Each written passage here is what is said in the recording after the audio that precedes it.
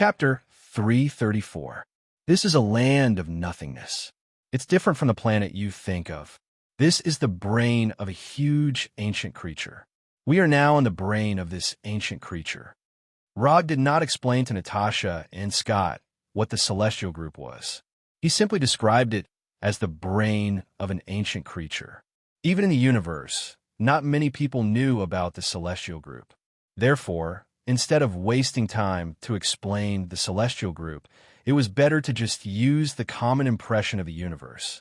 As for why Rog knew about this, it was all thanks to Ronan's selfless contribution. In the Kree battleship left behind by Ronan, there was a large amount of knowledge about the universe. Rog had just browsed through it. Don't ask too many questions. This is my first time here too. This is the Universal Language Translator. It was provided by a kind person. Most of the universal languages are recorded in it. Bring it with you, and you'll be able to communicate with other alien races. After that, Rog passed 2 universal language translators to Natasha and Scott and gestured for them to wear it. Also, let me remind you, although this is a chaotic land without any laws, there is one thing you must pay attention to. Do not provoke the Fan group. Fan group? What's that? Ant-Man Scott asked curiously. Do you see those robots that look like they're absent from work? Those are the Fan group's collection robots. A few hundred years ago, the Fan group sent people to mine the organic substances in the skulls. The collected bones, brain tissue, spinal fluid, etc. are all rare resources. They are very valuable in the black market. Rog pointed at the collection robots that were working hard like worker bees and said calmly. He had obtained the above information from the Kree battleship. The Fan group was established by the collector Talia Fan. The collector was one of Rog's targets. All right, let me remind you. There are many intelligent races in the universe. Some of them are exactly the same as the humans on Earth. However, they are not from Earth. After hearing Rog's reminder, Natasha and Scott nodded silently. Then, they continued to observe this magical place that was like a sci-fi city. It was their first time leaving Earth and coming to such a magical place. This was an unprecedented experience for Natasha and Scott. However, while they were sizing up the land of nothingness, many intelligent humanoid creatures were sizing them up as well. There was nothing wrong with Asgard's Bifrost. It was reliable for both civilian and military use. If there was a flaw in the Bifrost Bridge, it would be that the teleportation of the Bifrost Bridge was a little too gorgeous, so gorgeous that it was eye-catching. Why are they looking at us like that? Are they here to cause us trouble? Although they all had humanoid bodies, Scott couldn't help but gulp when he saw these aliens. He quietly walked up to Rog and asked in a low voice, "What are you doing?" Our entrance was too ostentatious. As for whether they are here to cause trouble for us, I'm not sure yet.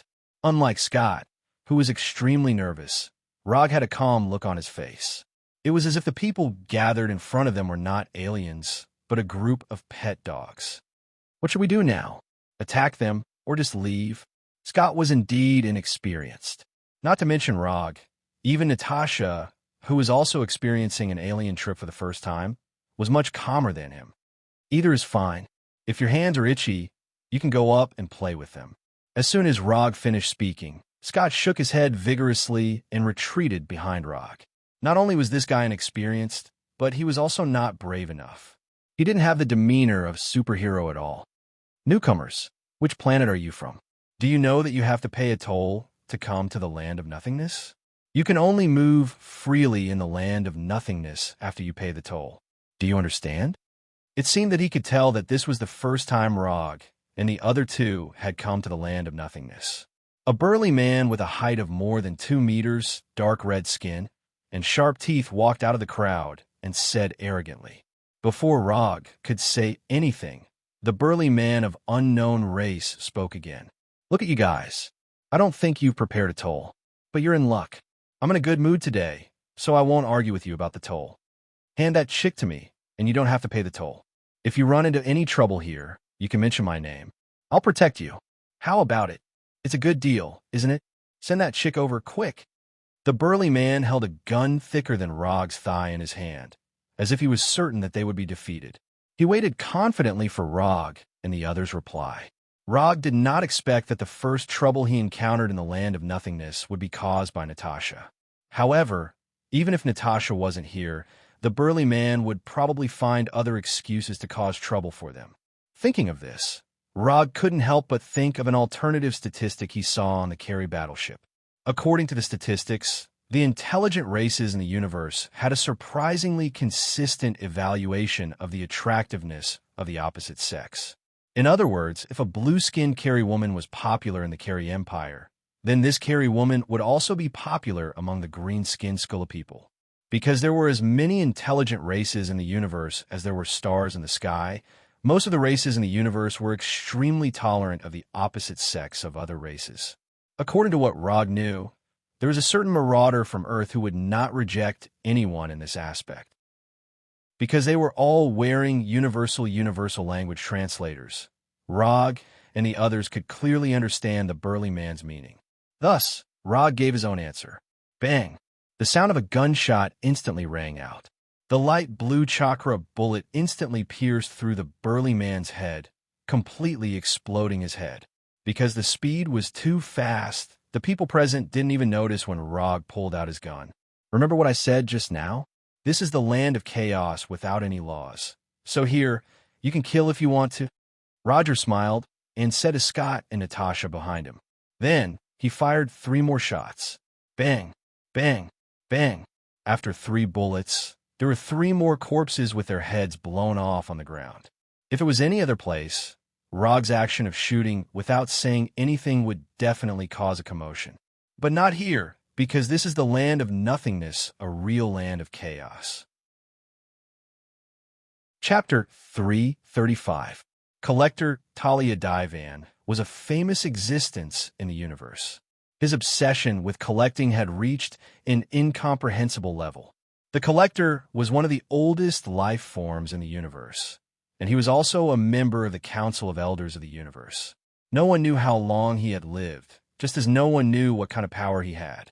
The only thing people knew was that no one could forcibly take his collection from the Collector. Anyone who tried to rob the Collector's collection, without exception, all disappeared. Although there was no nominal ruler in the land of nothingness, Collector Talia Divan was the actual ruler of the land of nothingness. Rog used the land of nothingness as the first stop of the mission, and he came specifically for Collector Talia Divan. The universe was vast, so vast that it made people feel desperate. It is not an easy task to find Banner's whereabouts in the vast universe. In order to find Banner as soon as possible, Rog decided to make a deal with the Collector, a deal that the Collector would never refuse. The reason why the land of nothingness became a magical place famous throughout the universe was not only that the place itself was unique, but more importantly, Collector Talia Divan was here. As long as you could give him a unique collection, the Collector would give you a huge return that you could not imagine. Money, power, strength, weapons, resources, even an entire planet. As long as you wanted it, the Collector could satisfy you. To some extent, the Collector was like the spirit of the wishing lamp. As long as you could satisfy him, he could fulfill your wish. Because of this, the land of nothingness attracted gold diggers from all over the universe, trying to harvest their own gold mines in the land of nothingness. Of course, not everyone was here for the Collector. The unique nature of the land of nothingness itself made it the favorite of space pirates, criminals, and villains, and people from all walks of life gathered here. Under the guidance of several enthusiasts, Rog and the other 2 successfully arrived at the Collector's residence. We have collected the most races, treasures, antiques, remains, and so on in the universe. Anything you can imagine can be found in the Master's collection room. An alien maid wearing a short white made uniform with wine-red skin confidently introduced to Rog and the other 2. Rog didn't agree with the maid's introduction. At the very least, he knew that there were a few collectors who wanted to get their hands on this treasure, but they never got their hands on it. For example, the Infinity Stone. Coincidentally, in the original timeline, the Reality Stone was handed over to the Collector by Asgard. But because of his appearance, the Reality Stone was intercepted and fell into his hands. Although he came to do business with the Collector, he had no intention of handing over the Reality Stone. If he wanted to impress the collector, other things besides the reality gems would also work. For example, the Northern Cold Saber that was modeled after the Black Death Sword, which was Xiao Hei. Or maybe he was the only one in the entire universe who could make ninjutsu bullets. The key to moving collectors had never been their value, but whether or not they were rare enough. Now, let's welcome the great collector, Talia Divan. The maid who led the way used exaggerated movements and tone to introduce the collector to Rog and the other two. Following the maid's voice, a middle-aged man with a head full of white hair and strange clothes slowly turned around and walked in front of Rog and the other two. TSK, TSK, TSK. Let me see 3 rare earthlings. The collector Talia Divan glanced at Rog and the other two. He then took off his strange glasses and focused his gaze on Rog. When the collector said rare, he didn't mean that earthlings were rare, but that earthlings rarely appeared in the universe. Not to mention intergalactic voyages in the universe. The Earth civilization couldn't even travel to planets in a reliable way. Therefore, to other space civilizations, Earthlings who hadn't mastered the technology of intergalactic travel were considered to be a backward civilization. Because of this, Earthlings rarely appeared in the universe. I wonder what kind of collection you 3 rare Earthlings have brought me. If it's too ordinary, I'll be angry. The collector's mental state seemed to be a bit abnormal, but this was his normal state. I believe you will like this. As soon as the voice fell, Rog took out a rectangular box from the summon scroll. Whether it was Blackie or ninjutsu bullets, Rog didn't plan to trade them. Although Blackie is unique, he doesn't have the habit of trading his partners. And ninjutsu bullets may not be enough to tempt the collector. After all, ninjutsu bullets can be mass-produced. In order to impress the collector and successfully obtain information about Banner, he deliberately spent 20 ninja coins and exchanged a branch of the God Tree from the system. When Rog opened the metal box and took out the branch of the God Tree that was more than 1 meter long, the collector's face suddenly changed, and his right hand reached out uncontrollably to the branch of the God Tree. Before Rog could introduce the branch of the God Tree in his hand, the collector grabbed it and carefully looked at it. It wasn't until 2 or 3 minutes later that the collector reluctantly looked away and slowly said, "What kind of plant is this? Where did you get it?" "I can only tell you that this is a special tree called the God Tree. This is a branch of the God Tree that I got by chance. As for the rest, I have no comment." Although facing the collector, who is famous in the universe, Rog still has no intention of revealing his secrets.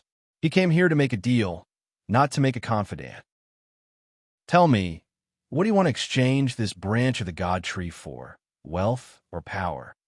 The collector looked at Rog with a serious expression and said, "That's right." Since Rog doesn't want to say it, he won't force anything. He is a collector, and collecting rare existences is his interest. He is not interested in secrets. "I want to know the whereabouts of this person or the whereabouts of this group of kidnappers." Rog handed the tablet that he had already prepared to the collector. "No problem. I will give you accurate information in 7 Earth days." The collector didn't take the tablet handed over by Rog, but let the maid next to him take it. Except for those rare existences, he doesn't want to take anything.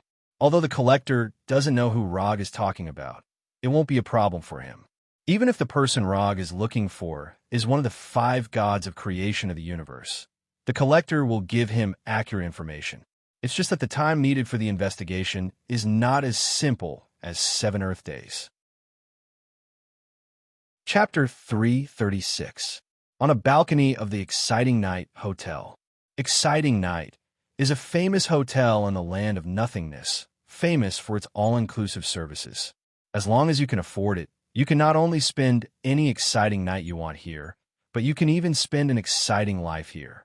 In fact, strictly speaking, there is no night in the land of nothingness, and there is no so-called day. After all, this is the head of an ancient creature, not a normal planet, and there is no rotation. What are we going to do next? Wait here for 7 days. Scott stood beside Rog with an unknown drink like a cocktail and asked, "We won't go anywhere until we get accurate information. If you feel bored, you can find some fun in the hotel. The casinos and entertainment venues here are still very fair." Rog didn't look at Scott. He is now admiring the bright starry sky outside the land of nothingness. Through the huge eyes of the head, you can directly see the starry sky outside with the naked eye. This is one of the reasons why Rog chose to stay in the exciting night. Although they have just arrived and don't have more recognized common currencies, such as Crete coin, this doesn't affect them staying in the exciting night hotel. The 4 aliens who tried to blackmail them before provided them with a small amount of startup capital. Relying on this startup fund and Sharingan, Rog went to the casino outside for more than 10 minutes, and then earned enough money to make them fall for a week. Although the casinos in the land of nothingness are completely different from the casinos on Earth, and the gameplay is also different, all of this is not difficult for Rog. Gambling, in a sense, is also a game, and it is a high-risk, high-return game. And Rog happens to be a game master. Therefore, winning money was not a problem for him. Can the collector really find the whereabouts of Banner? The universe is so big, it's not easy to find a person. Scott raised the glass in his hand and took a sip, then coughed violently.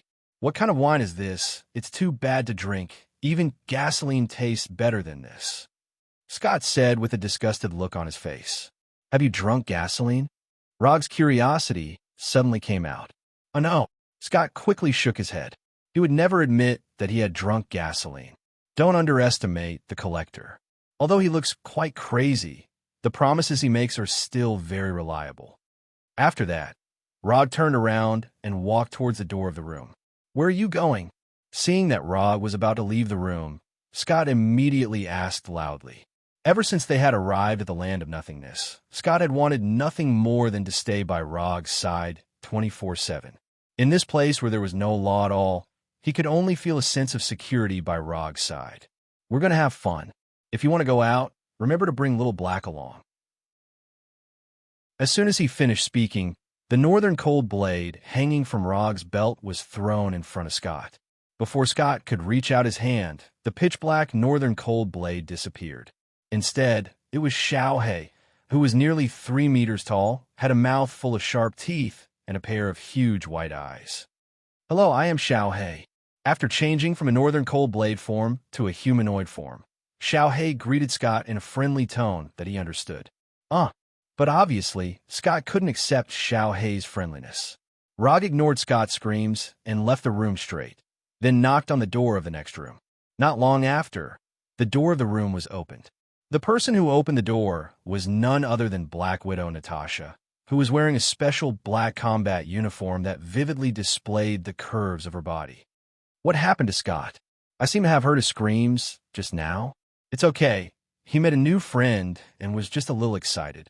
The people of the Avengers didn't know about Xiaohei, and Rog didn't intend to explain it to them. So until now, Natasha thought that only the 3 of them participated in the rescue operation of Banner. After entering Natasha's room, Rog directly took out a bottle of unknown drink that was slightly more pleasing to the eye from the wine cabinet and poured a glass for himself and Natasha. What did you get together with Banner? After handing one of the glasses to Natasha, Rog asked casually. Together? I wasn't with Banner. I just wanted to save my companions. Natasha froze for a moment. She thought that Rog wanted to tell her about the next arrangement, but she didn't expect Rog to ask such a question. Really? You didn't look like you just wanted to rescue your companions at the Avengers base. Natasha is a very smart woman. Otherwise, she wouldn't have become a top spy, so she instantly understood why Rog said that. Banner is indeed a very talented man, but he's not my type, and he hasn't recovered from Dr. Ross's breakup yet. Natasha picked up the glass and took a sip, and a blush quickly appeared on her delicate face. Not only do you have such a misunderstanding, but others also have similar ideas. Rogers even took the initiative to set me up with Banner. At this point, Natasha smiled bitterly. Wait, the person you like is not Banner. Then it can't be Hulk, right? Do you like Hulk? Rog knows that there's some kind of emotional thread between Natasha and Banner. After all, this is the case in the timeline he knows. But now it is clear that the development of things is completely different from what he remembers. Natasha doesn't like Banner, but she likes Hulk. This development trajectory is a bit out of the ordinary. However, after thinking about it carefully, this wasn't something impossible. Although Hulk is very different from normal people, in a sense, Hulk is also a good man. No, I don't like Hulk either. Also, put away those dirty thoughts in your mind. Natasha is worthy of being an experienced top spy. Although Rog hasn't said anything yet, Natasha can see what he is thinking at a glance. Ahem, I'm a gentleman. I won't have any inappropriate thoughts.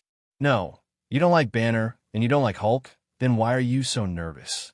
This is not the mental state a qualified spy should have. Rog soon found the blind spot. Are there only these animal instinctive thoughts left in your men's minds? I have carried out several missions with Hulk. In the process of carrying out the mission, I found that Hulk is not as barbaric and violent as people think. He doesn't like to use violence, and he doesn't want people to be afraid of him, but no one has ever cared about what he thinks. Everyone thought of Hulk as a powerful barbarian warrior, but they never thought about what Hulk wanted. Hulk is lonely, he also wants friends, he also wants someone to really care about him, not treat him as a weapon, a tool. Hulk has mentioned you many times in front of me. He said that you were his friend.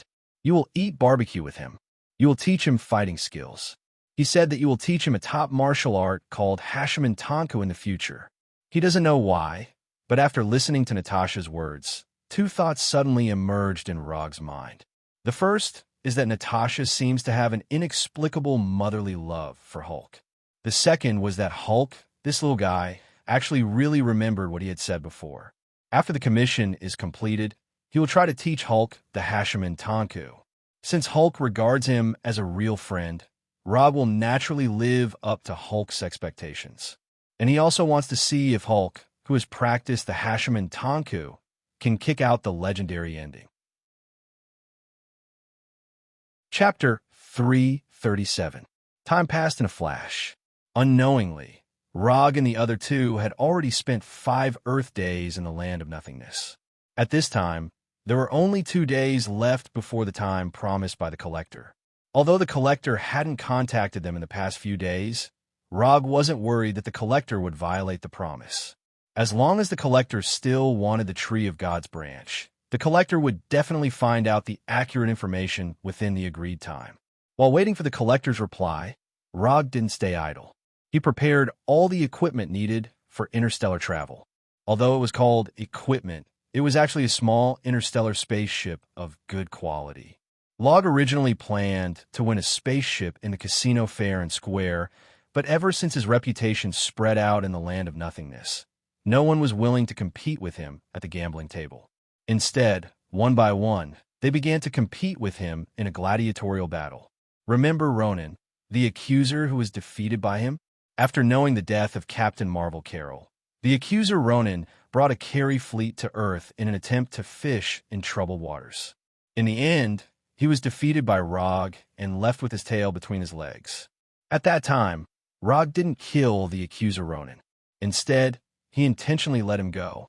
The 4th Hokage of Earth, Rog, defeated the accuser Ronan of the Carry Empire.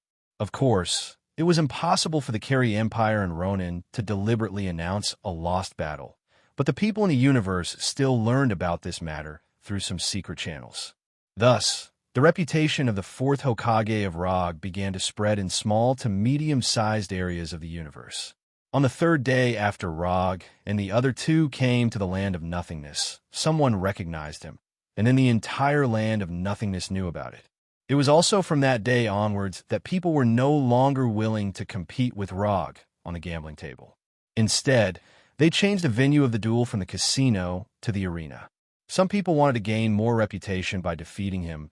Some people simply wanted to compete with him. Of course, there were also some gamblers who wanted to win more wealth through the duel.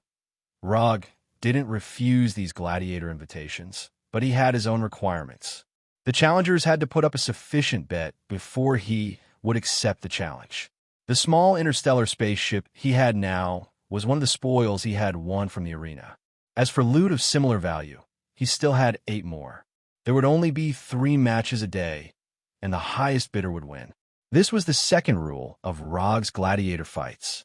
In these 3 days, he fought a total of 9 battles and won all 9 battles. None of the 9 matches lasted more than a minute. The one with the best result lasted until 52 seconds. By now, not many people were willing to fight with him. After all, no one liked a gladiator battle that was guaranteed to fail. Are you still going to the arena today? After witnessing Rog's heroic fighting style, Scott fell into a state of blind worship for Rog.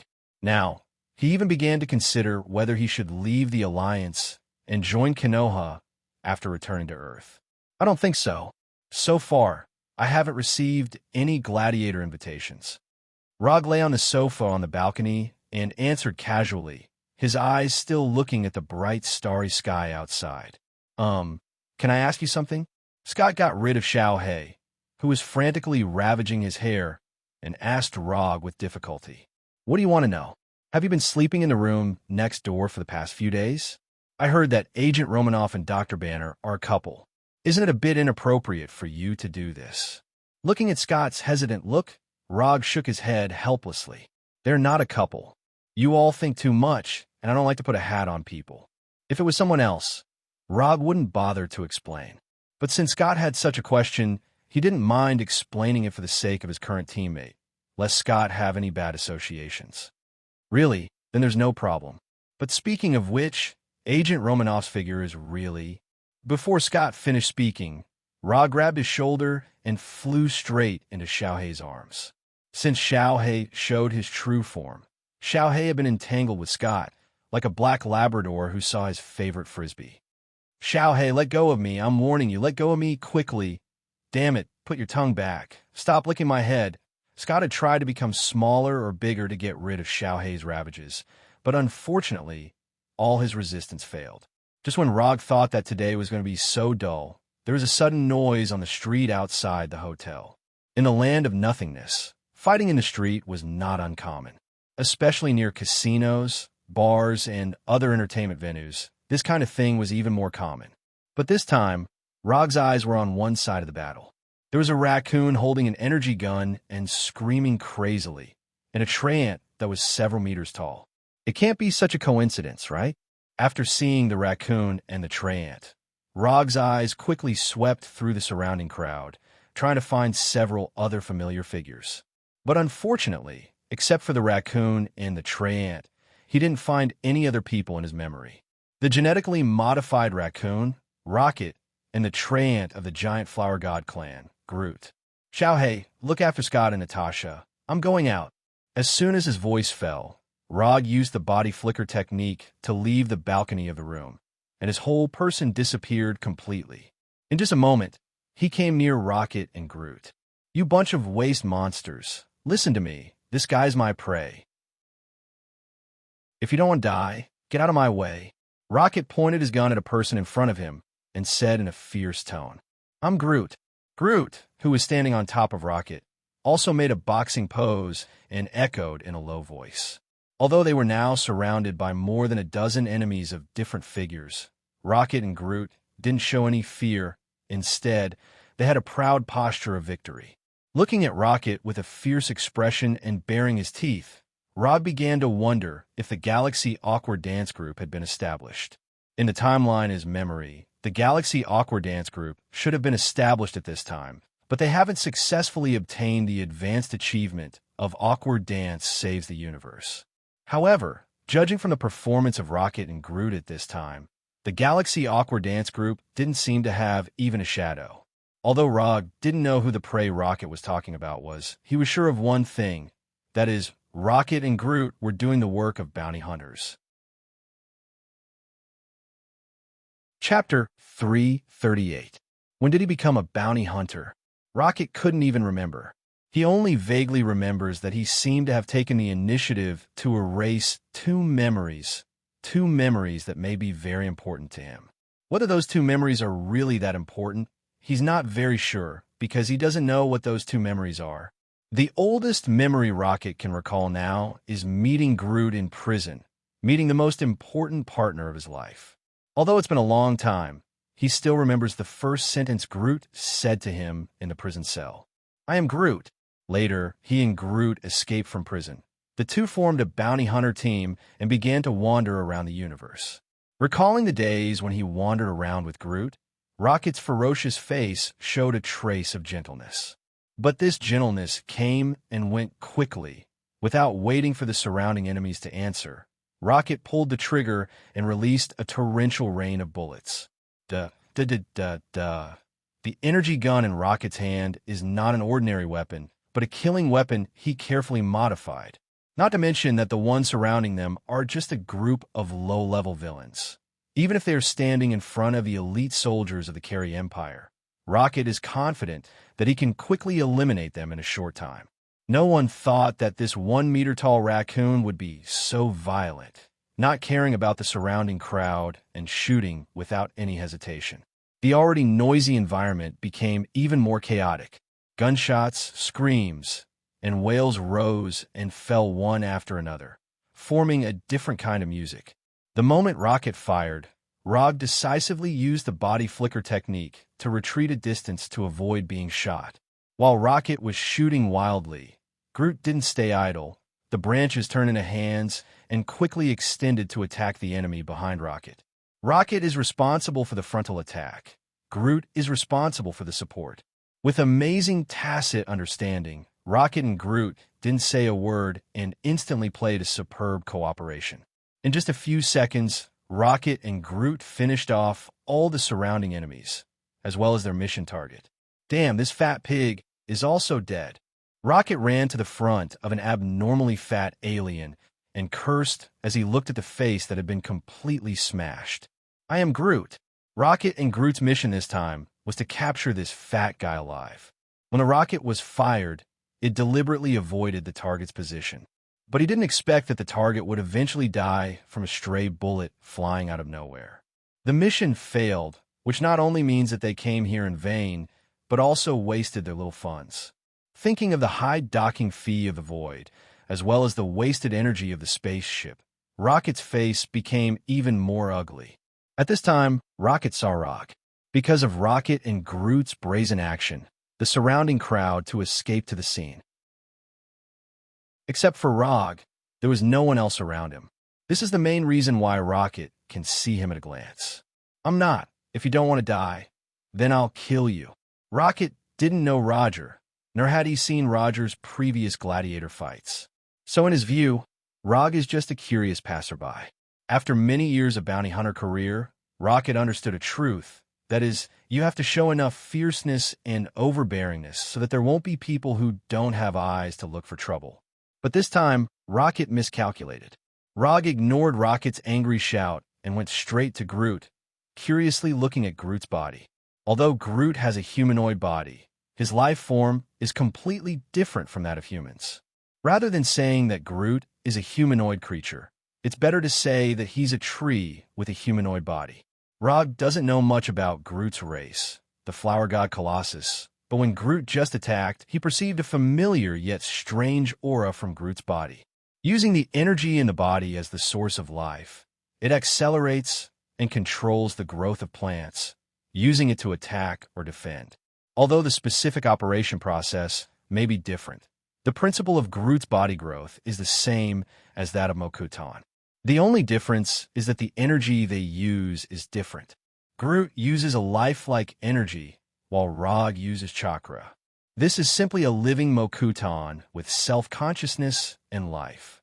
The more he looks at Groot, the more Rog feels that Groot is similar to Mokutan. Hello, my name is Rog. I'm a ninja from Earth. Looking up at Groot's face, Rog introduced himself. I'm Groot. For some reason, Groot also has an inexplicable sense of familiarity with Rog, who suddenly appeared, as if he met a member of his clan. Nice to meet you. After that, Roger reached out his right hand and shook hands with Groot, who was squatting down. I'm Groot. Although he has a universal language translator, Rog can't understand Groot's words at all. The universal language translator he is now carrying is a product of the Carey Empire. It can only translate the language already recorded in the Carey Empire's language library, and a language used by Groot is not in it. Just as Rog was thinking about how to communicate with Groot, Rocket's voice sounded again. Boy, I'm warning you for the last time. Get out of here immediately, or Rocket didn't say the rest of the words. He just loaded the energy gun in his hand again. Gotcha! The crisp sound of loading sounded. Rog's face suddenly became a little dissatisfied. He could understand Rocket's arrogant attitude, but taking the initiative to provoke him again and again, this is a bit unreasonable. What if I don't? Rog turned and looked at Rocket not far in front of him, and said with a look of dissatisfaction, "Then you." Before Rocket finished speaking, his neck was grabbed by the bright red Chakra's hand, and his whole body was lifted up. As for the energy gun in his hand, it was shattered by Chakra's hand in the first place.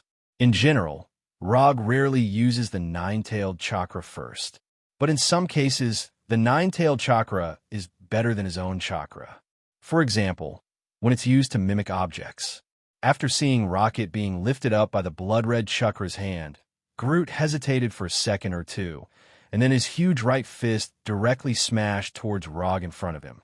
Although Groot felt an inexplicable sense of familiarity from Rog, compared to the safety of Rocket, this is nothing.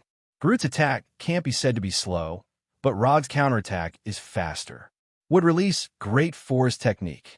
Rog's right hand's 5 fingers instantly turned into wooden vines, like 5 vipers attacking their prey. They instantly knocked Groot away and firmly tied him up. What's going on? After seeing Rog's 5 fingers turned into wooden vines and flew away and tied up Groot, Rocket's face was full of disbelief. He couldn't believe what he saw in front of him. "I'm Groot." However, the most surprised person was not Rocket, who was pinched by Chakra's hand, but the tied-up Groot. "I'm Groot." Chapter 339. Exciting night. Hotel, first floor bar. Rocket and Groot sat opposite Rog, looking at Rog with a complicated look. More than 10 minutes ago, they were still fighting on the street outside, but now they are sitting together in a bar.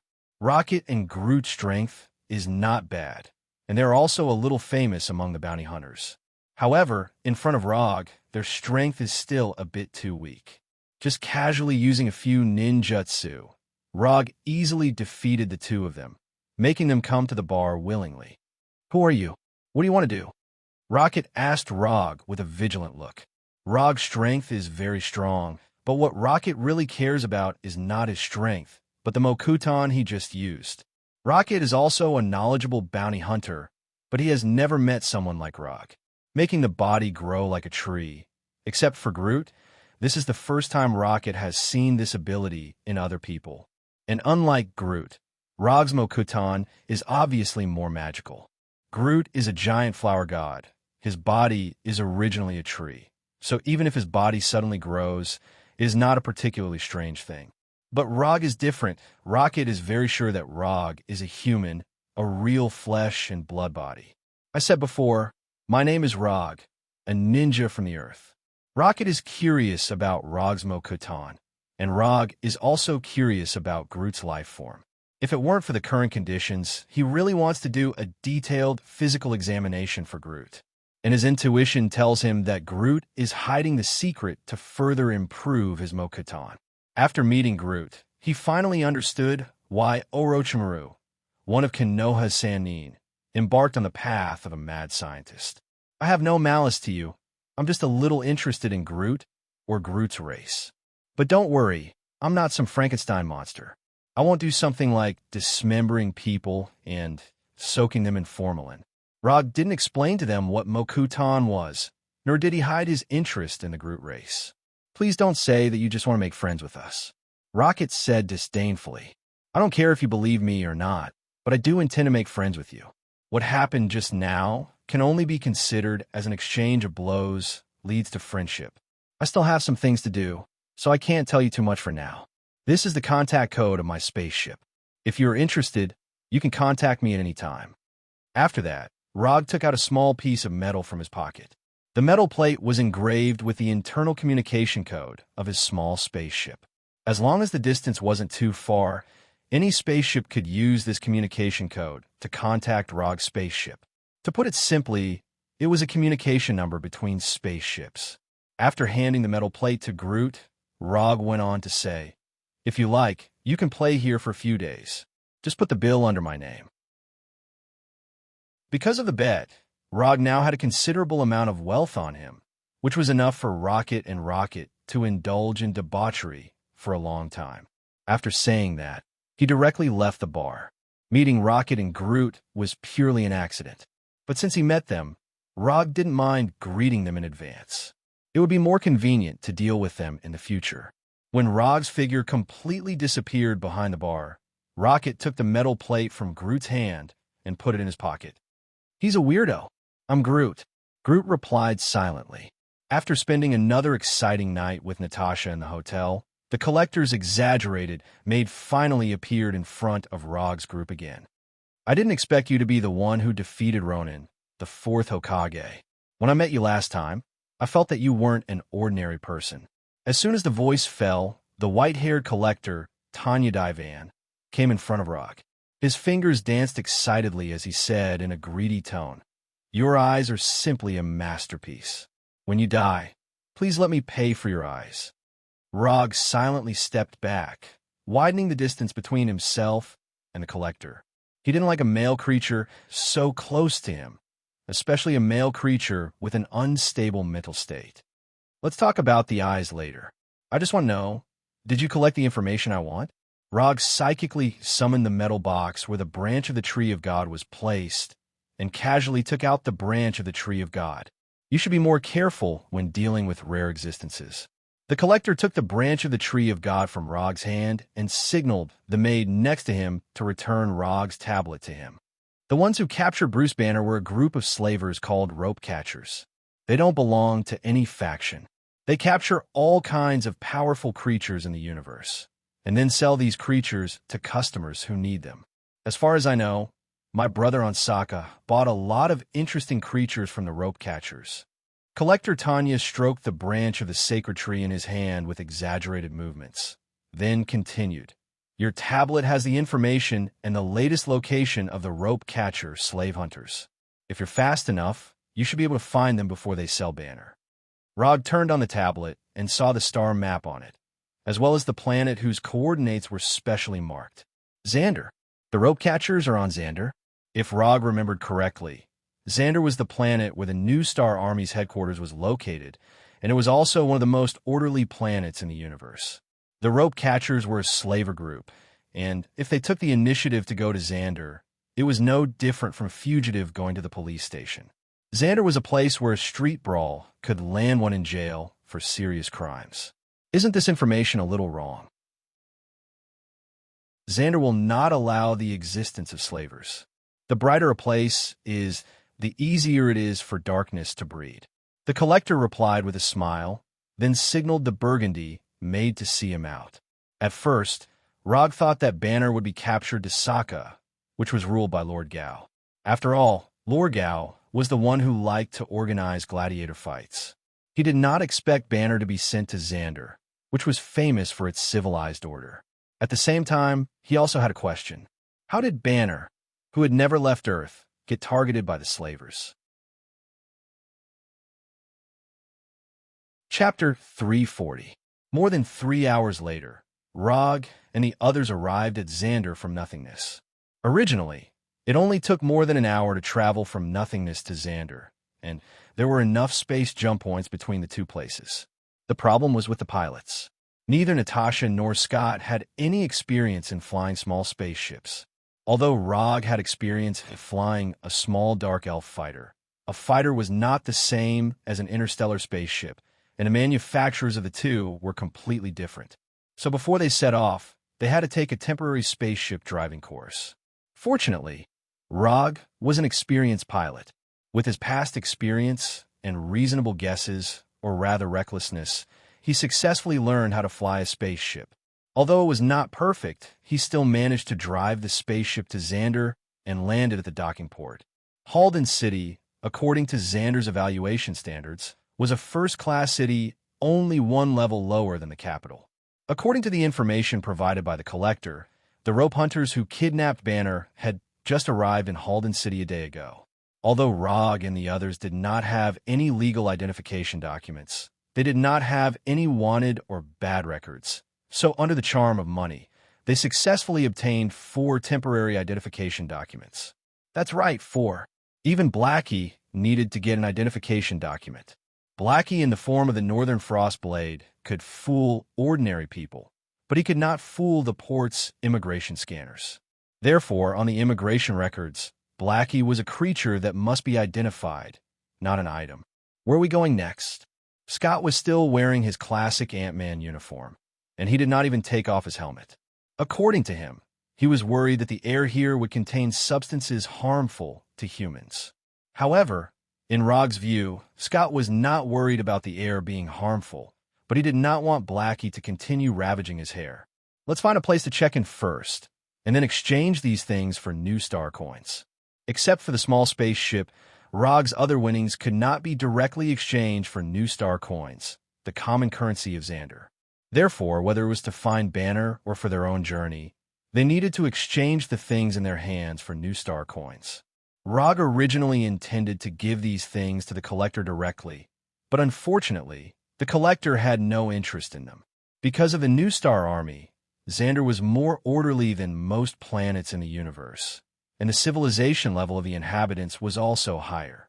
If the civilization of the inhabitants of the Land of Nothingness was equivalent to the Middle Ages on Earth, then the civilization of the inhabitants of Xander was equivalent to the 21st century on Earth. And to a certain extent, Xander was a bit like Earth after the rapid advancement of technology.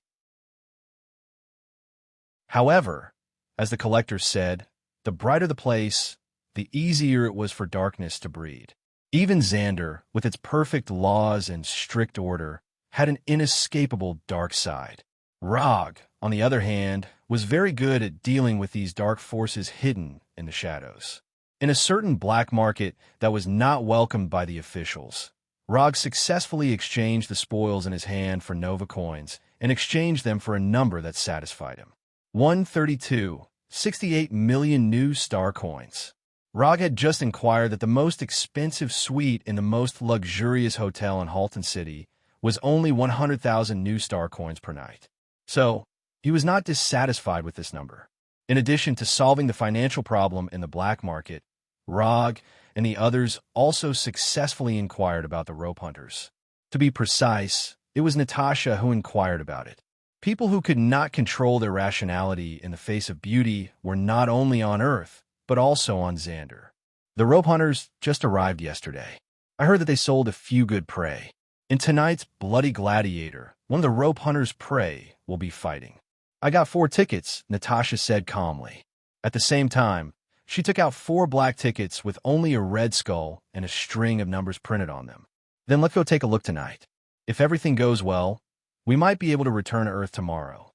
Although that was what he said, Rod did not think that they would be so lucky. The fact that the rope hunters could make a name for themselves in this industry was enough to prove that they were not rookies. Rog had read the information provided by the collector. Although the rope catchers were just a group of slave hunters, their strength was not inferior to a regular army. In fact, they were even a bit stronger. If not, they would have been wiped out by the armies of other planets long ago. Xander's environment was very similar to Earth. Not only did the rotation time was similar, even the gravity and air were similar. What surprised Rog even more was that Xander, which was a technological civilization, had a high concentration of natural energy. Although the concentration of natural energy was not as high as Asgard or Warnerheim, it was still not bad. It was at least a few times higher than Earth's. When night fell, Rog and the other 3 arrived at the venue of the Bloody Gladiator. The Bloody Gladiator in Halton City was quite famous in the underworld of Xander. The organizers behind it were said to be the upper echelons of Halton City. As for whether the organizers were the upper echelons of Halton City, there was no definite conclusion. The only thing that could be confirmed was that the Bloody Gladiator in Halton City had never been stopped by the New Star Army. Excitement and safety were the main reasons why the Bloody Gladiator in Halton City was famous in the underworld.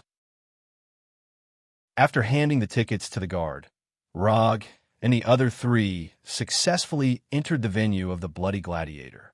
It was an underground bar in the city. Before entering the bar, Rog and the other 3 received 4 identical white masks. The masks were very ordinary. There was nothing special about them.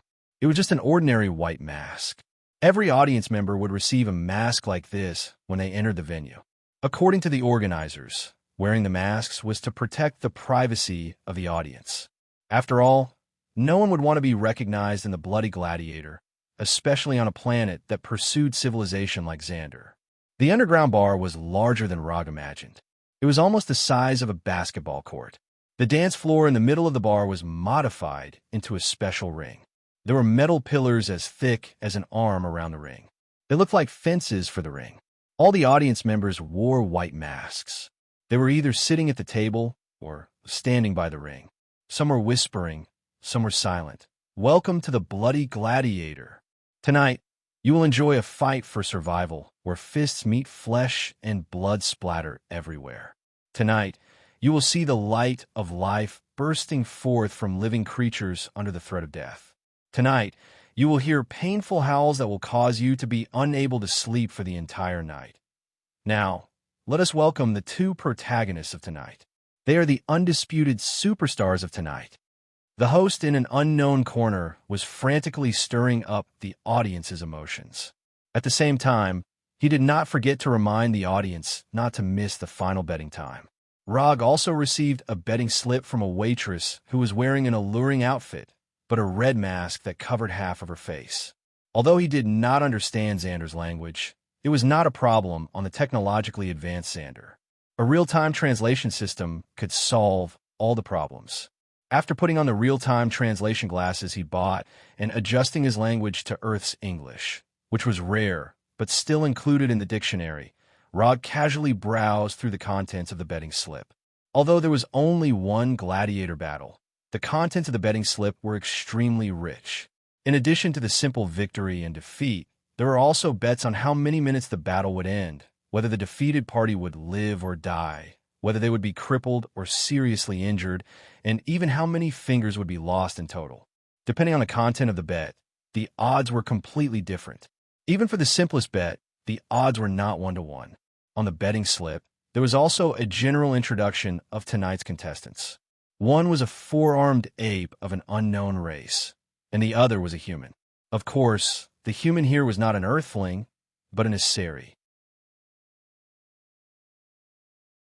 Chapter 341. Rog was no stranger to the Aseri. When he was in Warnerheim, the Aseri soldiers who died in his hands numbered at least a few thousand, if not 10,000. So when he saw that the contestant was an Aseri, he could not help but recall the twins. Thor. 10 million on this Aseri to win. Rog handed an anonymous new star card to the scantily clad waitress and completed his bet. On the anonymous new star card, there was a deposit of 10 million new star coins. As long as one had this card, anyone could withdraw money from any bank without needing a password. This new star card was the favorite transaction method of the Dark Forces. It was simple and safe enough. One only needed to confirm the balance in the card to easily complete the transaction. Aren't you being too casual? That's 10 million new star coins. When the waitress left, Scott, who was wearing a mask, lowered his head and whispered to Rog, "Anyway, it's a win. If you lose, you lose. Take the betting voucher. If you win, you'll get the money." After that, Rog handed the betting voucher to Scott. "It'll be strange if he wins.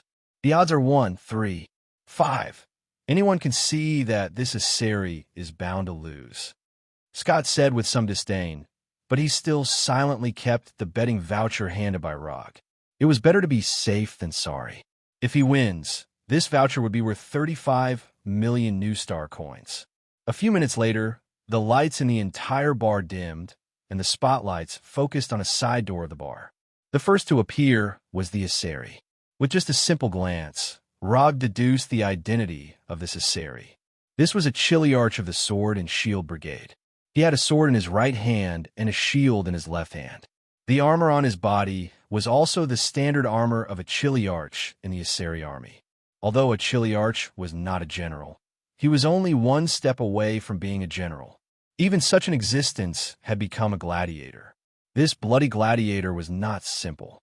Amidst the cheers of the audience, the captain of the Sword and Shield Chiliarch of the Asso Divine army walked up to the arena unhurriedly. His face was as resolute as ever, as if he was not in the arena of a gladiator, but on a glorious battlefield. After the host casually introduced the Chiliarch's battle record, the crowd erupted into thunderous cheers. Amidst the roars of the audience, the four-armed berserk ape that was locked in the cage was pushed out. When the metal column on the stage emitted a light blue electric radiance, the four-armed wild ape in the cage was pushed to the entrance of the stage. Without needing any instructions, the moment the cage door was opened, the four-armed berserk ape rushed out like a mad bull. The metal pillar of the arena rose completely, and a high-temperature lightning cage was completely formed. In the next second, the 3-meter-tall, four-armed giant ape clashed with the Aseri Chiliarch of sword and shield. Whether it was in terms of size, strength, speed, or endurance, the four-armed berserk ape had an absolute advantage. The only thing the Chiliarch of sword and shield could count on was his battle experience and superb combat skills. The odds of the four-armed berserk ape were only 1 o'clock. 5. From the setting of the odds, it was easy to see the difference in strength between the two. As expected, within a few minutes, the Aseri Chiliarch of sword and shield was at a disadvantage. Wounds began to appear on his body, and he was gasping for air. Rog had fought with Aseri warriors before, so he knew the approximate strength of a Chiliarch. If his judgment was correct, the Chiliarch of sword and shield would be completely dismembered by the four-armed berserk ape in 2 minutes at most. Seeing the Chiliarch of sword and shield doing his best to block the four-armed berserk ape's attacks and seize every opportunity to counterattack, Rog's memories of Warnerheim appeared again. To save or not to save? Not long after entering the bar, he secretly used chakra to check the situation in the bar. Although there were many life signals in the bar, none of them could be considered an expert. If he wanted to save the Chiliarch of sword and shield in the ring, it would not be as easy as eating, but it would not be too difficult either. After thinking seriously for a few seconds, he finally made a decision. Take half a step back, raise your shield, and slash. Turn left, half squat, and slash. Stab, shield bash, jump, heavy slash. The Chiliarch of sword and shield heard the voice. At first, he did not pay attention to the voice that came from nowhere. However, he soon realized that the voice's guidance was indeed the best choice under the circumstances. After trying a few times, the Chiliarch of sword and shield decisively gave up his plan and began to fight according to the voice's instructions. Other than the Chiliarch of sword and shield, no one else noticed the voice's existence. Even Natasha, who was sitting next to Rog, did not notice it. Using chakra, Rog accurately transmitted his voice to the Chiliarch of sword and shield, guiding him on how to fight. In terms of raw strength, the Chiliarch of sword and shield was far inferior to the four-armed berserk ape. This was also the main reason why his odds were as high as 3-5. However, the four-armed berserk ape was still a beast without intelligence. As long as the Chiliarch of sword and shield could withstand the first few rounds of attacks from the four-armed berserk ape, he could use human intelligence to slowly kill the four-armed berserk ape. However, in order to do this, not only did he have to have rich combat experience, but he also had to have sharp combat instincts and essential combat skills. When experience, intuition, and skills were combined, he could change the outcome of the battle and gain the right to live.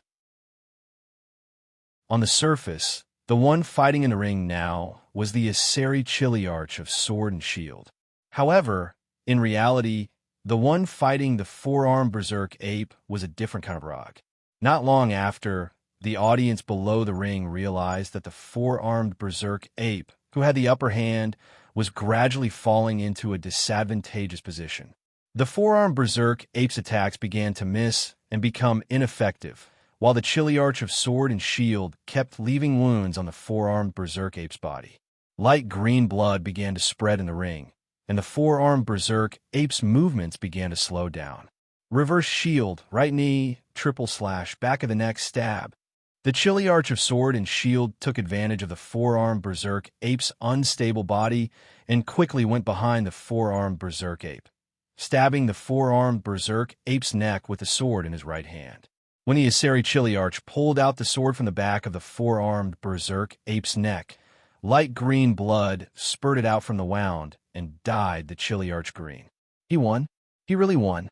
Scott stared at the arena in disbelief, and he almost lost control of his emotions and shouted out loud.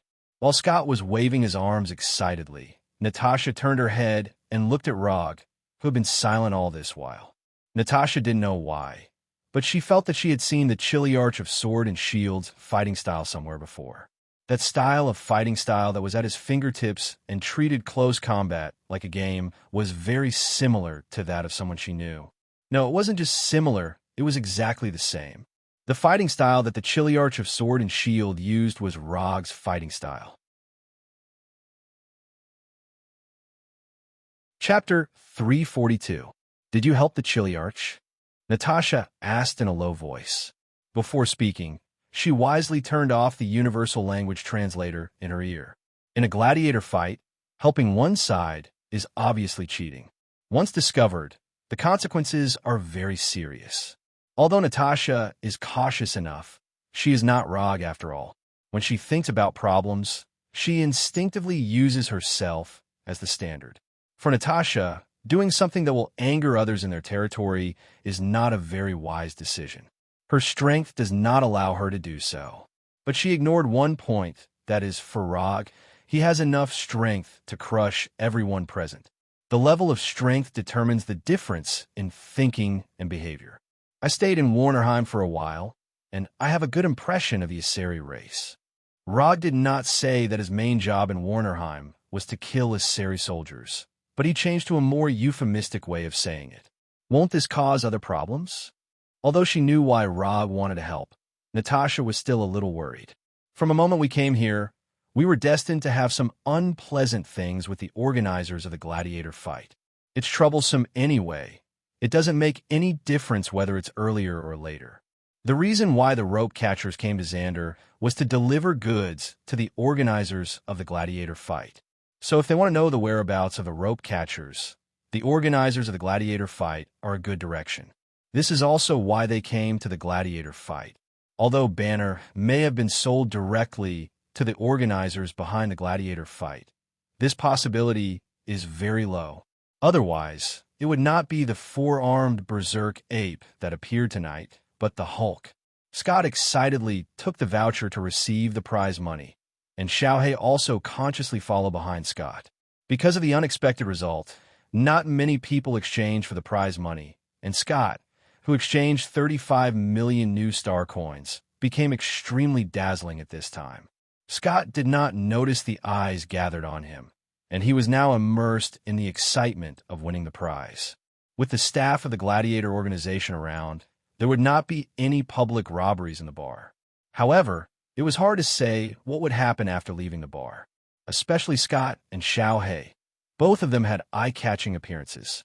Needless to say, Xiaohei could recognize him at a glance just by looking at his physique. It didn't matter if he wore a mask or not. Although Scott's body shape was similar to the people of Xander, the Ant-Man uniform he was wearing was obviously not the style of Xander. So, after leaving the bar, it was not difficult to recognize him. Under normal circumstances, the spectators who came to watch the gladiator fight would not wear too many different outfits to avoid being recognized after leaving the bar. As for Rog and the other three outsiders, they obviously did not have such experience. But for them, they didn't need a similar experience because Rog didn't plan to leave the bar normally in the first place. When most of the audience in the bar had left, Rog took off the white mask on his face and went straight to the staff in charge of exchanging his bonus. "I'd like to see your behind-the-scenes boss. Please inform him." As soon as he finished speaking, several energy guns were pointed at Rog, ready to fire at any time. "I'll repeat myself. I'd like to see your behind-the-scenes boss. Please inform him." Rog continued to speak without changing his expression, as if he did not see the guns pointed at him at all. After he finished speaking, the staff in front of him still remained unmoved. The only change was that more guns were pointed at him. "Why do you have to force me to do it? Can't you solve it in a friendlier way?" Rog shook his head helplessly. Then he disappeared in an instant, leaving behind a silver-white electric snake as thick as a finger. Lightning blink. Although Xander's technology was very advanced, the individual strength of the Xander people was not very good. 2 or 3 seconds later, The guards were pointing their guns at Rog fell to the ground one after another. The guns in their hands were turned into scrap metal. No one thought that Roger would actually make a move. Even Natasha and Scott didn't think that he would do that. Blackie, if anyone tries to resist, just eat him, Rog said calmly, then returned to the staff in charge of the competition's bonus. This time, without needing him to say anything, the middle-aged man from Xander immediately took out a palm-sized translucent device that looked like a mobile phone and contacted the person who could really make the decision. Half an hour later, Rob waited for a Xander person who also had green skin but was more than 2 meters tall, as well as a whole team of fully armed soldiers. Unlike the undisciplined guard he had casually knocked down earlier, these warriors were all wearing the same black combat uniform, each of them exuding a fierce aura. This was a team that had been on the battlefield. Rob quickly made a judgment. Who are you? Who sent you to provoke the Bloody Gladiator Society? The 2-meter-tall Xander person glanced at Rog and asked coldly, You don't have to care who we are. We have no interest in your Bloody Gladiator Society. We're just here to buy information. Buy information? Ha ha. After hearing Rog's answer, the tall Xander person laughed wildly as if he had heard a joke on a talk show. A few small fries from an unknown planet. After injuring my people, you actually want to buy information from me? Are your brains filled with sewage? Among the many intelligent races in the universe, there were many that looked exactly like humans on Earth.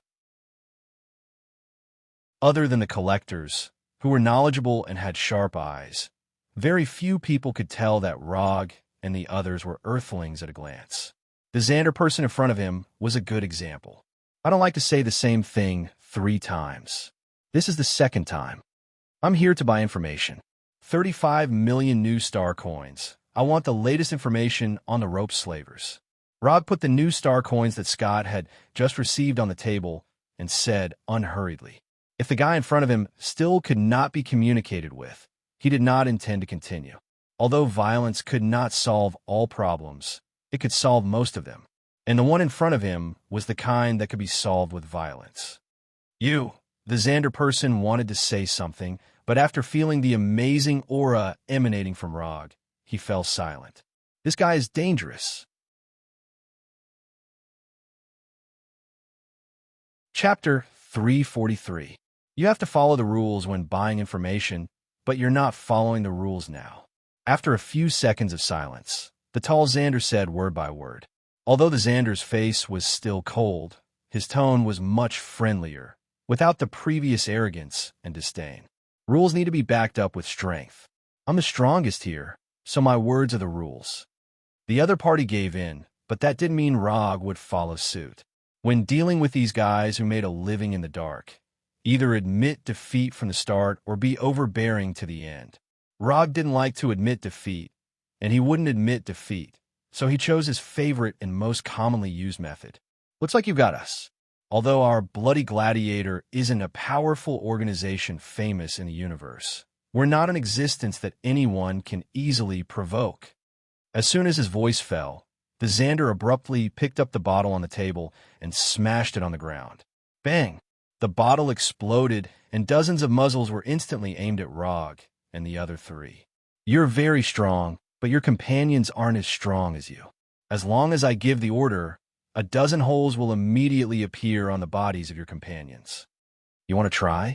As one of the leaders of the Bloody Gladiator, Max was very confident in the subordinates he brought. Although his subordinates weren't members of the New Star Army, each one of them was no weaker than an official member of the New Star Army.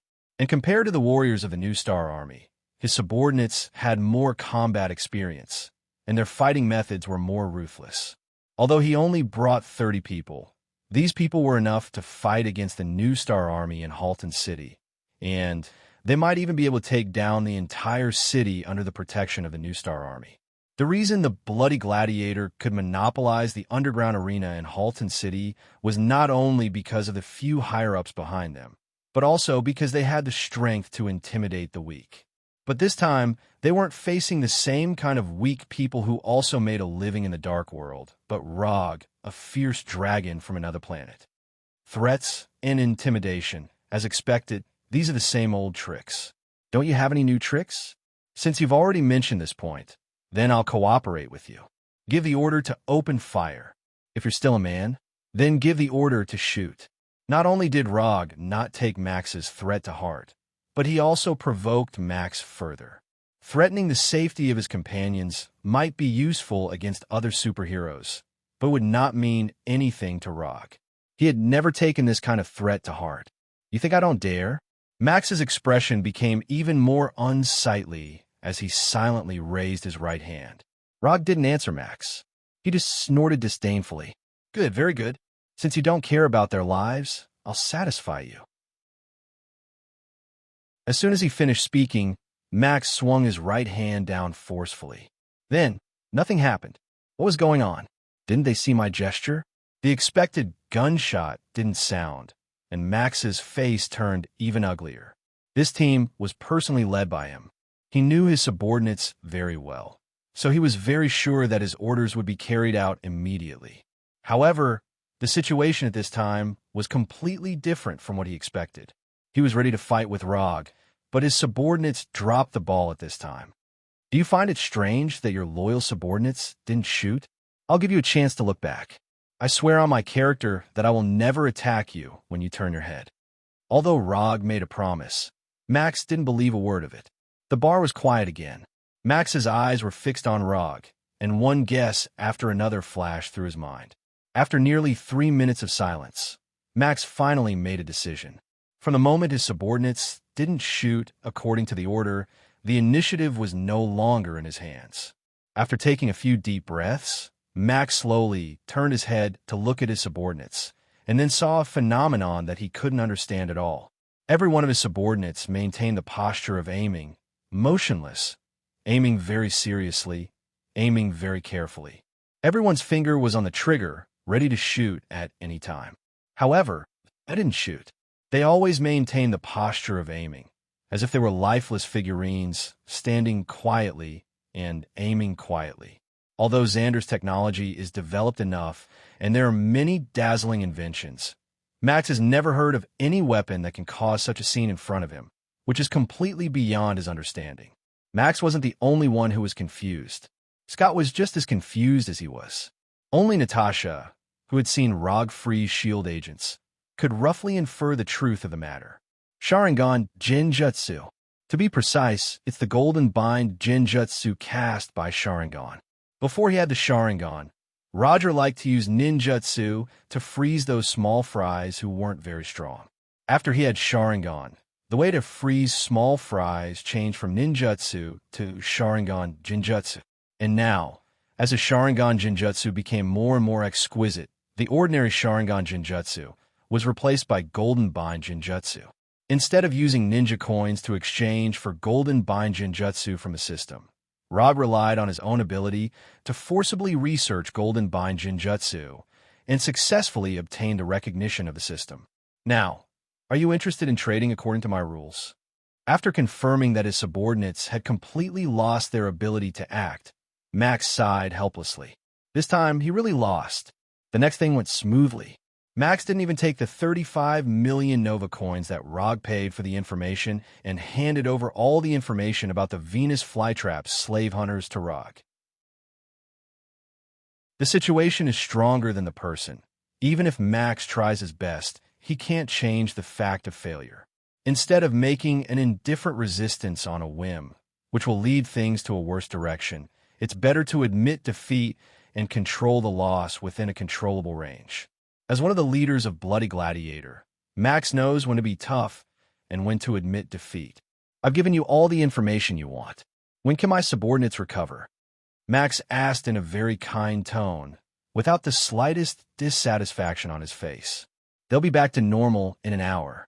After that, Rog left the bar with Xiaohei and others and began to go to the hiding place of the Venus flytrap slave hunters.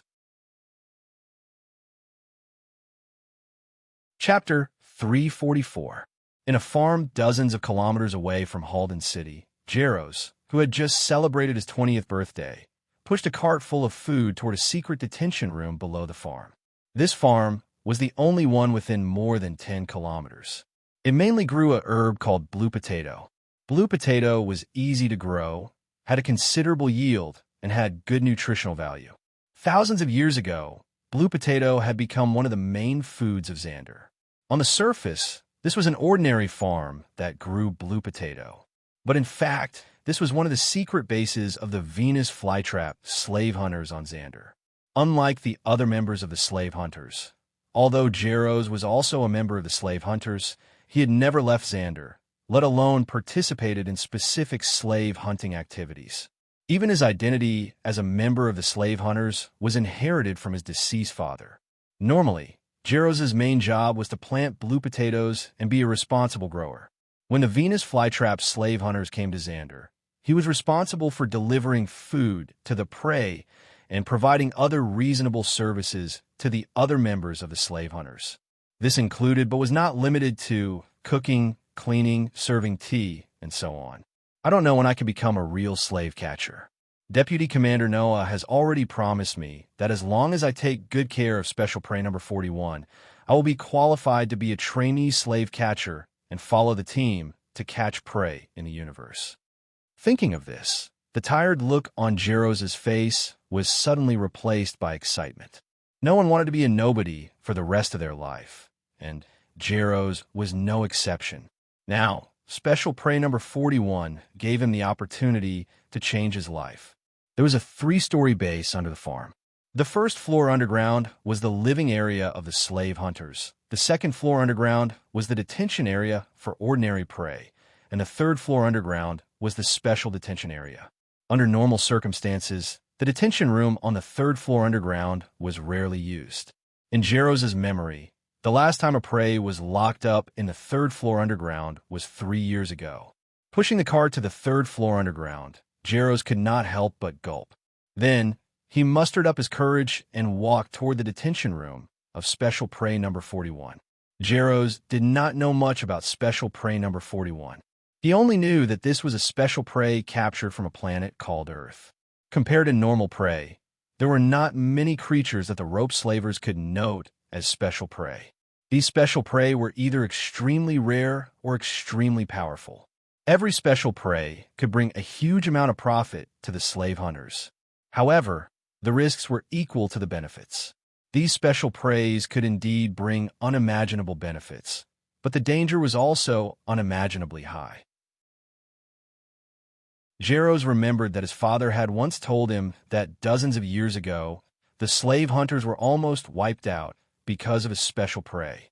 If it wasn't for the leader of the slavers using himself as bait to lure away the terrifying prey, the rope grass slavers would have long disappeared from history. Jaros had never seen a special prey before, and today was the first time he delivered food to Special Prey Number 41. This job was originally done by the official members of the slavers, but after the death of 7 official members, the job of delivering food fell to Jaros. I can do it. I can definitely do it. I will definitely become a real slave catcher. Jaros pushed the dining cart forward slowly in the dimly lit passageway. Every few steps, he would encourage himself. Although this meal delivery mission was very dangerous, Jaros believed that Deputy Head Noah would not deceive him. I have reached an agreement with Special Prey Number 41. He will not continue to hurt the person who delivers the food. You can go there without worry. Although it was the first time Jaros had met Deputy Commander Noah, he didn't doubt Deputy Commander Noah's words. Deputy Head Noah was a powerful existence who had won 3 consecutive victories in the Sokka Planet Arena. Such a powerful existence had no need to deceive a small character like him. While Jaros was pushing the dining cart to the detention room, Hulk, who was noted as Special Prey Number 41 by the slave hunters, was in his room, working hard on his fighting practice. Boxing, Muay Thai, Brazilian Jiu-Jitsu, Sanda, Israeli martial arts, Skark fighting system of the UA Special Forces.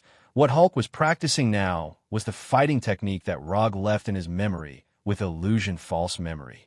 Even though Hulk didn't look very agile under his hard work, not only did he successfully master these fighting techniques, but he also gradually summed up his own fighting techniques. For this reason, Hulk also gave his fighting technique a name that he liked very much. Invincible Hulk Fighting Technique. Although this name didn't look like much, its power was not ordinary, especially when combined with Hulk's astonishing strength. This fighting technique really had an invincible aura. While Hulk was working hard on his fighting technique, the thick metal door of the detention room was opened, and Jaros walked in with the dining cart. "Hello, I am today's meal delivery man. My name is Jaros." Jaros tried hard to control his nervousness and said in a calm tone as much as possible. However, after seeing Hulk's amazing body and his proficient fighting skills, Jaros couldn't help but swallow his saliva. This person is so strong. After more than 10 seconds, Hulk stopped punching and walked step by step to Jaros, who also had green skin. "Hello." After a simple reply, Hulk directly sat on the ground and used his palm, which was bigger than Jaros' head, to take out food from the dining cart. The dining cart full of food didn't even last 3 minutes in front of Hulk, who had an amazing appetite, before it was completely consumed.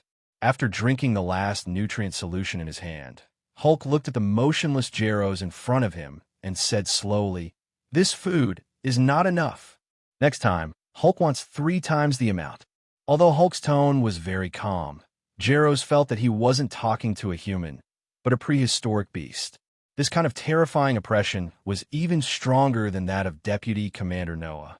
Jaros finally understood why Deputy Commander Noah's right hand was bandaged, and there were obvious bruises on his face when he met him. "No problem. 3 times the amount. I'll remember it." Jaros replied quickly with an unprecedented speed, but in the next second, Jaros, who was oppressed by Hulk's aura, completely fainted. "Big guy, long time no see." When Jaros' body fell forward uncontrollably, Rog's voice sounded.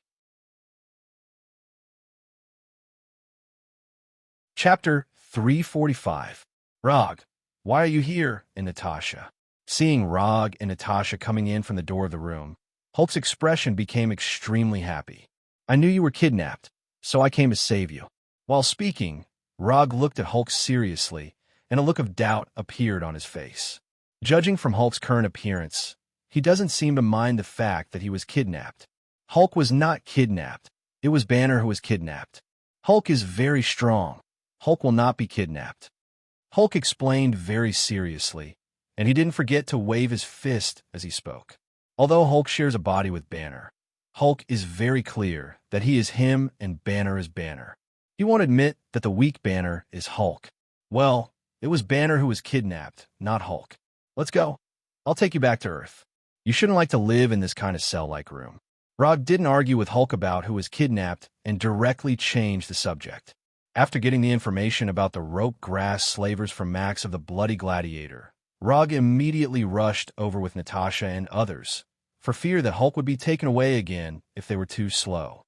However, after secretly sneaking into the underground base of the slave hunters, Rog found that things were a little different from what he had imagined. He originally thought that the rope grass slavers would try their best to avoid the appearance of Hulk and reduce the possible risks as much as possible. But after coming here, he found that the slave hunters didn't care much about this. Even this room, specially used to detain Hulk, seems a bit casual. Although this detention room is not bad and can effectively detain most of the creatures, but it is still not enough to completely lock up Hulk. With Hulk's strength, if he wants to leave here, he only needs to consume some stamina, and he can easily leave here and destroy the entire underground base on the way. Go back to Earth? Hulk, don't go back to Earth. Hulk is going to Sokka Star. Hulk is going to participate in the gladiator fight. Hulk is going to fight for Hulk's glory with his fists. As soon as Rog finished speaking, Hulk shook his head fiercely and decisively rejected Rog's proposal. What was going on? Was Hulk brainwashed? Hulk's answer was not only out of Rog's expectations, but even Natasha, who had been with Hulk for a long time, was also confused. Rog and Natasha looked at each other and came to the same conclusion. The brainwashing techniques of the rope trappers were pretty good. Although they don't know when Hulk came out, it has only been more than 20 days since the day Banner was kidnapped. In less than 20 days, the rope trappers had managed to brainwash Hulk. Although this efficiency wasn't particularly shocking, it was still considered quite good. Compared to Banner, although Hulk is not smart, He is definitely not stupid, and his will is definitely stronger than Banner's. Although Hulk sometimes had a childlike mentality, it was just that he was too lazy to disguise himself. Rog gave Natasha a look and asked her to persuade Hulk. Gladiators are dangerous, and the glory obtained from gladiators is not real glory. Don't you want others to be afraid of you? If you participate in gladiators and use force to fight for glory, it will only make others more afraid of you. If you want to get your own glory, you can do it on Earth. You are a superhero on Earth, and people on Earth like you, and they will be proud of your glory. Natasha slowly came in front of Hulk, holding Hulk's huge right hand with both hands, and said in a gentle tone. Looking at Natasha's gentle demeanor at this time, Rog couldn't help but think of the profession of a kindergarten teacher. Hulk was the stubborn child in the kindergarten, and Natasha, the kindergarten teacher, was trying to persuade him. Although the picture shown was very similar to normal situations, the feeling it gave people was exactly the same. When the person who was persuading him became Natasha, Hulk's refusal obviously lessened a lot. However, after a few seconds of silence, Hulk shook his head silently and rejected Natasha's proposal. Earth doesn't like Hulk. Sokka Planet likes Hulk. Noah promised Hulk that Hulk would become a hero that everyone on Sokka Planet would like. Hulk wants to fight. Hulk doesn't want to disguise himself. Hulk wants to be recognized by others. Although Rog has never seen Noah, he knows that the Noah mentioned by Hulk is the deputy head of the slave hunters. In the information provided by the Collector and Max, there is information about Noah. Before Noah became the deputy head of the slave hunters, he was a gladiator on Sokka Planet, and he was a gladiator with some achievements. But unlike other gladiators, Noah participated in gladiators as a free man. So after fighting a few gladiators and getting 3 consecutive victories, he left Sokka Planet and joined the rope hunters. Just as Natasha was about to continue to persuade Hulk to return to Earth, a violent explosion suddenly came from the ground, attracting the attention of the 3 of them. Xiaohei and Scott did not sneak into the 3rd floor with Rog, but were left outside by him. Unsurprisingly, this explosion should be caused by Xiaohei and Scott.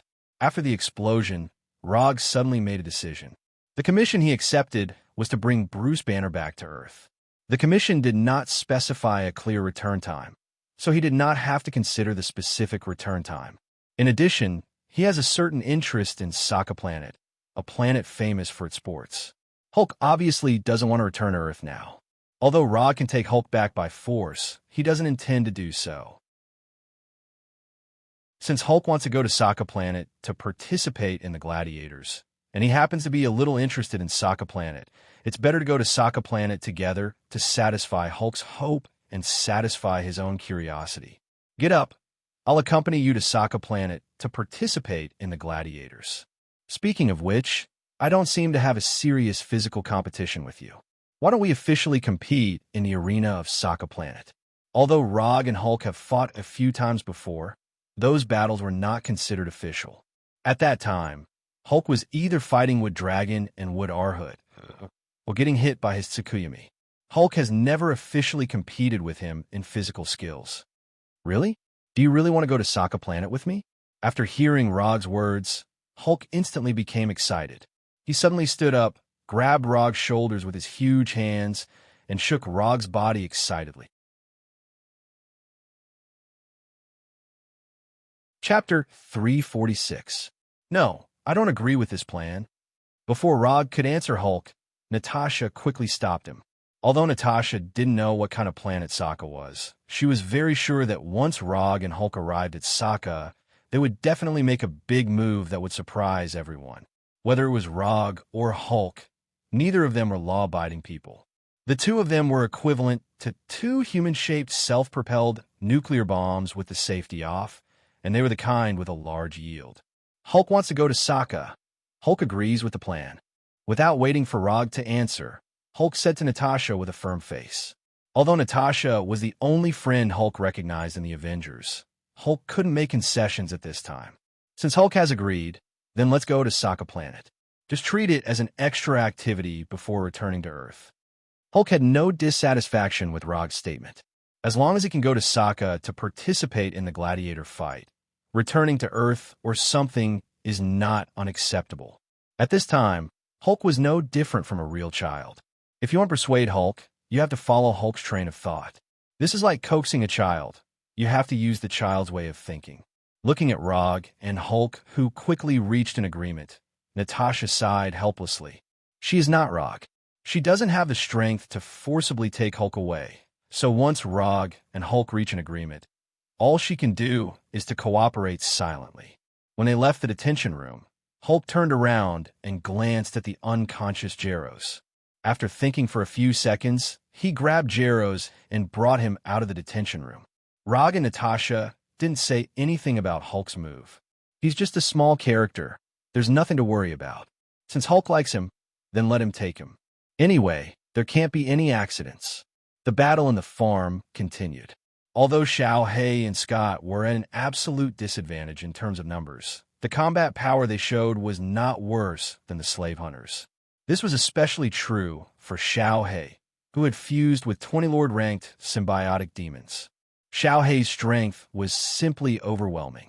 Although Little Black wasn't a symbiotic entity under the normal concept, Little Black could do anything that a symbiotic entity could do, and it could do it better. According to the symbiotic demon's levels, Xiao He could be considered half a monarch rank.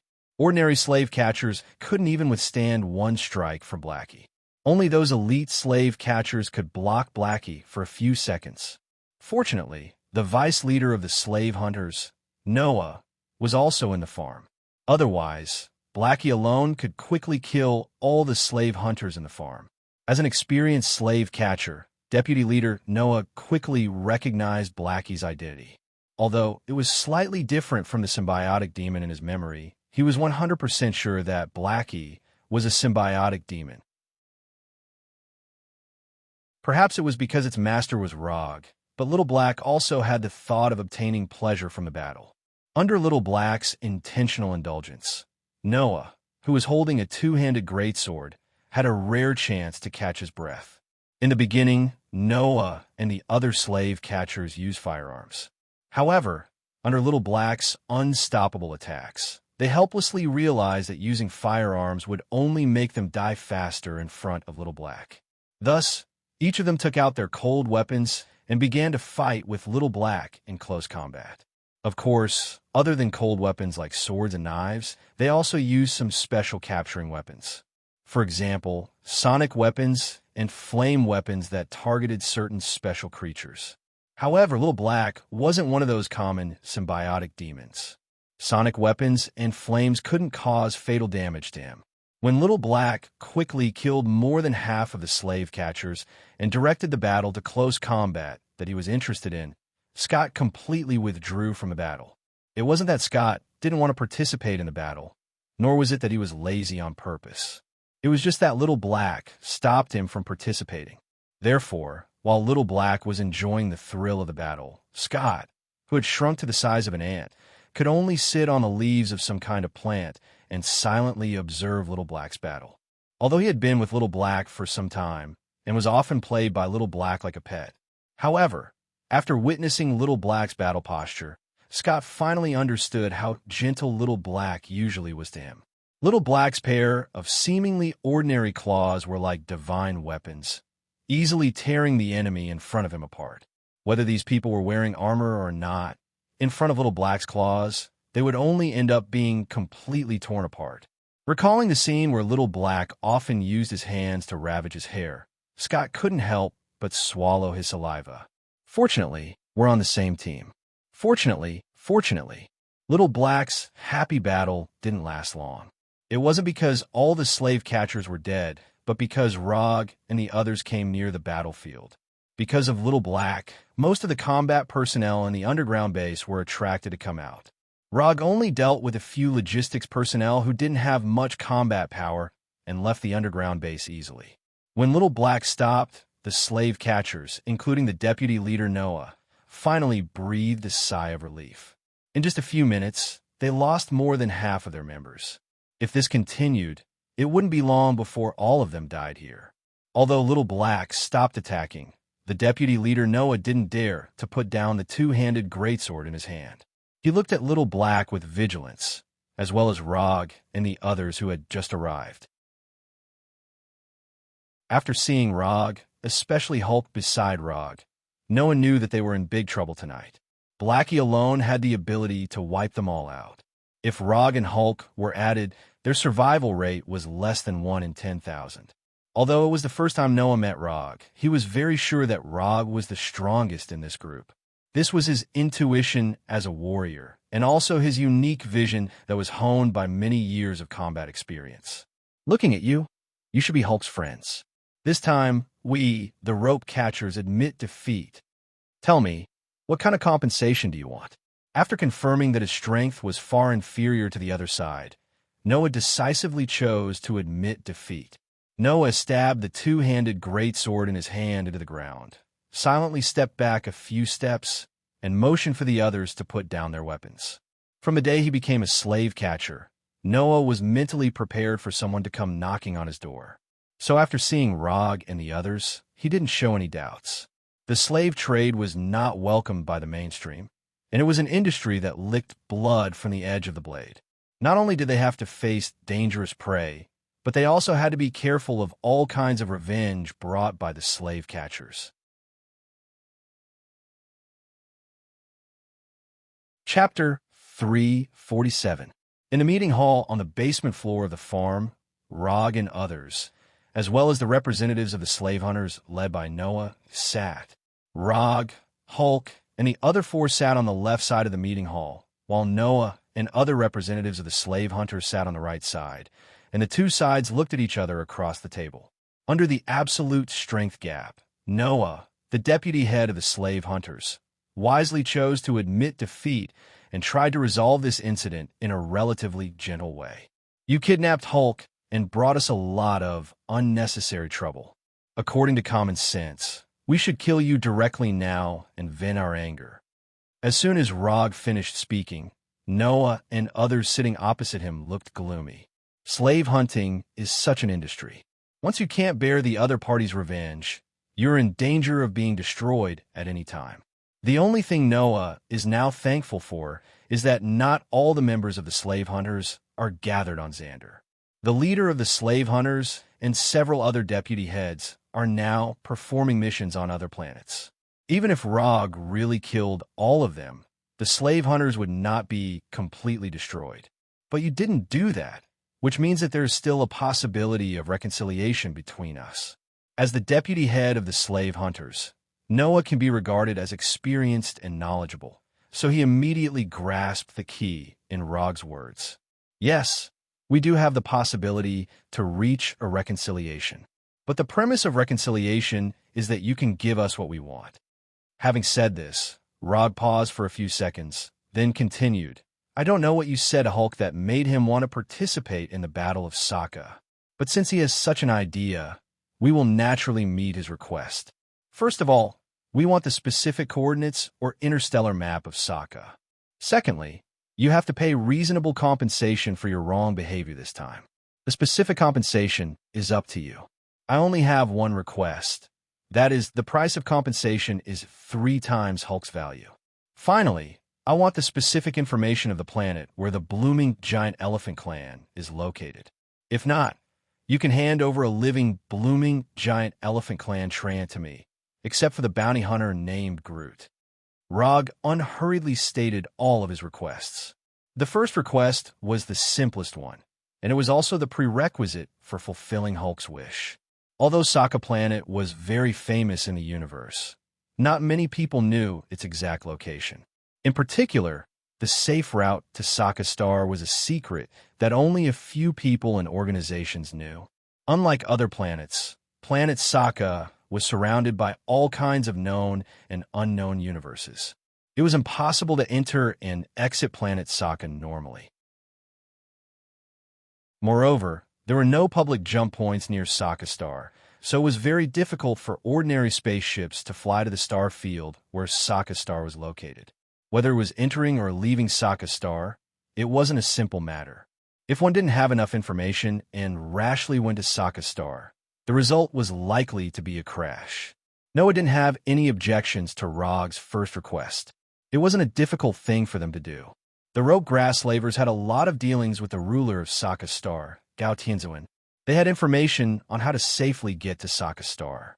In addition to the first request, Noah also felt that the second request was very reasonable.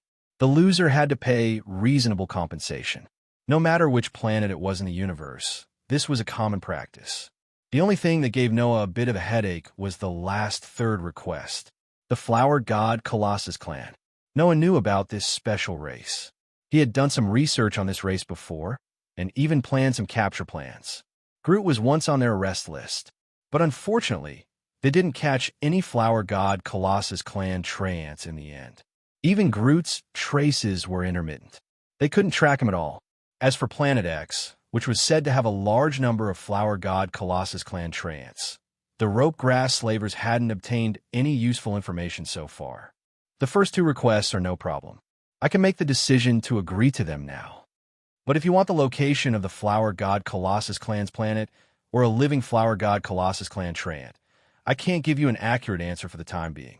Some customers have made similar requests before, but until now, we haven't caught any Flower God Colossus clan treants, let alone the location of their planet. Some scholars even believe that the Flower God Colossus clan has been completely extinct. The treant Groot may be the last Flower God Colossus clan treant in the universe. Noah didn't dare to directly reject Rog's third request. He tried his best to explain the difficulty of the request. This is your business. I just need a result. If you're sure that this request can't be fulfilled, I won't force you too much. After all, I'm not a demon. Rog answered calmly with an indifferent expression. Although he looked very easy to talk to now, Noah was 100% sure that if he said that he couldn't fulfill it now, they would definitely not be able to see the sunrise tomorrow. We will do our best to fulfill this request, but it will take some time, so I hope you can give us a little more time. That's not a problem. Before the third request is fulfilled, you can follow me. When your leader sends the information or a living treant, you can leave. After hearing Rog's answer, Noah froze for a moment, then showed a wry smile. Rog is obviously using him as a hostage, and at the same time, he is forcing the slave hunters to make a choice. If the slave hunters feel that their deputy leader is not as valuable as a Flower God Colossus clan treant, then of course, they will not pay attention to Rog's request. At that time, Noah, who has been abandoned by the slave hunters, will continue to keep the secret for the slave hunters. This is also a problem.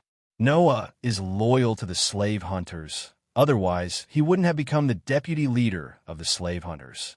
But no matter how loyal a person is, after being ruthlessly abandoned, there will be some dissatisfaction. This has nothing to do with loyalty, it's just simple human nature. Okay, I agree. Although he knows that this is a trap, Noah can only bite the bullet and jump down. The next thing is very simple.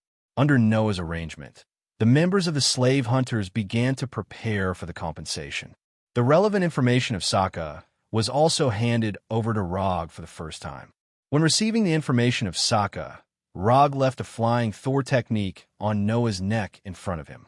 This is just a safety device, but I believe that you are a smart person and will not let this device take effect. Rog did not explain the role of the flying Thor technique to Noah, but simply reminded him. Chapter 348. Are you sure this is the normal way to travel? I feel like the spaceship is about to disintegrate. Rog sat in the co-pilot seat of the spaceship and asked Noah doubtfully. Planet Sokka is surrounded by a large number of universe passages. These chaotic universe passages are Planet Sokka's natural barrier, and the only way to get to Planet Sokka.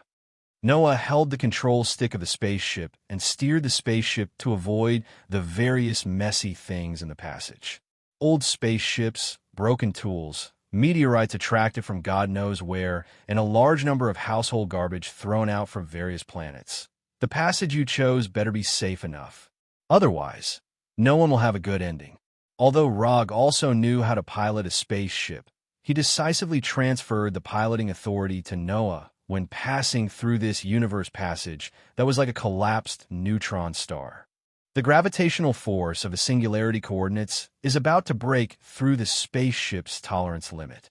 The main computer system is offline and has switched to an offline power system. Sitting in the co-pilot seat, Rog was not in charge of the actual flight.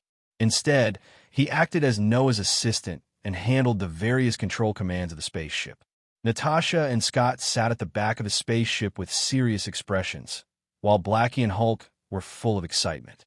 The crazily shaking spaceship did not make Blackie and Hulk feel any fear. Instead, it made them feel an inexplicable excitement.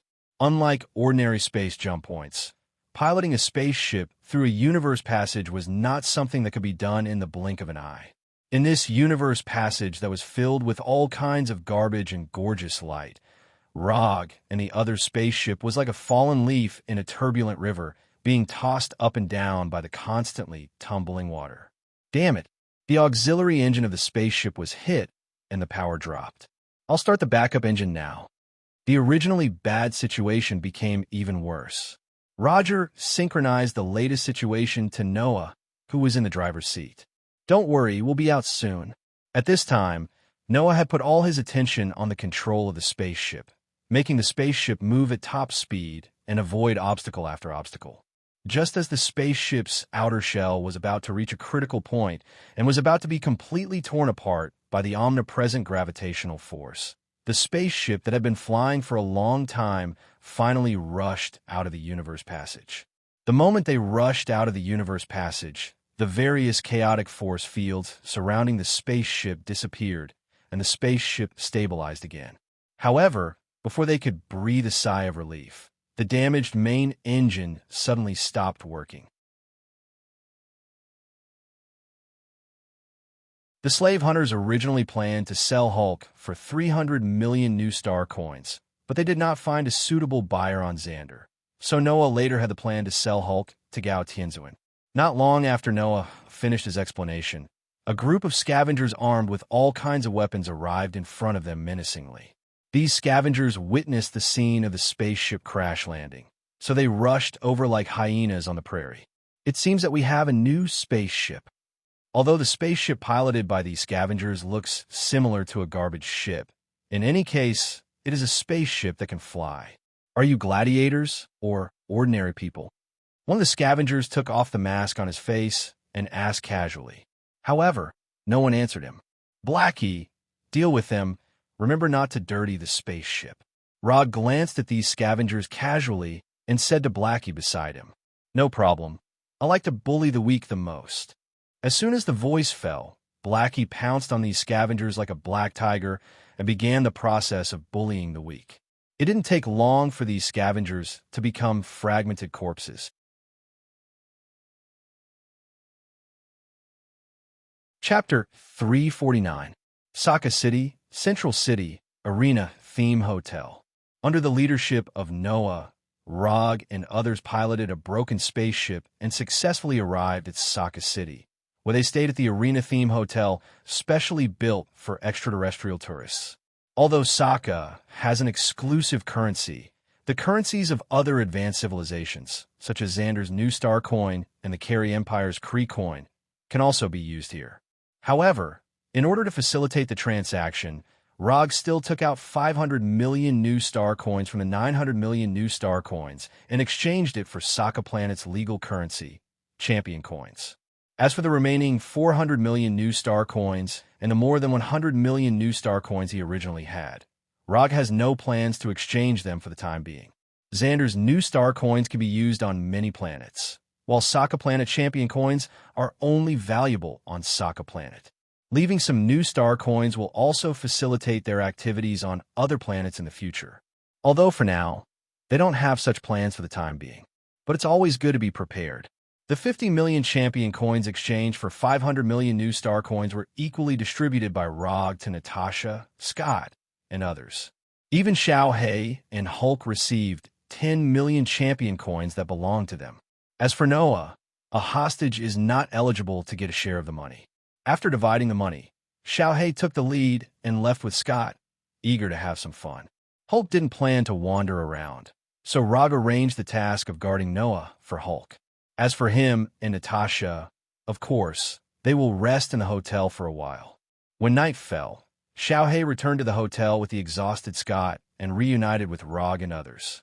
After resting comfortably for an afternoon, Rog and Natasha enjoyed a dinner in the style of Sokka Planet before taking them to the most important and most popular place in Sokka City, the Champion Arena. Next to the Champion Arena is the tallest building in the city, which is also the building where the ruler of Sokka Planet, Gao Tianzuan, lives. The shape of the building is like a pile of large and small square blocks stacked together, and the color of the outer wall is as red as blood. On the outer wall of the building, there were 4 conspicuous statues. According to Noah, these 4 heads not only symbolized the 4 strongest champion gladiators, but also the gladiatorial culture of Sokka Star. Horse-faced Thor, Ares the god of war, 2-headed beast, and humanoid. Noah briefly introduced the gladiators represented by the 4 statues. There was a hint of admiration in his tone. Rog remembered that in the original timeline, Hulk's statue also appeared on the building, and it was in the most conspicuous position at the top. But because of him, the future that should have existed had disappeared. Although Hulk still came to Sokka Star, it was completely different from when he had inexplicably wandered to Sokka Star. Hulk, you could try to carve your own statue too. You should like the feeling of being worshipped and liked by everyone. Roger said encouragingly as he patted Hulk's sturdy arm. Hulk will work hard. Hulk nodded heavily, exuding an extremely serious aura. There were 2 main ways to participate in the championship battle in the gladiator arena. The first way was to become a slave gladiator of Gao Tianzuan and then be arranged by Gao Tianzuan. Although this was the simplest way, it was also the way that the fewest people chose. Because becoming a slave gladiator of Gao Tianzuan meant that they would completely lose their freedom. Everything, including their life, would belong to Gao Tianzuan. Therefore, anyone who had a little confidence in their own strength would use the second way, which was what Noah once used to participate in the gladiator arena as a free man. Participating in the gladiator arena as a free man, regardless of the outcome, would not lose their freedom. But then, the free gladiators who participated in the gladiator arena must start from the most basic multi-person melee. Multi-person melee, team battle, individual battle, preliminary battle, championship battle. The free gladiators must start from the multi-person melee, step by step to the individual battle, and win 10 consecutive victories in the individual battle to qualify for the championship battle. Noah fought from the multi-person melee all the way to the individual battle and won 3 consecutive victories in the individual battle. If it was a slave gladiator of Gao Tianzuan, it would be much simpler. As long as one was strong enough, one's first gladiator battle might be the championship battle. There would be a number of gladiator battles every night in the gladiator arena.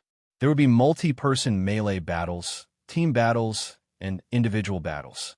The time of the championship battle was not fixed. Sometimes there would be 1 battle every week, and sometimes there might not even be 1 battle in a year. Therefore, every championship battle would cause a strong sensation in the city. If Hulk wanted to achieve the achievement of having a statue on the wall, not only would he have to win the championship battle, but he would also have to win many times in a row in order to obtain the title of the strongest gladiator champion and successfully hang his statue on the building. After helping Hulk register for the free gladiator arena, Rog and the others came to the arena first and booked a VIP box above the arena. Blackie also wanted to register for the competition, but before he could do so, he was pulled away by Rog. Hulk was a warrior anyway. Why would a weapon like you join the fun? Rog took a cup of Sokka Star's specialty drink and sat casually on the sofa in the box, waiting for the gladiator battle to begin. Are you so sure about Hulk's participation?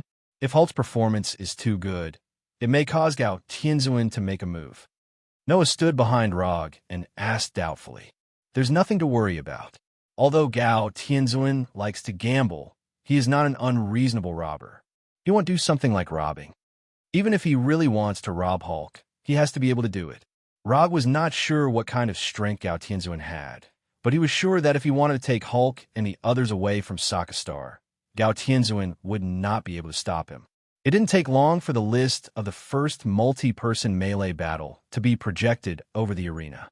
In addition to a simple portrait and name, there was also the odds for each gladiator. Rod glanced at it. Hulk's odds were not high, only 1 to 2. Not only was Hulk's odds not high, but the odds for the other gladiators were also about 1 to 2. Only Cronin's odds were 1 to 1. 8. Go and bet on Hulk's victory. As soon as his voice fell, Rog threw his championship card to Noah. It contained the 10 million championship coins he had just exchanged today. Although Hulk's odds were not high, there was no reason to let go of such a sure-win bet. When Rog took out his championship card, Natasha and the others also took out their championship cards and let Noah place his bet.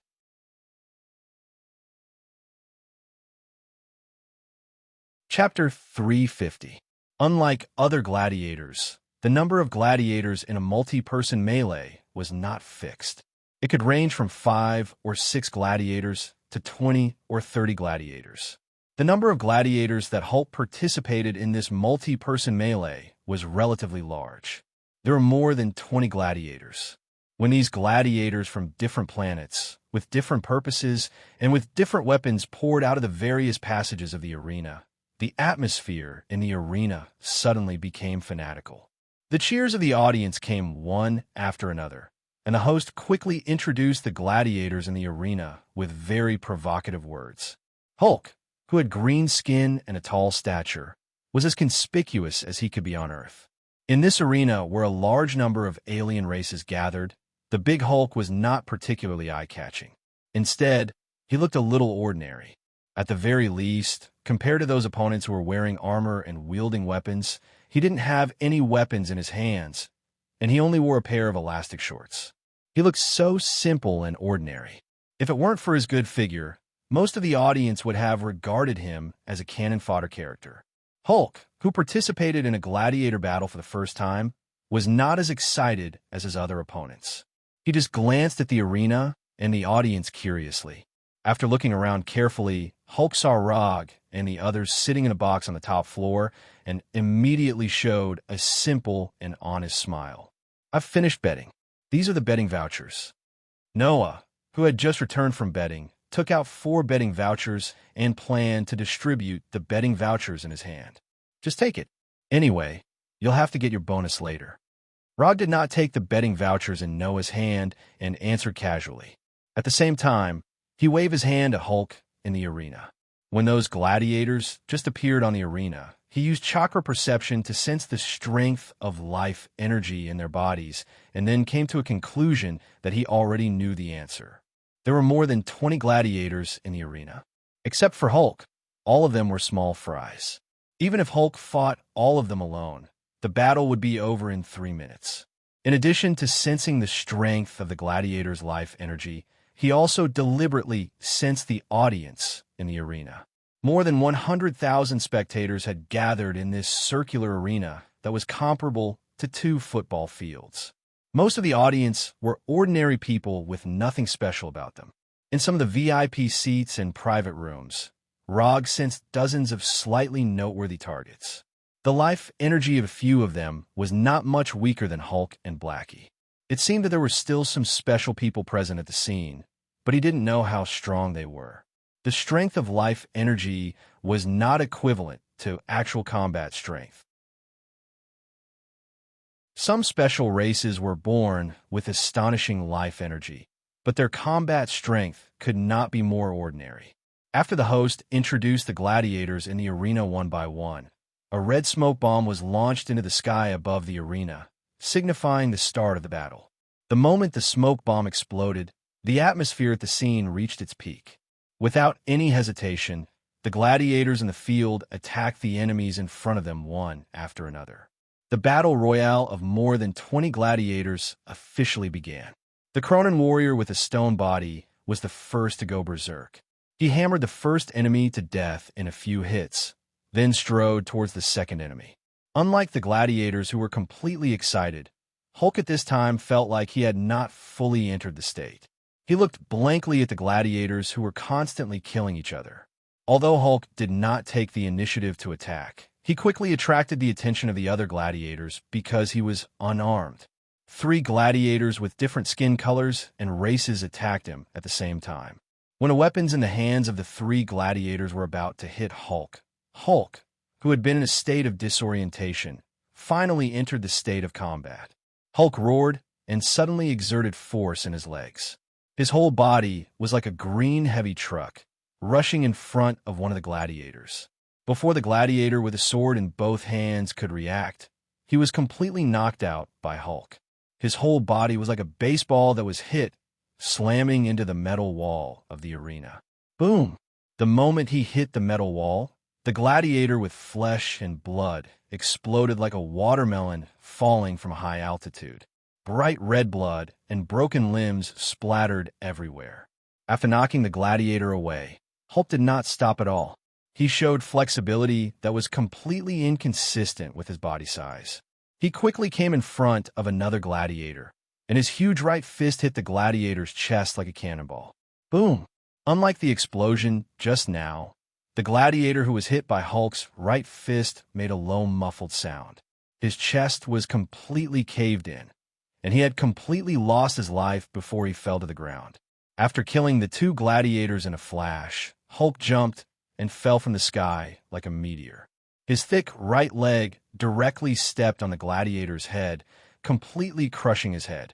He made 3 moves and killed 3 gladiators. Hulk did not make a move, but once he made a move, it was amazing.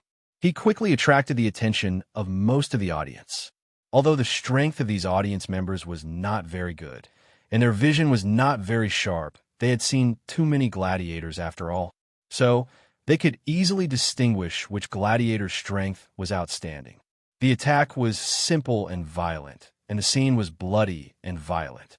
Hulk's fighting style perfectly met the requirements of these audience members. Soon, cheers for Hulk sounded in the arena. Hulk! Hulk! Hulk! Hulk! Listening to the cheers that were getting more and more orderly and intense, Hulk smiled. He smiled happily. This was the first time he heard others cheering for him. This was the first time he saw people like his battle. This was the first time he was liked because of his battle. Hulk wants to fight. Hulk wants to fight. Hulk wants to fight. Hulk roared excitedly, venting the depression and unhappiness that had accumulated in his heart for many years. On this day, Hulk found a meaning of fighting and a glory that he had longed for a long time. When Hulk was completely excited, the chaotic battle in the arena quickly came to an end. Except for the stone-bodied Cronin warrior, no other gladiator could withstand Hulk's punch. Whether they were wearing armor or not, whether they were strong or not, their ending was to be killed by Hulk's punch. Simple, violent, and without any suspense, he killed them with one punch. When Hulk was the only one left in the arena, the cheers of the audience were like a volcanic eruption that resounded throughout the entire arena. This was originally a mixed battle with many gladiators that was not much to watch. However, with his own strength, Hulk turned a battle that was not much to watch into his personal debut.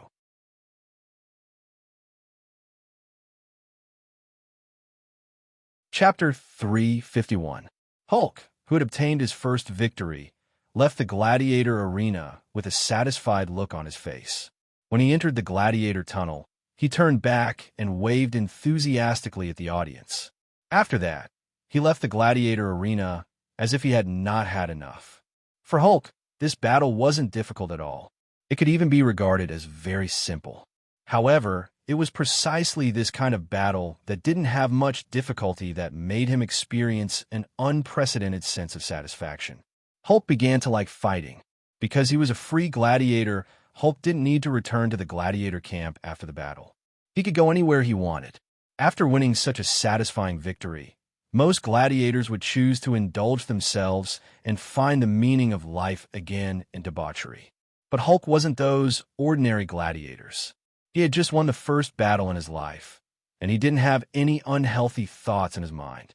He walked excitedly toward the box where Rog and others were. Hulk found the meaning of becoming stronger. Hulk wanted to become stronger, and he needed Rog's help. At the same time, Hulk also began to look forward to the physical combat between himself and Rog. Hulk knew that Rog had mastered many magical moves and many magical abilities that he couldn't resist. But in terms of physical combat, that is, close combat, Hulk was still very confident. Hulk was a little pitiful. It wasn't the first time that he had become Logue's test subject. Otama Rasengan, would Dragon Jutsu, would Golem Jutsu, Tsukuyami. Recalling the scene of being tortured by these ninjutsu and jinjutsu, Hulk couldn't help but shake his head as if he wanted to completely forget these sad memories in his mind. Under the guidance of the staff, Hulk smoothly came to the top floor of the arena and went to the box where Rog and others were. However, just after he took a few steps, he was stopped by a Cronin warrior who was taller than him. Hulk didn't know anything about the Cronin race. In his opinion, they were just a group of stone men who could move around. However, the Cronin warrior in front of him, who was nearly 4 meters tall, gave Hulk a sense of familiarity. On the chest of this Cronin warrior, there was a blood-red pattern. This pattern looked like a graffiti that had been casually drawn, but Hulk remembered that there was a similar red pattern on the stone golem that he had smashed into rubble with just a few punches. However, the Cronin warrior he killed was only 2 meters tall. He couldn't be compared to the giant Cronin warrior in front of him. Hulk glanced at the red pattern on this Cronin warrior. He didn't say anything and avoided this Cronin warrior. Because the number of VIP boxes on the top floor was far less than the number of ordinary spectator seats, the passageway on the top floor was much wider than the passageway below. Even with the 4-meter-tall Cronin warrior blocking part of the path, Hulk was still able to easily pass through. However, this Cronin warrior who appeared out of nowhere had no intention of letting Hulk leave so easily. Just as Hulk walked to the side, the Cronin warrior's rock fist arrived in front of Hulk. Hulk, who was in an extremely happy mood, didn't expect to be attacked for no reason. Caught off guard, the rock fist that was several times bigger than his head hit his chest hard. Boom!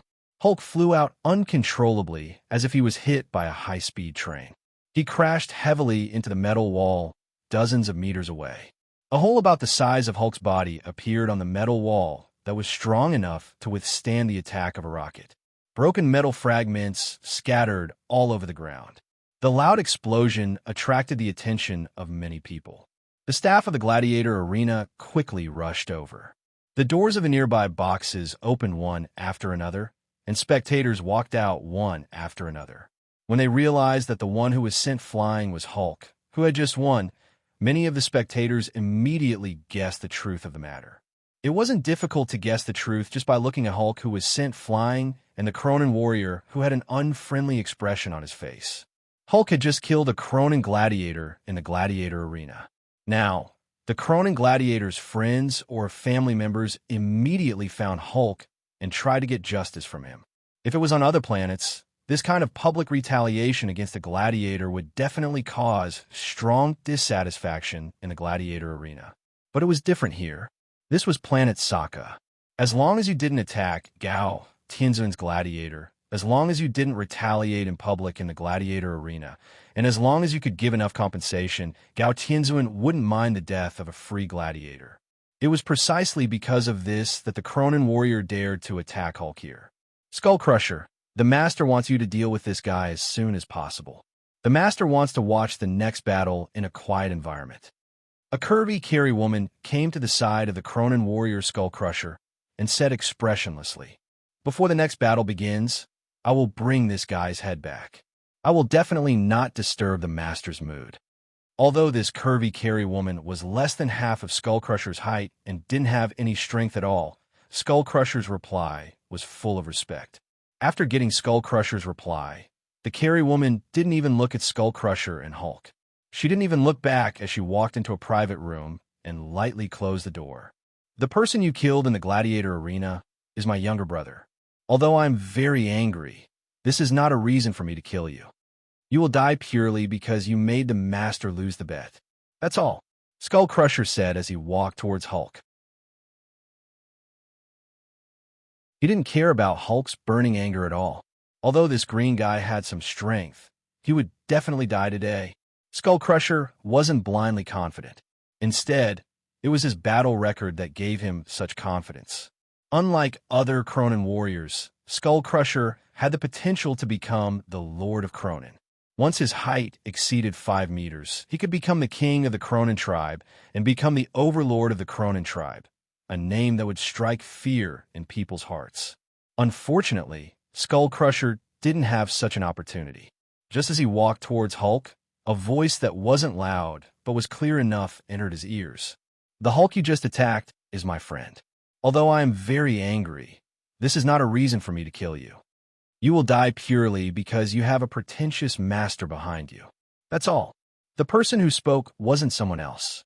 It was Rog, who walked out of the private room with an unhappy expression on his face. Rog.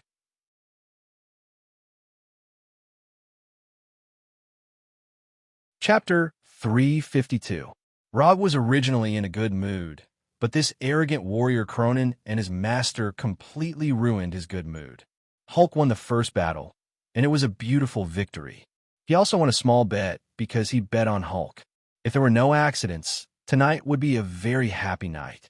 However, there would always be people who would create accidents that would completely ruin your good mood when you were in a good mood. For example, this Cronin warrior called Skull Crusher. Therefore, Rog used Skull Crusher's words to return the favor. As soon as Rog finished speaking, Skull Crusher slowly turned around in this narrow passage and stared at him angrily. After quickly sizing up Rog, Skull Crusher quickly made a judgment. This was an ordinary person from an unknown planet, and he didn't pose any threat. Although Skull Crusher was now a slave who had lost his freedom, before he became his master's slave, he also wandered the universe for a period of time and made a small name for himself. It was also because of his adventures that he met his current master and found a goal that was worthy of his loyalty for the rest of his life. "I don't care if you insult me, but you can't." Skull Crusher clenched his fists and suppressed his anger as he spoke slowly. However, before he finished speaking, Rog raised his right hand and pointed his index finger at him. Lightning evasion. Thunderbolt finger. A silver-white lightning bolt as thick as a finger appeared on the tip of Rog's right index finger. It instantly crossed the distance and accurately hit Skull Crusher's huge rock head. Boom! Skull Crusher didn't have the chance to say the second half of his sentence because the moment the silver-white lightning bolt hit his forehead, his rock head exploded as if it was blown apart. Rog's sudden attack not only surprised Cronin warrior Skull Crusher, but it also surprised all the spectators and arena staff. They originally thought that Skull Crusher and his master were already domineering enough, but they didn't expect Rog to be even more domineering than them. Cronin's warrior, Skull Crusher, never would have thought that he would die with his head smashed into pieces like his name suggested. In his life, he had used Skull Crusher to take the lives of countless enemies. And today, he, who is called Skull Crusher, was killed by Rog's Skull Crusher. Skull Crusher's head completely exploded and fell to the ground, using his life to create a dull sound. After easily dealing with Skull Crusher, Rog put his finger in front of his mouth and blew gently, blowing away the numbness that originally didn't exist. Thunderbolt Finger seems to be a new ninjutsu, but in fact, it's just a different use of lightning evasion. Lightning Palm. There is no difference between the two techniques except for the place where the lightning is released. However, in order to make his attacks look more impressive, Rog gave a new name to the Thunder Palm that he released with his fingers. The next time you meet someone who's deliberately looking for trouble, you don't have to care about their background. Just beat them to death. I'll take care of the trouble you cause. After explaining to Hulk, Rog came to the box where the woman just entered and lifted his right foot. Taijutsu Monstrous Strength. In order to make his kick violent enough, Rog directly used Taijutsu Monstrous Strength. Boom! The metal door that was a few centimeters thick when it was kicked by Rog produced a terrifying deformation visible to the naked eye. In the next second, the metal door that could withstand most individual weapons was kicked away by Rog. It flew into the room like a leaf being swept up by a tornado. It crashed heavily into the wall of the room, which was also made of metal. When everyone in the box was attracted, Rog leisurely walked into the box step by step. Just now, there was a guy who couldn't afford to lose. After losing the bet, he asked his men to find trouble with my friend. I want to see what kind of trash this can't afford to lose and play with. Although Roger's tone was very calm, the provocation in his words was as obvious as it could be. As long as these people did not collectively lose their minds, they would definitely understand his malicious intentions. Do you know who you were talking to? A Carey youth with a weak body, like a playboy, slowly stood up and spoke in an extremely cold tone. Other than the playboy who could not even beat a woman, there were 5 other Carey people in the box. Among them, there were 3 beautiful Carey women who were either maids or secretaries, and 2 Carey soldiers who looked like bodyguards. With a simple glance, Rog knew that the 2 bodyguards had a military background. As for their strength, in a word, it was not worth mentioning. Of course, this not worth mentioning was judged by Rog's standards. If it was judged by other people's standards, these 2 bodyguards would definitely be the elites of the elites. They were not much worse than the vice leader of the Venus flytrap slavers, Noah. I really don't know who I'm talking to, but I think that even if that person is not trash, he is still a useless piece of trash. Of course, he could also be a sissy or a failed evolution product that had a misconception of his own gender. Since he had already started the provocation, he naturally had to provoke until the end. Just as a famous person said, since he wanted to pursue excitement, he had to go all the way. Although these were 2 completely different things, the underlying logic was the same. Number 6, number 7, don't kill him so quickly. Give him some unforgettable punishment first, then bring him back to the Empire to play with him slowly.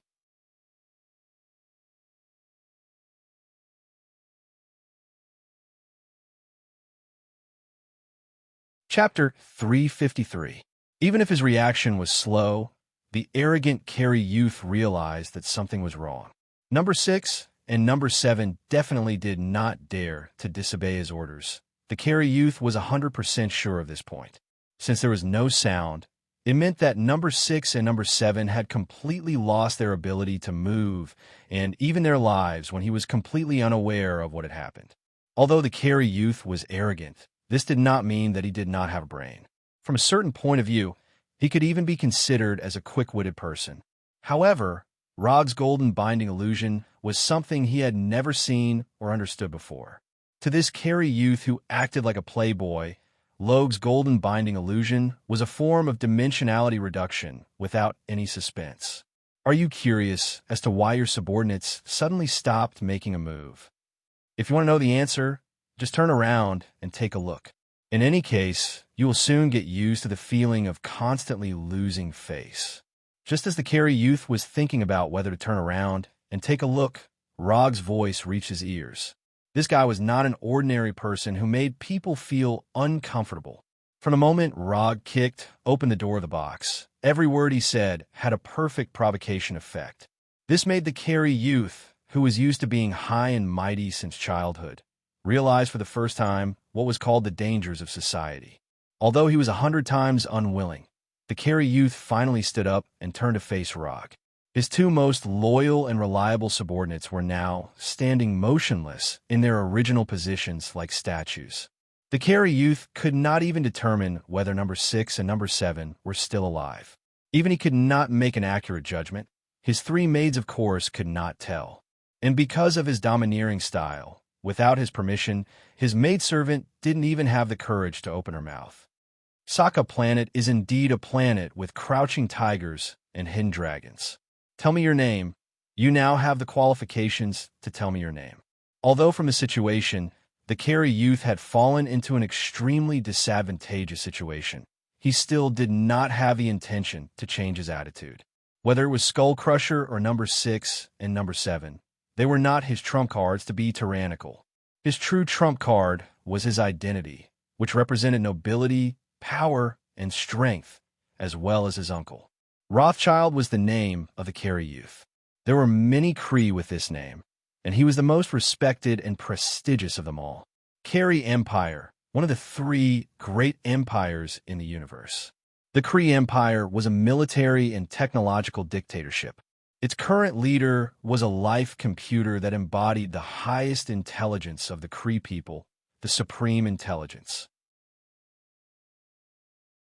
The Supreme Wisdom encompassed all of the Kree people's science, philosophy, military, and ideology, and ruled over everything in the Kree Empire.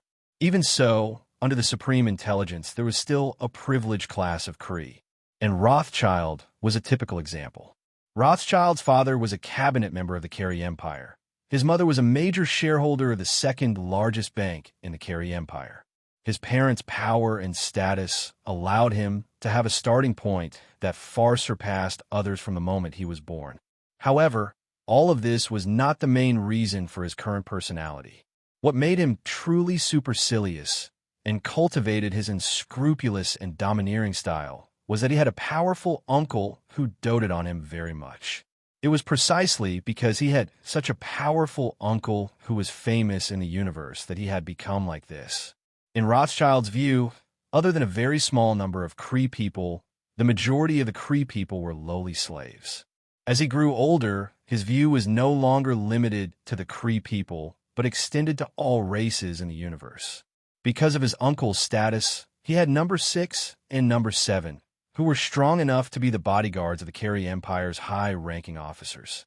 Because of his uncle's reputation, most of the people in the universe were willing to give him face and tolerate his tyrannical behavior.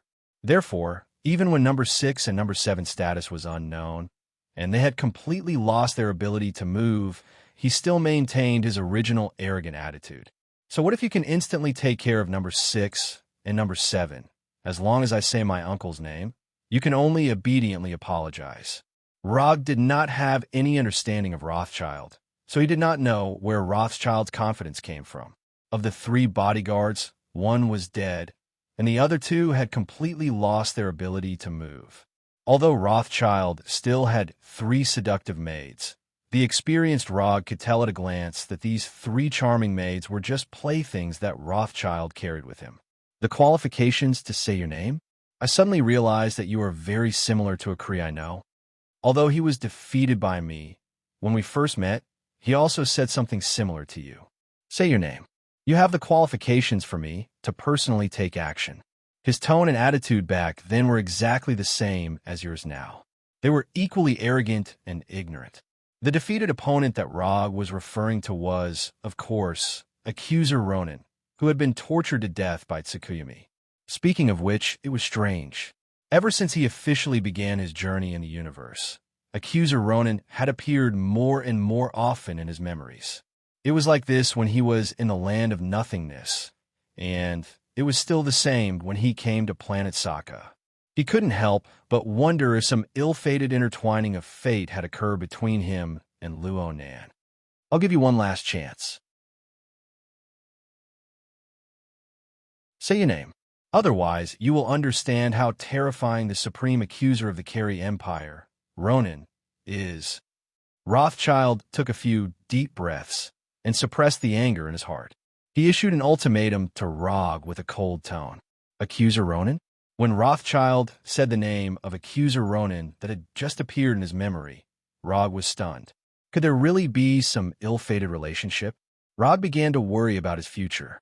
However, Rog's worry was completely different in Rothschild's understanding. Sure enough, as long as I say the name of Uncle Ronan, I can see the fear shown by these lowly existences. What's your relationship with Accuser Ronan? Rog directly ignored the disdain on Rothschild's face and asked with a solemn expression, Hee, there's no harm in telling you. The supreme accuser of the Accuser Society, Ronan, is my uncle. I am the junior he cares about the most. Offending me is equivalent to offending the supreme accuser of the Kree Empire, Ronan. But I'm very satisfied with your fearful expression just now. If you can continue to satisfy me, it's not like I can't. Before Rothschild could finish his words, Rog passed number 6 and number 7 as if he had teleported. He arrived in front of Rothschild like a ghost and raised his right palm. Slap! The next second, a crisp slap rang out. The thin and weak Rothschild was sent flying by Rog's slap to the viewing glass behind him. He was like a fly that had been swatted away and stuck to the glass. Damn, you scare me to death. I thought that I really had some ill-fated relationship with Ronan. Rog let out a sigh of relief and sent Rothschild flying. A plan emerged in his mind.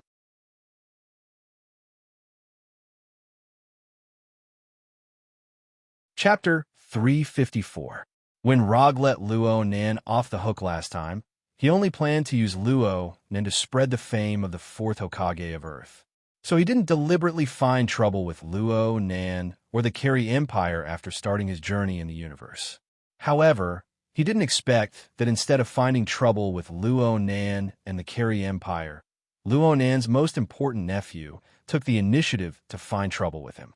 It was as if fate deliberately pushed Luo Nan in front of him, so that he had no choice but to continue the grudges between him and Luo Nan. When luck came, it couldn't be stopped. When Luo Nan came, he couldn't get rid of him. Since fate had arranged it like this, Rog could only accept it with a smile.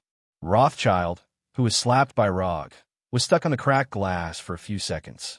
Then he fell heavily to the ground under the influence of gravity. Until now, Rothschild still couldn't believe the fact that he was attacked. Moreover, the attack was in the form of a slap. Rothschild had slapped many people since he was born, but this was the first time in his life that he was slapped. Even his parents had never slapped him. Being slapped was miserable enough, but the slap that Rothschild received wasn't an ordinary slap. Although Rog didn't use his monstrous strength and didn't use his full strength, his slap was undoubtedly unbearable for Rothschild, who was thin and weak and had close to zero strength. Rothschild felt that the left side of his face was like being stabbed by a red-hot iron needle at a high frequency. The burning sensation was accompanied by a tingling sensation that made him tremble uncontrollably. Green blood flowed out of the corners of his mouth and nostrils. Not only that, Rothschild's left ear was buzzing, as if hundreds of thousands of bees were flying in his ear. As for the pain from hitting the glass, it wasn't particularly obvious at this time. Especially when compared to the tingling sensation on his left cheek, it seemed to be insignificant. Rothschild lay on the ground with a dull face. After a few minutes, he stood up again as if he had experienced the most painful experience in his life. He dared to look at Rog with anger, but didn't dare to speak. This man really dared to kill him. Although Rothschild didn't have any combat experience, he didn't have the ability to sense killing intent. But there was one thing that he was certain of. That was when Rog slapped him in the face, he didn't care about his life or death at all. He also didn't care about his uncle, Luo Nan, who had accused him. Luo Nan, the accuser, knew his nephew's usual style when he was outside. Therefore, he had reminded him more than once that if he met someone who didn't care about his life or death, he mustn't provoke the other party in a situation where he wasn't certain of victory. It doesn't matter if you suffer for the time being, as long as you're still alive. Uncle will take care of the rest for you. Roskilde recalled accuser Luo Nan's instructions to him. Looking at your appearance, you shouldn't have been beaten into an idiot. So you should still remember how to contact Luo Nan. Go notify Luo Nan right now. Have him come to Sokka Planet to save you. Also, when you inform him, remember to tell him who you met.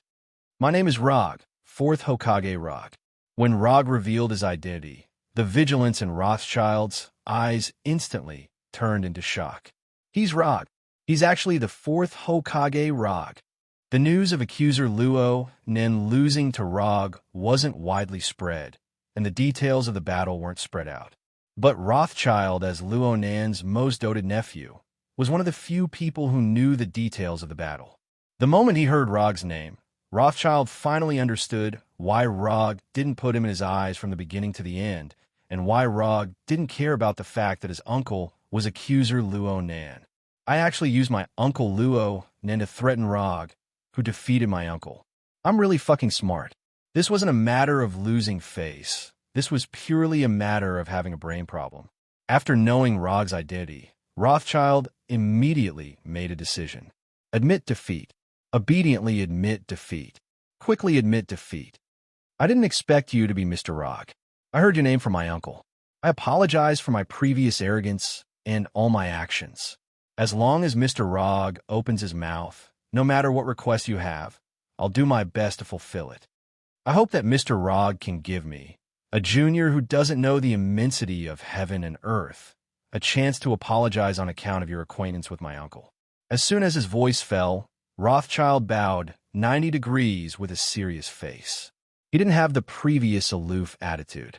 Looking at Rothschild, who changed his face, Rog didn't say a word. Because he didn't speak, Rothschild didn't dare to raise his head. He silently maintained a 90-degree bow. Time passed by minute.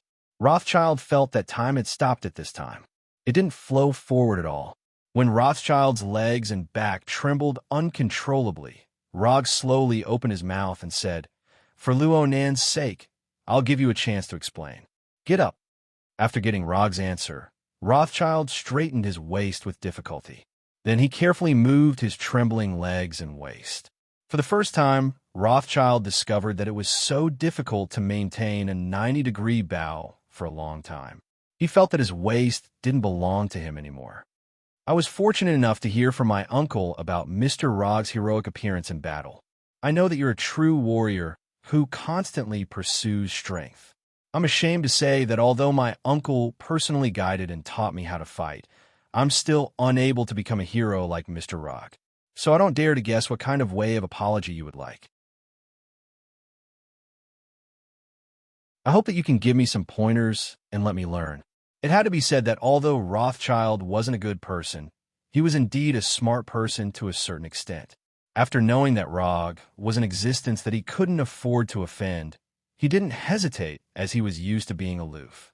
He immediately lowered his posture and even directly put himself in the position of a junior. Although it was a bit intentional, he tried to put Rog on a moral high ground that an elder shouldn't argue with a junior. But in general, after understanding that he was in an absolute disadvantageous situation, he quickly made the most beneficial plan for himself and executed it perfectly. Dignity and face were put down without any hesitation. He deserved to be a guy born in a powerful family. He was born with the potential to become a politician. Rog found a few shining points on Rothschild.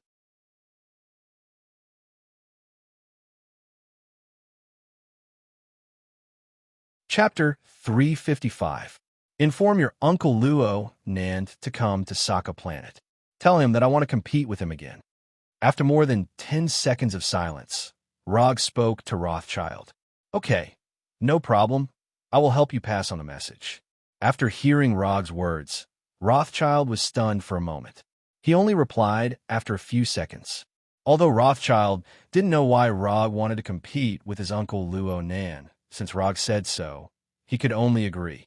As for whether Luo Nan could defeat Rog, or what Rog wanted to gain through this competition, it was not within Rothschild's consideration. After telling Rog the hotel where he was currently staying and the contact information, Rothschild respectfully sent Rog away. Rog did not leave the Flying Thor technique on Rothschild, nor did he intend to leave a shadow clone or would clone to watch over Rothschild. Although Rothschild was a little arrogant, he was a smart person. He knew very well what the consequences of secretly escaping would be. Because of this unexpected episode, Rog did not continue to stay and watch the gladiator fight. He returned to the hotel with Hulk and others. In the next few days, Hulk signed up for the gladiator fights every day, and he won again and again. Hulk's simple and violent fighting style was inexplicably in line with the preferences of the Sokka Planet audience. Therefore, Hulk had his own gladiator nickname, World Destroyer. Of course, there were also some audience members who felt that the title of World Destroyer was not domineering enough, so they called Hulk King Hulk. For these two new nicknames of Hulk, Rog's only feeling was that the magical fate had once again played a role. Whether it was World Destroyer Hulk, King Hulk, or Green Death who had not been born yet, they were actually another form of Hulk in other parallel universes. In the parallel universe, World Destroyer Hulk, also known as Green Death, was a combat master who could use cold weapons such as greatswords, spears, and shields.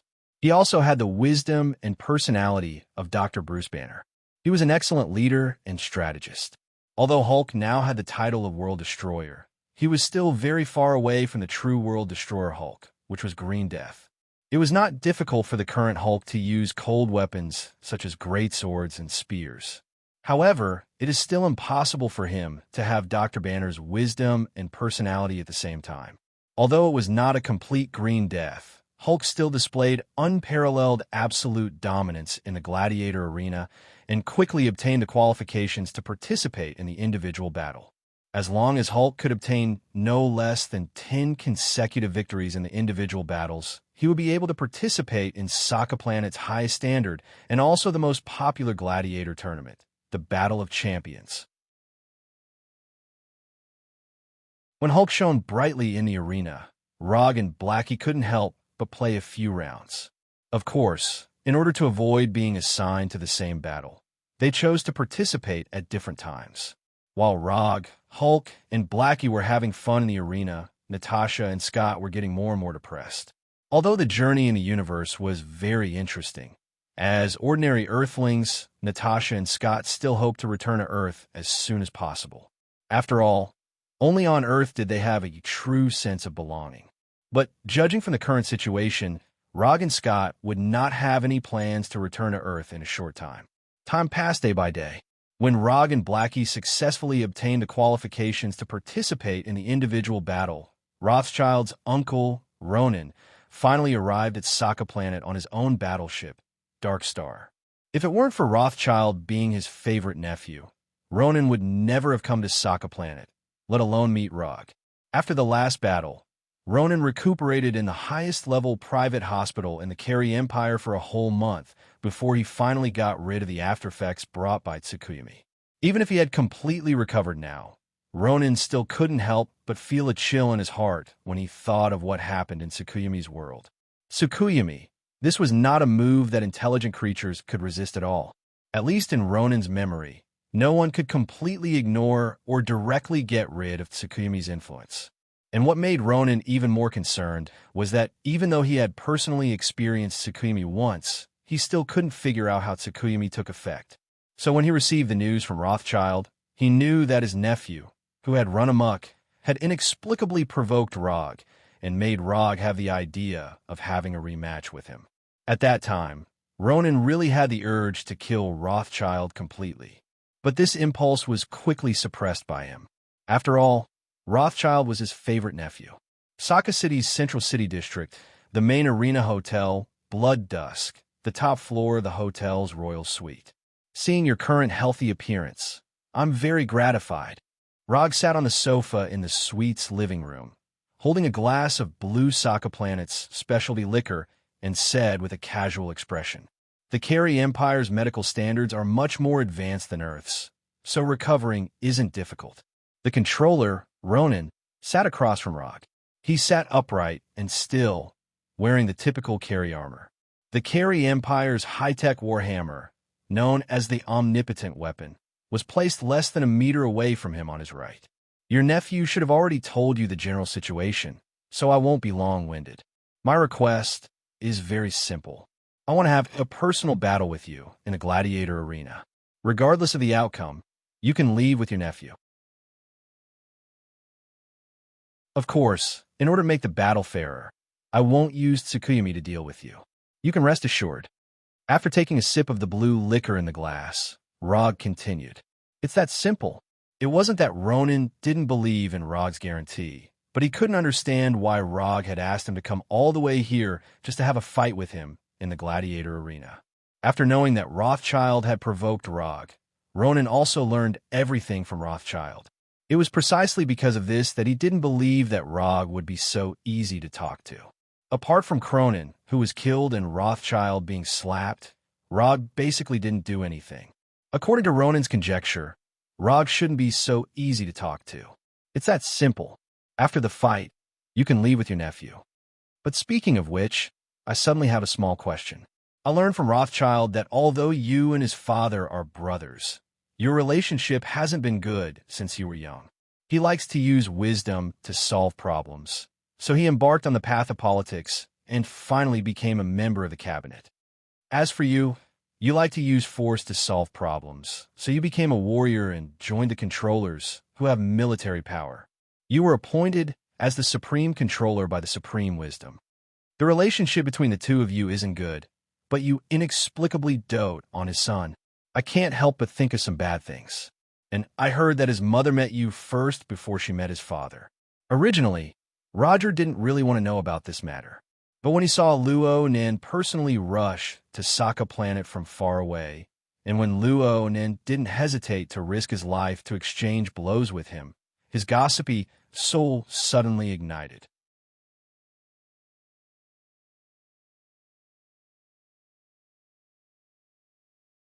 Chapter 356. This is my private matter. I refuse to answer. Luonin looked at Rog with an incredulous expression. He couldn't understand why Rog would suddenly ask such a question. And from his question, it was obvious that he had some guesses.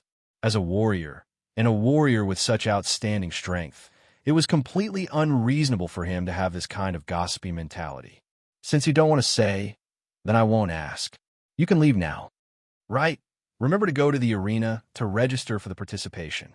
With your status, you should be able to directly qualify for the individual battle. After he finished speaking, Luo Gu gestured to Luo Nan to walk slowly. Although Sokka Planet's arena had a rule that the free gladiators could only advance to the next level of the arena through continuous victories, there were always exceptions to everything. For an existence like the accuser Luo Nan, who had a great reputation in the universe, even if he wanted to participate, he wouldn't necessarily have to start from the lowest level of the melee. After all, a person's reputation was like a tree's shadow. For an existence like Luo Nan, participating in a low-level battle would only result in a one-sided slaughter without any suspense. For the viewing effect of the battle, the arena would certainly make an appropriate balance.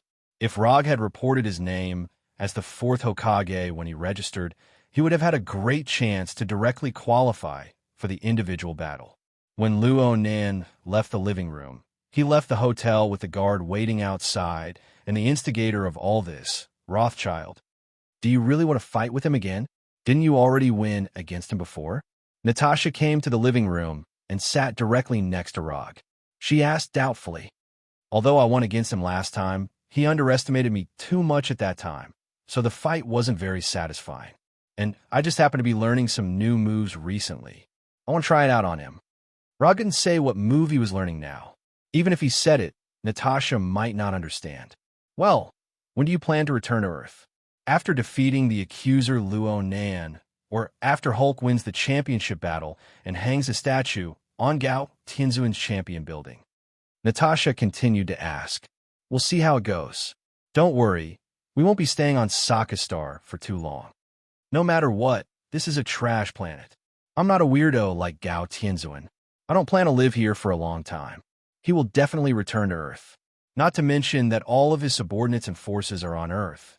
Even if it's for the 300 ninja coins given by the system, he will definitely return to Earth. Ninja coins, he would never complain about having too little, just like no one would complain about having too much money. The news of the Kari Empire's famous accuser, Ronin, signing up for the gladiator fight quickly spread out, and it quickly caused a wave of excitement. Anyone who roamed the universe would have a certain understanding of the Kari Empire. The Kari Empire's way of doing things was tyrannical and unyielding. Although they were one of the three great empires in the universe, the news that spread out was mostly bad. Accuser Luo Nan was the highest accuser of the Kari Empire's accuser group. His strength was outstanding and his fame was illustrious. His initiative to participate was not only a surprise to the audience on Sokka Planet, but it was also a pleasant surprise. There are even many audience members who speculated that the ruler of Sokka Planet, Gao Tianzuan, would specially arrange a championship fight for Luo Nan. Indeed, Luo Nan had not participated in any gladiator fight, but his past record was enough to prove that he had the strength to participate in the championship fight. Although Luo Nan's registration set off a heated discussion among the audience, the ruler of Sokka Planet, Gao Tianzuan, did not announce the championship fight for a long time. In the champion building next to the gladiator arena, Gao Tianzuan, with gray hair and a silver stripe from his lower lip to the center of his chin, sat on a huge high-back chair. He said to a sturdy female guard wearing armor beside him, "Recently, the strength of the free gladiators who participated in the gladiator fight is very good, especially the World Destroyer Hulk. I like him very much." "Understood. I'll arrange for people to catch him." Gao Tianzuan just finished speaking when the female guard with a serious expression said in a serious tone, "When did I say I want to catch Hulk?" No. I don't want to catch Hulk. I want to arrange a perfect match for him. The accuser who just signed up today seems to be quite good. Gao Tianzuan, who was wearing a gorgeous golden coat, nodded as he spoke, as if to confirm whether his arrangement was correct. However, he soon overturned his plan. Luo Nin can't do it. His match with Hulk won't be very fair. This will disappoint the audience. Luo Nin is not suitable, and the other gladiators are not suitable either. Why don't I have a gladiator like Hulk in my hands? This is really sad news. Gao Tianzuan suddenly sighed bitterly when he said this. The tall female guard beside Gao Tianzuan was already used to Gao Tianzuan's muttering and sudden mood changes. By the way, Hulk's companions, the symbiotic demon named Blackie and the earthling named Rog, are not bad. Why don't we arrange for them to have a life and death battle with their companions? Friendship bonds companions with deep feelings and a life and death battle for the glory of victory. The loser will lose his life, and the winner will live a miserable life in regret. This will be a battle that shakes the soul. Gao Tianzuan suddenly became excited when he thought of something. He stood up excitedly and waved his hands wildly. However, Gao Tianzuan's excitement only lasted for a few seconds before it disappeared. He sat back on the high-back chair with a dispirited look. No, it still won't do. This is not suitable for Hulk. Hulk, World Destroyer Hulk, King Hulk. Hulk with green skin. Gao Tianzuan began to talk to himself again. Then, his eyes lit up as he suddenly thought of something. Green-skinned, a man and a woman. One fights simply and violently, while the other has exquisite combat skills. One has amazing strength and endurance, while the other has a small and agile figure. It's her. That's right, it's her. The most dangerous woman in the universe against the craziest man in the universe. A top-level female assassin against a top-level male warrior. This is a fair match for Hulk.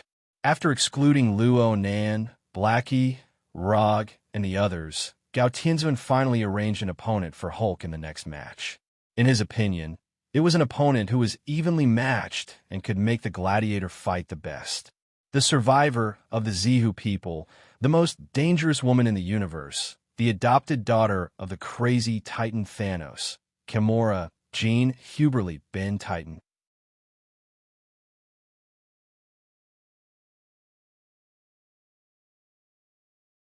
Chapter 357.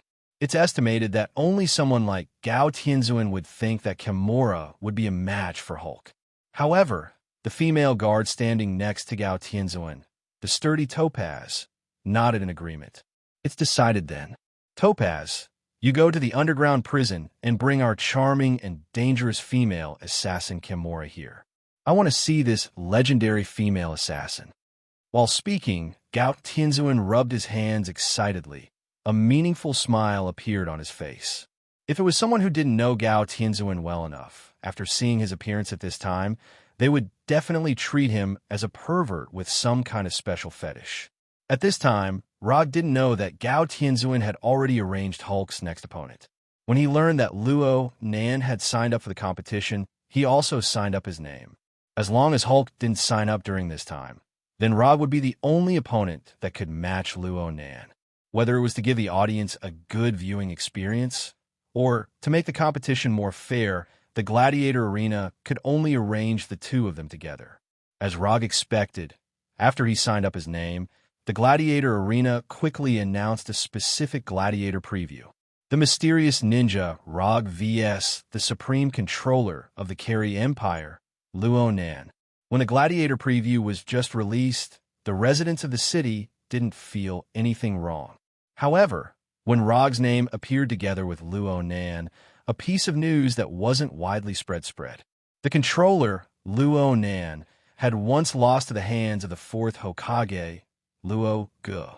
After coming to Sokka Planet, although Rog didn't deliberately spread his name as the fourth Hokage, the residents of Sokka City were very gossipy and quickly dug out his identity, including the news that he once defeated Luo Nan, as well as his 9 consecutive victories in nothingness. After confirming that the ninja Rog who recently shone in the Gladiator Arena was the fourth Hokage who once defeated controller Luo Nan. The tickets for the Gladiator Night were quickly sold out, and the amount of bets on the Gladiator Night was getting higher and higher. As the time of the Gladiator fight got closer and closer, the matter of Rog's dispute with Rothschild on the top floor of the Gladiator Arena was also dug out by the curious audience. There were even many audience members who deduced the whole process of the matter. Carry Empire's Jim and Rothschild, because he lost a bet, sent people to attack Hulk who had just come down. As Hulk's friend, Rog immediately took action, killing Rothschild's men, and broke into Rothschild's box. Roger taught Rothschild, who didn't know the immensity of heaven and earth, a lesson in the VIP room. He also had Rothschild notify his uncle, Ronan. And so, Carry Empire's Supreme Controller Luo Nan rode his own warship, Dark Star, to planet Sokka. Although the audience members who were exploding with curiosity didn't dig out the situation of Rog and Luo Nan's meeting, they speculated that the two of them had clearly reached some kind of agreement after Luo Nan left the hotel and immediately signed up for the gladiator fight. That's why there was this gladiator fight that attracted so much attention. As more and more inside information was dug out, the audience's enthusiasm grew higher and higher. The individual battle between Rog and Luo Nan that hadn't started yet had a faint momentum of a championship battle.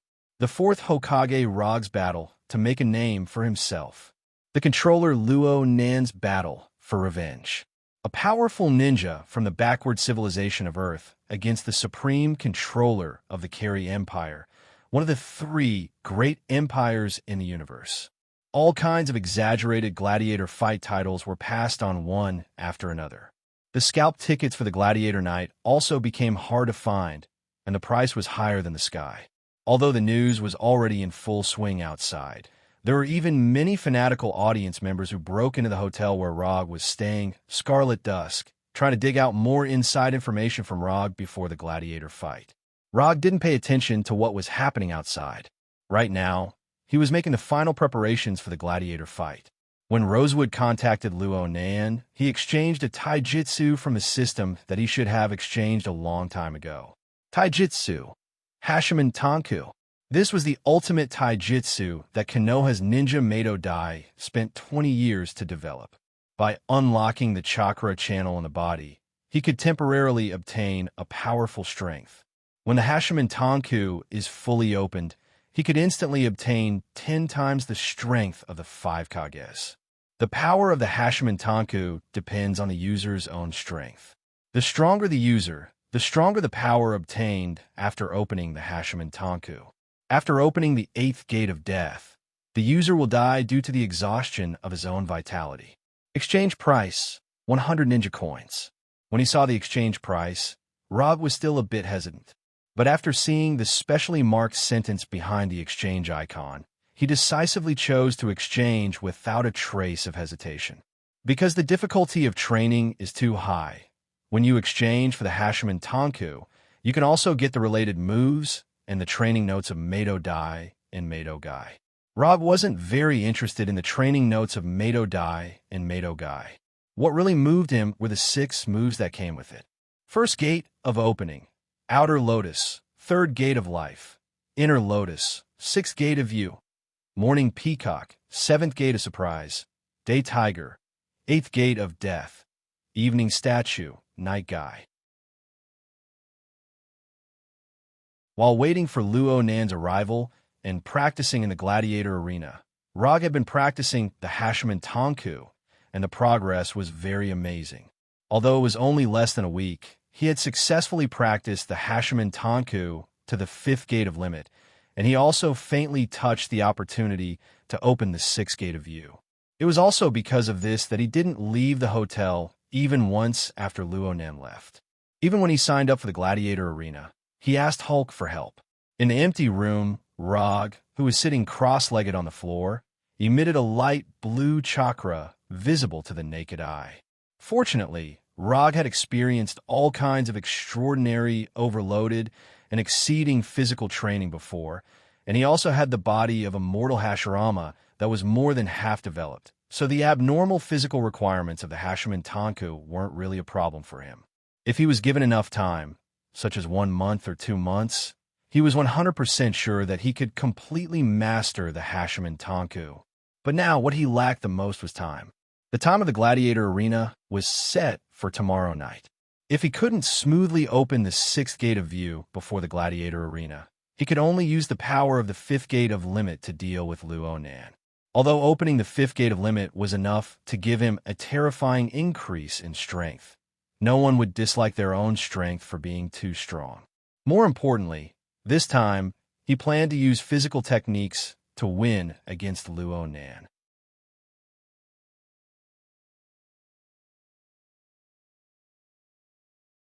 Chapter 358 Saka City Gladiator Arena. After a series of lively promotions, the battle between the 4th Hokage, Rog, and Ronin, the manipulator, began as scheduled. However, before they appeared on the stage, there would be a personal battle that served as an introductory match. It would hype up the already fanatical scene for the two of them. Rog sat in the lounge, wrapping the white bandage around his arm with great seriousness. Since he and Ronin were both free gladiators, they could use any equipment they chose in the arena. Of course, firearms and other hot weapons were absolutely prohibited. While Rog was wrapping the bandage around his arm, Ronin, who was in another lounge, was also wearing a custom-made armor with the help of a guard. Ronin, who had already fought with Rog once and was defeated, was fully prepared for this battle. In addition to the custom-made armor and the omnipotent weapon, Warhammer, Ronin also wore a helmet that he had never worn before. Although Rog had promised not to use Tsukuyomi, Ronin still had some worries in his heart. Tsukuyomi's terrifying power only needed to be experienced once, and it would leave an unforgettable memory. If it weren't for Ronin's strong will, he would even consider admitting defeat at this moment. The lounge wasn't far from the arena. Moreover, it was unknown if it was intentional, but the soundproofing function of the lounge wasn't perfect at all. It allowed the gladiators in the lounge to clearly hear the cheers of the audience. After the referee in the arena announced the outcome of the introductory match, Rog and Ronin left the lounge at almost the same time and walked towards their respective gladiator passageways. The exciting introductory match is finally over. I believe that many of the audience can't wait any longer, because the next battle is the ultimate goal of your coming here tonight. Although all of you can't wait any longer, as the referee and commentator of this battle, I still want to introduce the next two gladiators to everyone. First of all, let us use the most enthusiastic cheers to welcome this legendary ninja from a backward planet. He is the most powerful ninja in the universe, the 4th Hokage, Ro. Gu. The red-skinned, middle-aged referee with delicately combed hair roared loudly in an extremely exaggerated tone. As his voice rang out, colorful fireworks soared into the sky, exploding into gorgeous patterns in the air. Rog, Rog, Rog. Under the cheers of more than 100,000 spectators, Rog walked out of the gladiator passage, step by step, and went straight to the center of the arena. Rog, who was wearing the 4th Hokage Haori, waved at the surrounding audience. He then adjusted his state of mind, allowing himself to enter his best battle state. At the same time, the referee and commentator who advocated the roaring style began to introduce Rog's battle record. Defeat Luo Nan, the controller who attempted to invade Earth. 9 consecutive victories in the land of nothingness. 5 consecutive victories in Saka Planet's arena. Many of the names of the opponents that Roger could not even remember were named by the referee one by one. Along with his introduction, the spectators in the arena became more and more fanatical. When Rog's short list of battle records was finished, the fully armed controller Luo Nan also came to the arena amidst the cheers of the spectators. He stood about 20 meters away from Rog. Compared to Rog's battle record, Luo Nan's battle record was clearly much better. Of course, this was also related to the fact that Rog had always been active on Earth and did not show his face in the universe.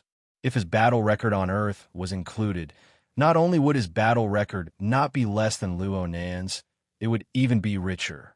Luo Nan, who was holding the universal weapon Warhammer, did not pay attention to the referee's introduction. His eyes were fixed on Rog as he spoke in a serious tone.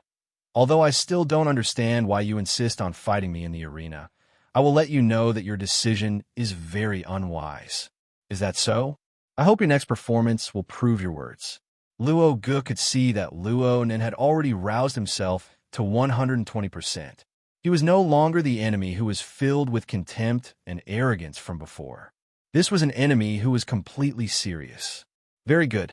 Very good. Only an enemy like this was worthy of him using the 8 inner hidden gates. When the referee's introduction was completely finished, the bell that represented the beginning of the battle rang. Rog and Luo Nen ran toward each other at the same time. 20 meters passed in the blink of an eye. The unarmed Rog and the warhammer-wielding Luo Nen were facing each other head-on. Body technique, monster strength. The physical fitness of the Kree people was much stronger than that of the people on Earth. This was especially true for Luo Nan, who was an outstanding member of the Kree people. His physical fitness was far superior to that of the ordinary Kree people.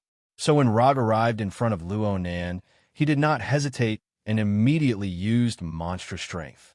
His right fist, wrapped in light blue chakra, was like a cannonball that shot out of the barrel as it attacked Luo Nan's chest. The warhammer in Luo Nan's hand also smashed toward Rog's head with the force of 10,000 pounds. Because they had already fought once, Rog and Luo Nan had a rough understanding of each other's tactics. Facing Luo Nan's thunderous hammer, Rog did not have any thoughts of dodging. Although his right fist had not yet hit Luo Nan, he was 100% sure that Luo Nan's warhammer would not fall on his head. In a flash, Rog's right fist hit Luo Nan's chest first. Energy shield. Rog's right fist seemed to have hit Luo Nan's chest, but in fact, it only hit the thin layer of energy shield on Luo Nan's chest. Although the energy shield condensed in an instant could not completely block Rog's attack, it could buy a little bit of time. Luo Nen did not condense the energy shield at the beginning because he wanted to let Rog's attack hit him first. In terms of speed, Luo Nen was far from being Rog's opponent. So in order to let Rog obediently enter his attack range, Luo Nen did not hesitate to use himself as bait. The black energy shield instantly shattered and Rog's right fist finally hit Luo Nan's chest. But all of this was within Luo Nan's plan. With the energy shield and armor, Luo Nan smoothly took on Rog's monstrous strength fist, and the warhammer in his hand finally arrived above Rog's head. Although Luo Nan's warhammer was about to smash his head, Rog did not panic in the slightest. Although the warhammer's attack speed was fast, if he wanted to dodge, it would not be too difficult. As long as he was willing to use ninjutsu, he had several methods to instantly escape. But right now, he had no plans to use ninjutsu at all. Sometimes physical techniques can also do things that ninjutsu can do. First gate, open. Open. The massive amount of chakra in Rog's body instantly erupted. The restriction set by the consciousness of his brain was instantly broken.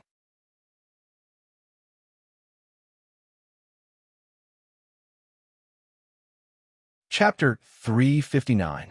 The body's self-restriction hidden in the depths of his consciousness disappeared.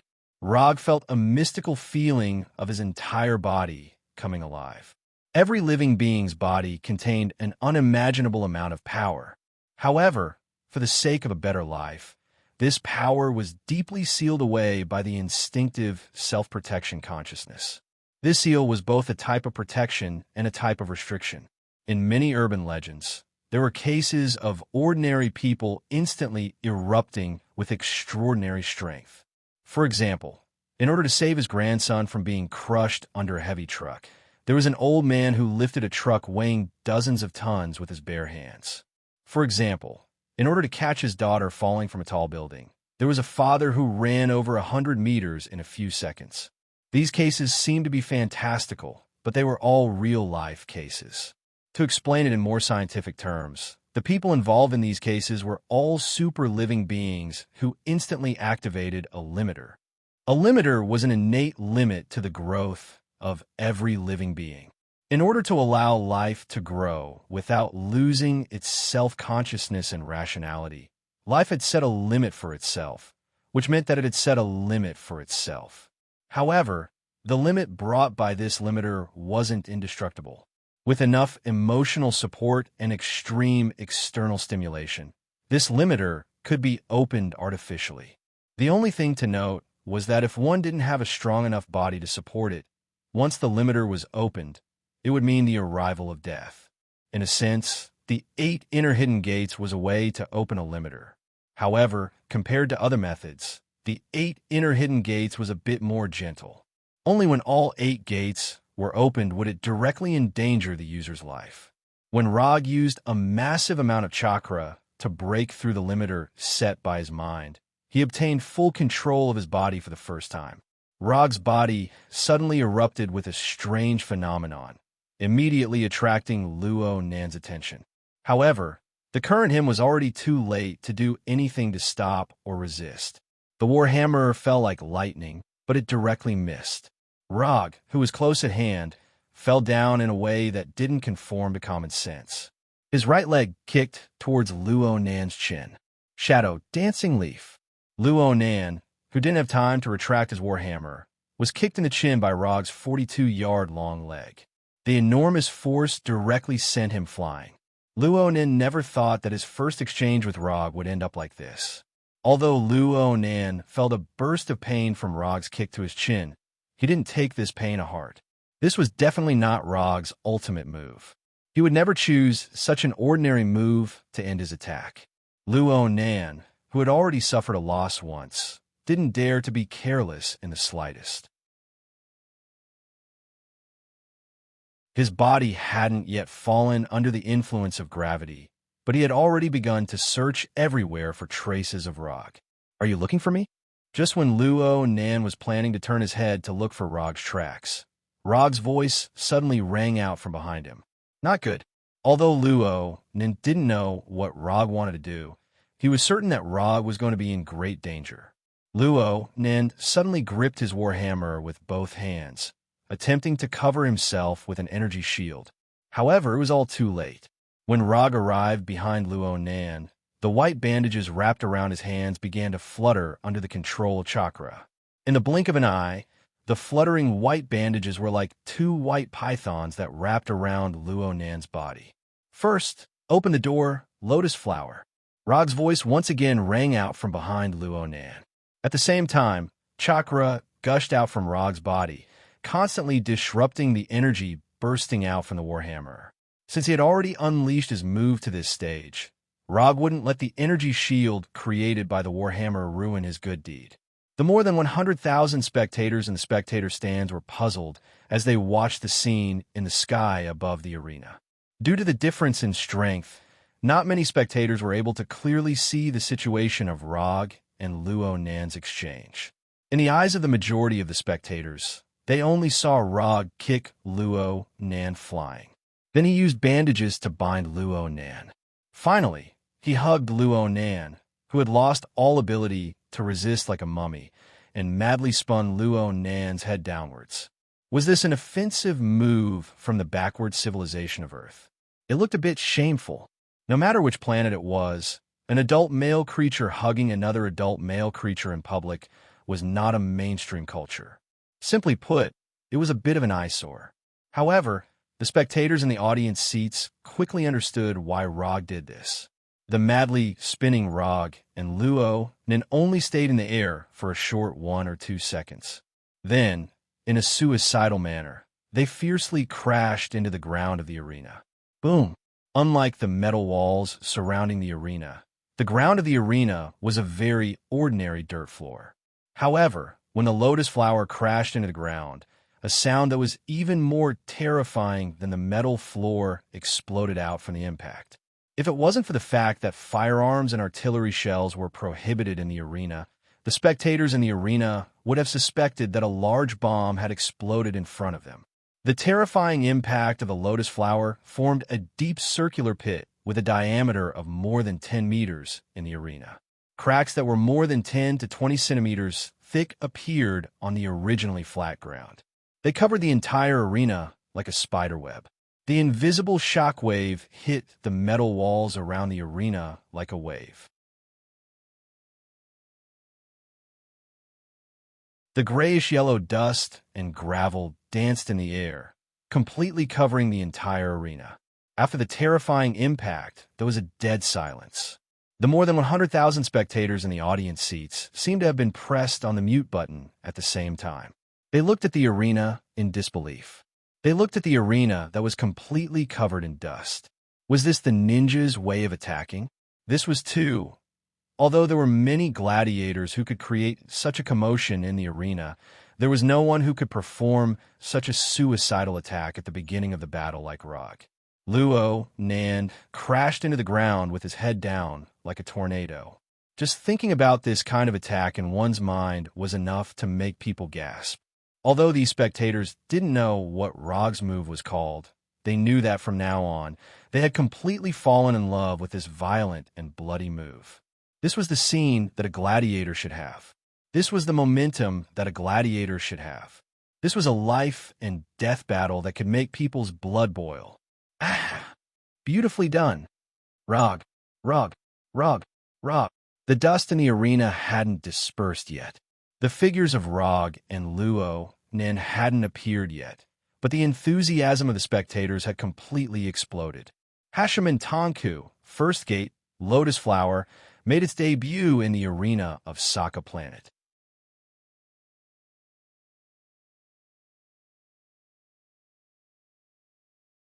Chapter 360. Not to mention the audience. Even Rog himself had completely underestimated the power of the Outer Lotus. The Outer Lotus wasn't a particularly difficult move. Aside from the extremely high requirements for physical fitness, everything else was the same as an ordinary move. It was a move that could be perfectly imitated with a single glance from the Sharingan. However, such a move that didn't seem to have much technical content displayed a power that didn't lose to an attack-type ninjutsu. In some aspects, it was even stronger than a conventional attack-type ninjutsu. Hashiman Tonku is simply a divine technique tailor-made for ninjas like Kai Huang and Little Li. After fiercely greeting Luo Nan with the first Outer Lotus, Rog didn't immediately carry out the second wave of attacks. Instead, he patiently waited for the dust to disperse. Although the power of the Outer Lotus wasn't weak at all, it was still too naive to think that it could defeat Luo Nan. Moreover, after this exchange, Rog once again confirmed a fact that he had known for a long time. Most alien races had physiques that were far superior to the people of Earth. Even the Kree, a race that wasn't famous for their physiques, was the same. With the passage of time, the dust that covered the entire arena began to dissipate. Luo Nan's figure once again appeared in the audience's line of sight. Luo Nan was completely different from when he first appeared. It was as if he was a completely different person. Although his warhammer and armor were still there, and his body was still intact. But just by looking at his current appearance, one could tell how terrifying the Outer Lotus was. The specially prepared helmet was shattered into pieces. Cracks visible to the naked eye appeared on the sturdy armor after receiving the Outer Lotus and the Outer Lotus. Green blood flowed out from the corner of Luo Nan's mouth. The all-purpose warhammer was powerlessly held in his hand. If it wasn't for the armor and his superior physique that far surpassed that of ordinary Kree, Luo Nin would have been taken away by Rog's Outer Lotus. But even so, Luo Nin couldn't avoid the headache, nausea, dizziness, tinnitus, and other symptoms of a concussion. After personally experiencing the power of the Outer Lotus, Luo Nin finally understood why Rog wanted to fight with him again. To train the opponent, or, in other words, test the target. The surrounding audience might not be able to see it, but Luo Nan, as the chief experiencer of the Surface Lotus Flower, sensed the unfamiliarity of Rog's use of the Surface Lotus Flower. This negligible unfamiliarity didn't affect the might of the Lotus Flower, but it allowed Luo Nan to understand Rog's true intentions. When Luo Nan was sent flying by Rog's shadow dancing leaf, he was still wondering why Rog didn't use ninjutsu. Now he knew the answer. Luo Nin did his best to calm his somewhat chaotic breathing and the various sensations of pain that came from his body. He walked out of this 1-meter deep crater. No wonder you said that you definitely wouldn't use Tsukuyami this time. So you had already planned all of this. There wasn't any anger in Luo Nan's tone, though being treated as a test subject made him very unhappy. In the end, this was the problem of the difference in strength. If he was in Rog's position, he would do the same thing. Testing power in actual combat wasn't only done when testing weapons. It was also done when testing new moves, especially those who had absolute confidence in their own strength. The more likely they were to do this. Your observational skills are pretty good. You understood faster than I expected. While speaking, Rog took off the remaining bandages wrapped around his hand and casually threw them to the side. These bandages were only useful when using the surface lotus flower. The remaining moves didn't need the bandages. What's the name of your fighting technique? This kind of powerful fighting technique should have a name worthy of its power. Hashimen Tanku. Compared to fighting techniques, ninjas prefer to call this attack method taijutsu. Rog directly told Luo Nen the name of the Hashimen Tanku. Alright, the move I used to hit you just now is called Surface Lotus Flower. It's the move after opening the first gate of the Hashimen Tanku. Out of respect for the test subject, Rog also told Luo Nen the name of the Surface Lotus Flower. The first gate of the Hashimen Tanku? Although Luo Nen didn't know what the first gate of the Hashimen Tanku was, he didn't know what kind of effect the first gate of the Hashimen Tanku would bring. But as long as he thought about the name of the Hashimen Tanku, he could roughly speculate some things. Just opening the first gate of the Hashimen Tanku already had this kind of power. If the remaining 7 gates were opened, then this Hashimen Tanku, Luo Nen didn't dare to imagine the beautiful scene after all 8 gates of the Hashimen Tanku were opened. Don't worry, I just learned the Hashimen Tanku not long ago, so I haven't completely mastered it. You don't have to worry about what will happen after all 8 gates are opened. Looking at the ugly expression on Luo Nan's face, Rog accurately guessed his worries. Your Hashimen Tanku may be strong, but you won't be able to maintain it for long. I can sense that your physical strength is being consumed at a crazy rate. Luo Nen raised the warhammer in his hand and pointed it straight at Rog. Your observational skills are indeed worthy of praise. However, you've overlooked 2 things. At this time, Rog was like a teacher earnestly instructing a student. He silently extended 2 fingers and spoke neither fast nor slow. First, after opening the first gate of the Hashimen Tanku, my physical strength is indeed being consumed at a rapid rate. However, this kind of consumption won't have any effect on me for a short period of time. Rog didn't cultivate the immortal body for nothing.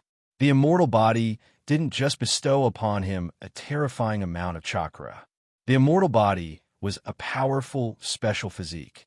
How could it be lacking in the basic attributes of strength, speed, endurance, and so on? These basic attributes weren't the focus of the immortal body's enhancement, but this didn't mean that the immortal body didn't have this aspect of enhancement. Second, the second gate of the Hashimen Tanku, the gate of healing, can perfectly solve the situation of rapidly consuming physical strength. For example, like this. As soon as his voice fell, the aura on Rog's body changed once again. Second gate. Gate of healing, open. It was different from the first gate of the Hashimen Tanku. The second gate of the Hashimen Tanku removed the limitations of the body's physical strength. Opening the first gate of the Hashimen Tanku was to overload the body's energy at the cost of obtaining an increase in strength and speed.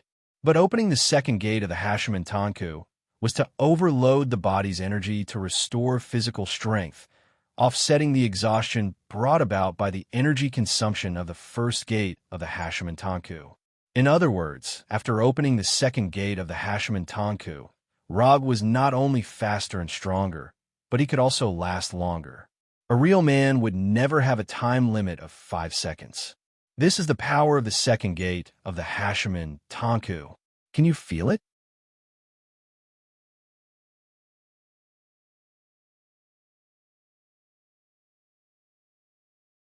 Chapter 361. Looking at the playful expression on Rog's face, Luo Nen silently clenched the warhammer in his hand.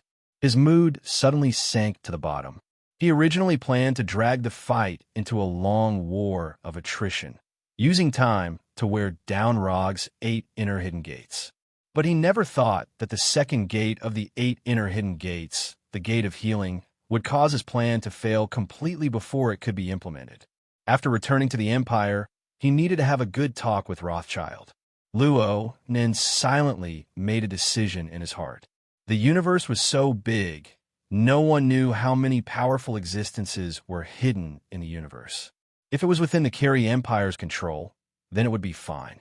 But Rothschild was someone who couldn't stay idle. With his style of doing things, if he continued to be arrogant and despotic, then sooner or later he would provoke a powerful existence that he couldn't afford to provoke. Luo Nen spoiled Rothschild, so he hoped that Rothschild could live on safely and not die on some planet at such a young age. After the fight, this planet Earth will become famous in the universe. Of course, you will be the same.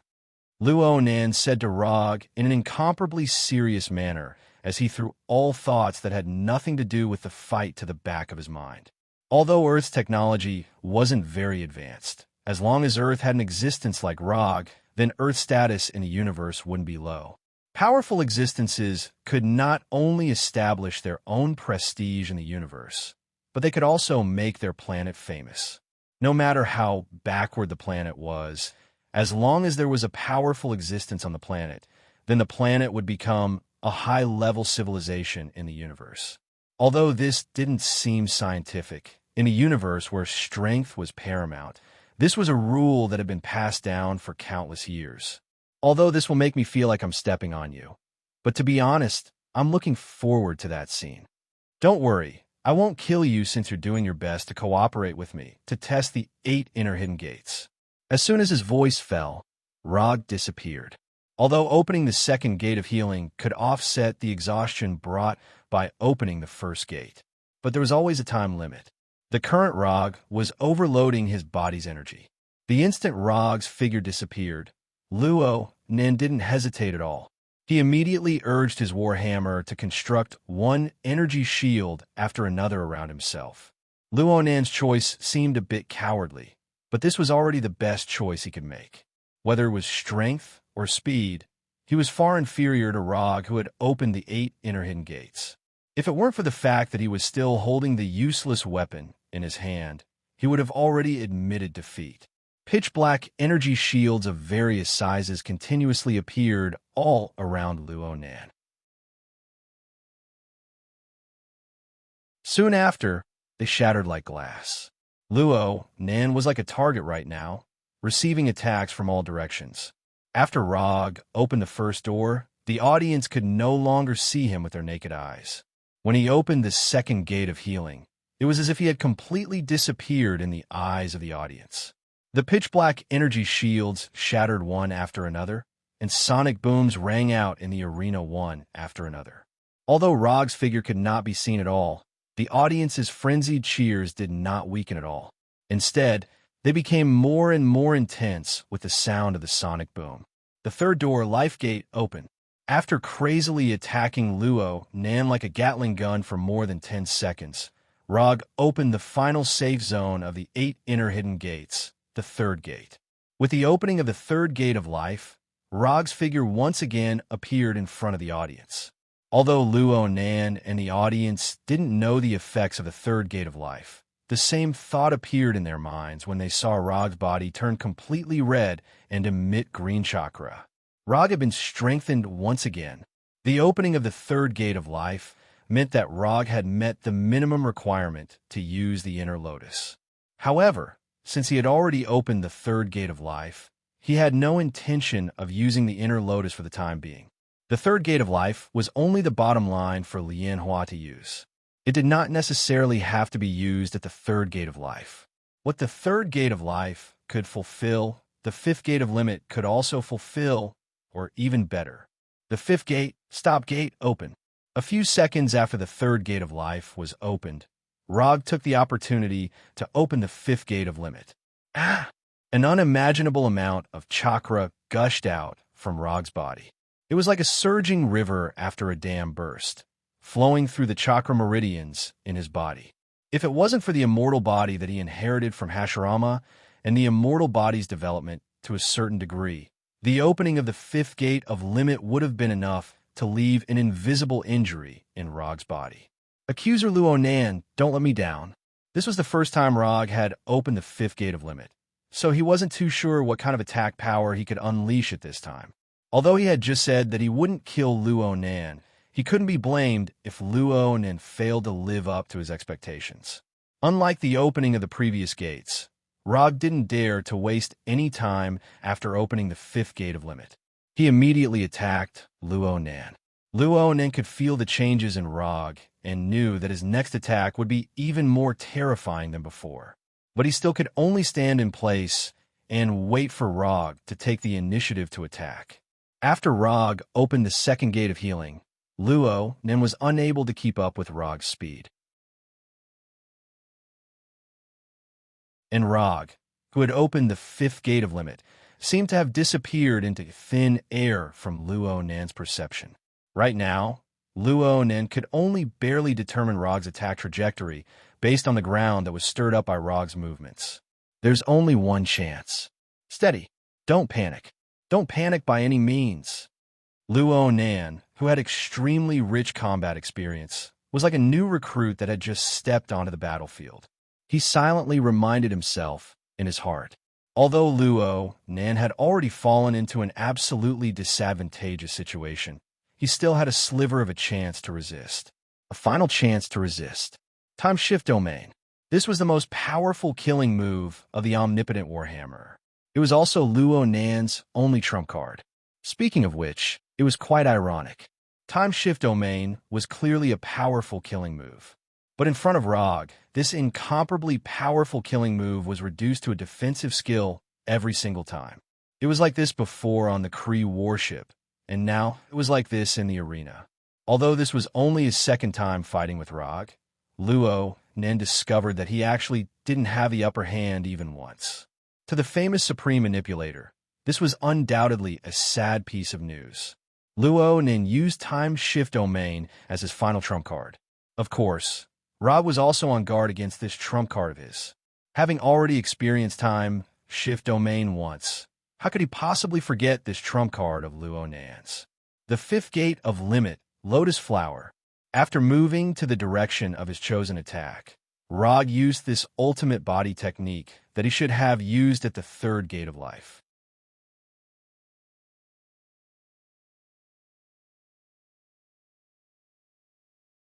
Chapter 362. Gladiator Camp, Training Field. You need to be careful of attacks from behind and blind spots. Your body is your strength, but it is also your weakness. You need to remember this point. In this training field that was not much smaller than the Gladiator Arena, Rog was in the middle of giving Hulk a temporary special training. 3 days had already passed since his fight with Luo Nan. The result of the fight was easy to see. He won. Luo Nan wasn't able to block the Lotus Flower of his fifth gate, the Gate of Limit. Luo Nan ended the fight in a heavily injured state. Luo Nan didn't even have the time to use the Time Shift Domain under the terrifying amplification of the fifth gate, the Gate of Limit. Rog's Lotus Flower struck Luo Nan squarely in the chest. Then Luo Nan directly smashed through the metal wall of the Gladiator Arena, leaving the arena in defeat. Rog silently withdrew a bit of his strength the instant Lotus Flower struck Luo Nan's chest. He didn't let Luo Nan bear the full might of a Lotus Flower. The next morning, Luo Nan was taken away by Rothschild after finishing his emergency treatment. They took the Dark Star and left Sokka Planet. Luo Nan's departure didn't attract too much attention. Or it could be said that the residents of Sokka City didn't care about the whereabouts of the loser. And at noon on the same day, the residents of Sokka City received another piece of news that was enough to make them excited. The recently famous Destroyer of the World, Hulk, was going to fight against the top assassin with the title of the most dangerous woman in the universe, Gamora. And the time of the fight was tonight. This was also the reason why Rog was in the Gladiator Camp's training field today to give Hulk special training. On the surface, the difference in strength between Gamora and Hulk was like a heavenly moat. It was impossible for Gamora to be Hulk's opponent. But the problem was that Gamora wasn't a warrior like Hulk or Luonan. She was an assassin, a top-notch assassin with exquisite killing techniques and incomparably rich experience. Before Gamora obtained the title of the most dangerous woman in the universe, many people looked down on her. Even the targets of her assassination didn't take her assassination to heart. However, when Gamora officially started her career as an assassin, going around the universe to assassinate targets, people's evaluation of her became higher and higher. According to the latest news that Rog had received, since his debut, anyone who had been targeted by Gamora for assassination had all died without exception. Although Gamora's assassination method was different from what most people imagined, it was undeniable that her assassination success rate was 100% so far. In this aspect, Gamora was very similar to Rog. Both of them maintained a 100% success rate in their careers. However, one of them was an assassin, while the other was a ninja. In order to avoid Hulk's sudden failure, Rog had to let Hulk understand the fighting style of assassins and ninjas, which was completely different from that of warriors. Hulk is very strong. Hulk is not afraid of these attacks. Hulk, who was hit by Rog's blind spots one after another, did not take these attacks to heart. From his point of view, these attacks were no different from scratching an itch. However, this was exactly what Rog was worried about. Hulk was used to fighting head-on. Even if he encountered some blind assassins, his super physique would ensure that he would not be fatally injured. If it was a head-on battlefield, Hulk's approach would have no problem. But the problem was that the Colosseum was not a head-on battlefield, and Gamora was not a serious warrior. If it wasn't for the prohibition of firearms and other hot weapons in the Colosseum, as well as inhumane poison gas and biochemical attacks, Rog was even certain that Gamora would have set up all kinds of deadly traps in the Colosseum. No, you should be afraid of these attacks. No matter how strong your body is, there are still many weak spots. For example, these places. As soon as he finished speaking, Roger circled behind Hulk and launched a combo attack on his ears and eyes, while Hulk couldn't see him at all. Rog didn't intend to completely blind or deafen Hulk, but even so, when he changed the attacking parts to the eyes and ears, Hulk still felt what is called the natural weakness of creatures. If it weren't for taking care of Hulk's dignity, Rog wouldn't even mind letting him experience Konoha's secret taijutsu, Millennium Kill. It hurts. You hurt Hulk. He didn't know why. When Hulk, who was more than 2 meters tall and strong, suddenly said this sentence, Rog felt that the style seemed to have become a bit wrong. Otama Rasengan. Rasengan. Rasengan. In order to make this seemingly deviated style return to normal, Rog's right hand condensed an Otama Rasengan with a diameter of 1 meter and hit it hard on Hulk's thick and broad back. Boom! Hulk, who was rubbing his ears, had no time to make any defense. His whole body flew out like a baseball hit and then fell heavily to the ground, raising a cloud of dust. If you don't get serious, you won't be able to eat anything from now until the start of the gladiator fight. To deal with Hulk, who was similar to a naughty child, sometimes it was necessary to use some seemingly childish behavior. After being warned by Rog, Hulk reluctantly got up from the ground and continued the special training tailored for him by Rog. Time passed little by little, and when night began to fall, Hulk finally ended this special training that was completely out of his fighting style. He enjoyed a super large dinner that was heavier than Rog's weight. Ladies and gentlemen from different planets, I'm your most familiar old friend, Joe. Yes, tonight's high-profile individual battle will still be me as the commentator and referee. Now, let me see your excited hands. It was the middle-aged man who was responsible for commentating Rog and Ronan. But this time, the audience at the scene was not willing to cooperate with him. After a somewhat awkward silence, the exaggerated Joey began to introduce the 2 gladiators in tonight's individual battle. Hulk was the first one to appear.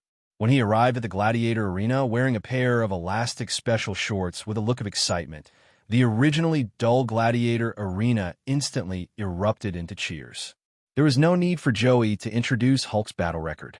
Every audience knew it in their hearts. He was different from Luo Nan, the controller, who had already made a name for himself. Hulk only gradually made a name for himself after arriving on Sokka Planet. In other words, Hulk walked step by step under the gaze of the audience. After Hulk appeared on the stage, it was naturally the turn of his opponent tonight, Gamora. However, when Gamora, who was wearing a slim leather jacket, walked out of the gladiator tunnel, there was a burst of curses and boos in the arena. At this time, Rog still booked a VIP box on the top floor of the arena. Unlike the crazy curses and boos of the audience, when Gamora walked out of the tunnel, Rog's face showed an incomparably serious expression. The most dangerous woman in the universe, the top assassin, the cold-blooded butcher, the lackey of Thanos' overlord, the inhumane Bailey. Gamora had a lot of unpleasant nicknames, but what really made Rog care was not these nicknames, but her status. In other words, her position in Thanos' overlord's heart.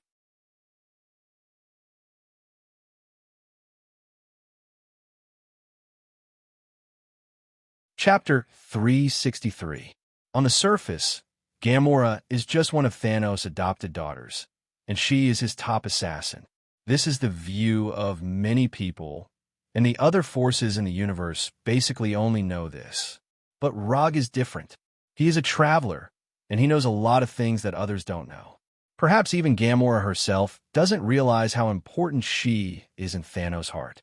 Soul Gem, one of the 6 Infinity Stones, is the only Infinity Stone that needs to be obtained by sacrificing the soul of a loved one. Rog has always known where the Soul Gem is, but he has never thought about the Soul Gem. The reason is simple. He doesn't have a true love at all. And even if he has a so-called true love, he will never sacrifice the soul of his loved one to get the Soul Gem. Thanos can get the Soul Gem by sacrificing Gamora, which is enough to prove Gamora's position in Thanos' heart. In addition, Rog also remembered a particularly small detail, a small detail that even Gamora herself didn't notice. Gamora hates Thanos' flagship spaceship Temple 2 and everything on it, especially in the second temple, the chair that represented the supreme power of Thanos. Thanos has always hoped that Gamora can inherit his position, and that Gamora can sit on this chair that represents power and status after himself. However, after Gamora expressed her refusal, Thanos did not force her once.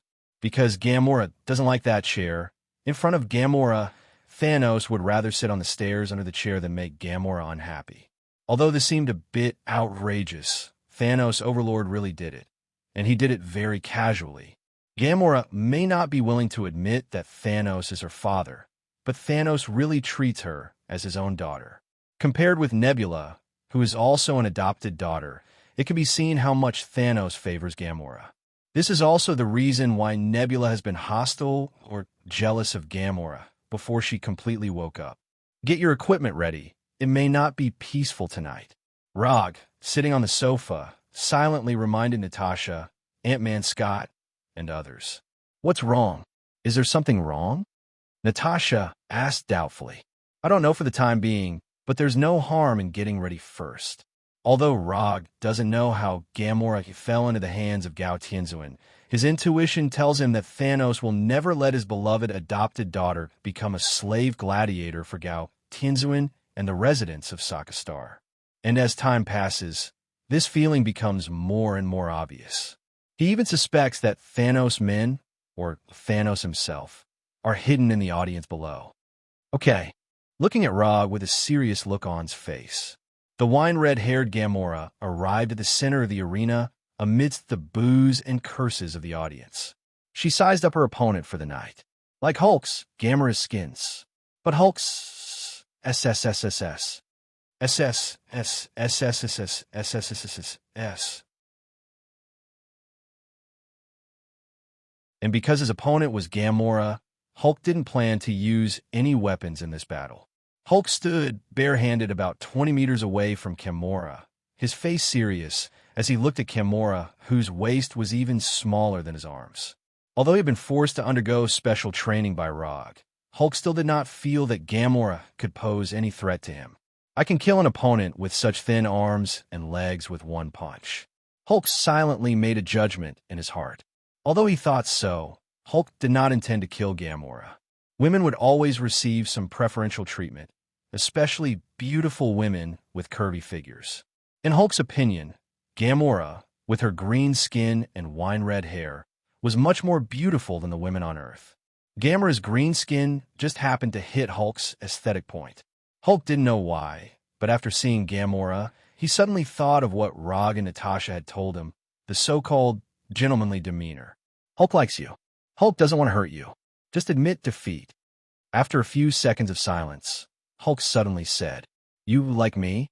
Hulk's sudden words made Gamora a little stunned. As a top assassin and a female assassin, Gamora was very good at using her feminine advantages. She also knew what kind of charm she had. Gamora had heard a lot of disgusting or strange confessions, many of which she had heard from her assassination targets. But after hearing Hulk's words, especially after seeing Hulk's sincere expression without any lust, a strange feeling welled up in Gamora's heart. This big guy's mind is still underage, right? The audience in the auditorium originally thought that they would see a bloody battle tonight, but the development of things completely exceeded their expectations.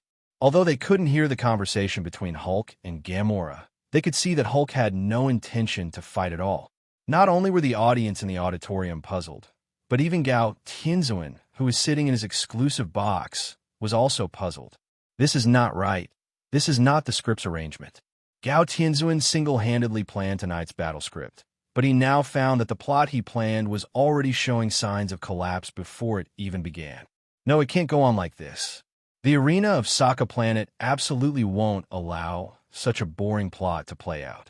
Gao Tianzuan waved his hand at the female guard Topaz next to him, wanted to take the scepter in Topaz's hand that looked like a candied hawthorn. The ruler of Sokka Planet, Gao Tianzuan, was going to take action himself. However, before Gao Tianzuan could take the unconventional scepter, a giant castle-like spaceship flew over the arena, covering the night sky like a black cloud. Sanctum number 2. This was Thanos Lord's flagship, Sanctum number 2. It really appeared. Looking up at Sanctum number 2 that covered the night sky, a smile appeared on Rog's face. Since Sanctum No. 2 was here, it was impossible for Thanos Lord, who was known as the Mad Titan, to be absent. Sure enough, when Sanctum number 2, which was far larger than other spaceships, arrived above the arena, a bright white transmission beam shot out from the bottom of Sanctum number 2 like a bridge of light descending from the sky to the middle of the arena.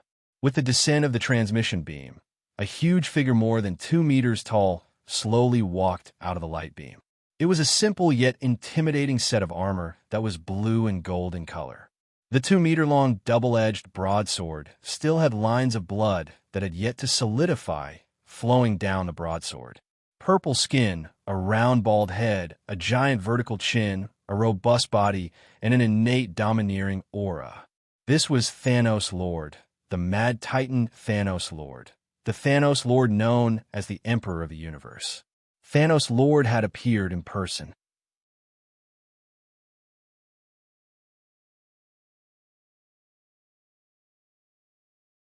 Chapter 364. For others, intervening in the battle before the outcome of the battle has been decided is a direct slap to the face of the ruler of Sokka Planet, Gao Tianzuan. But for Thanos Overlord, this slap is a slap in the face. There is no need to worry about it.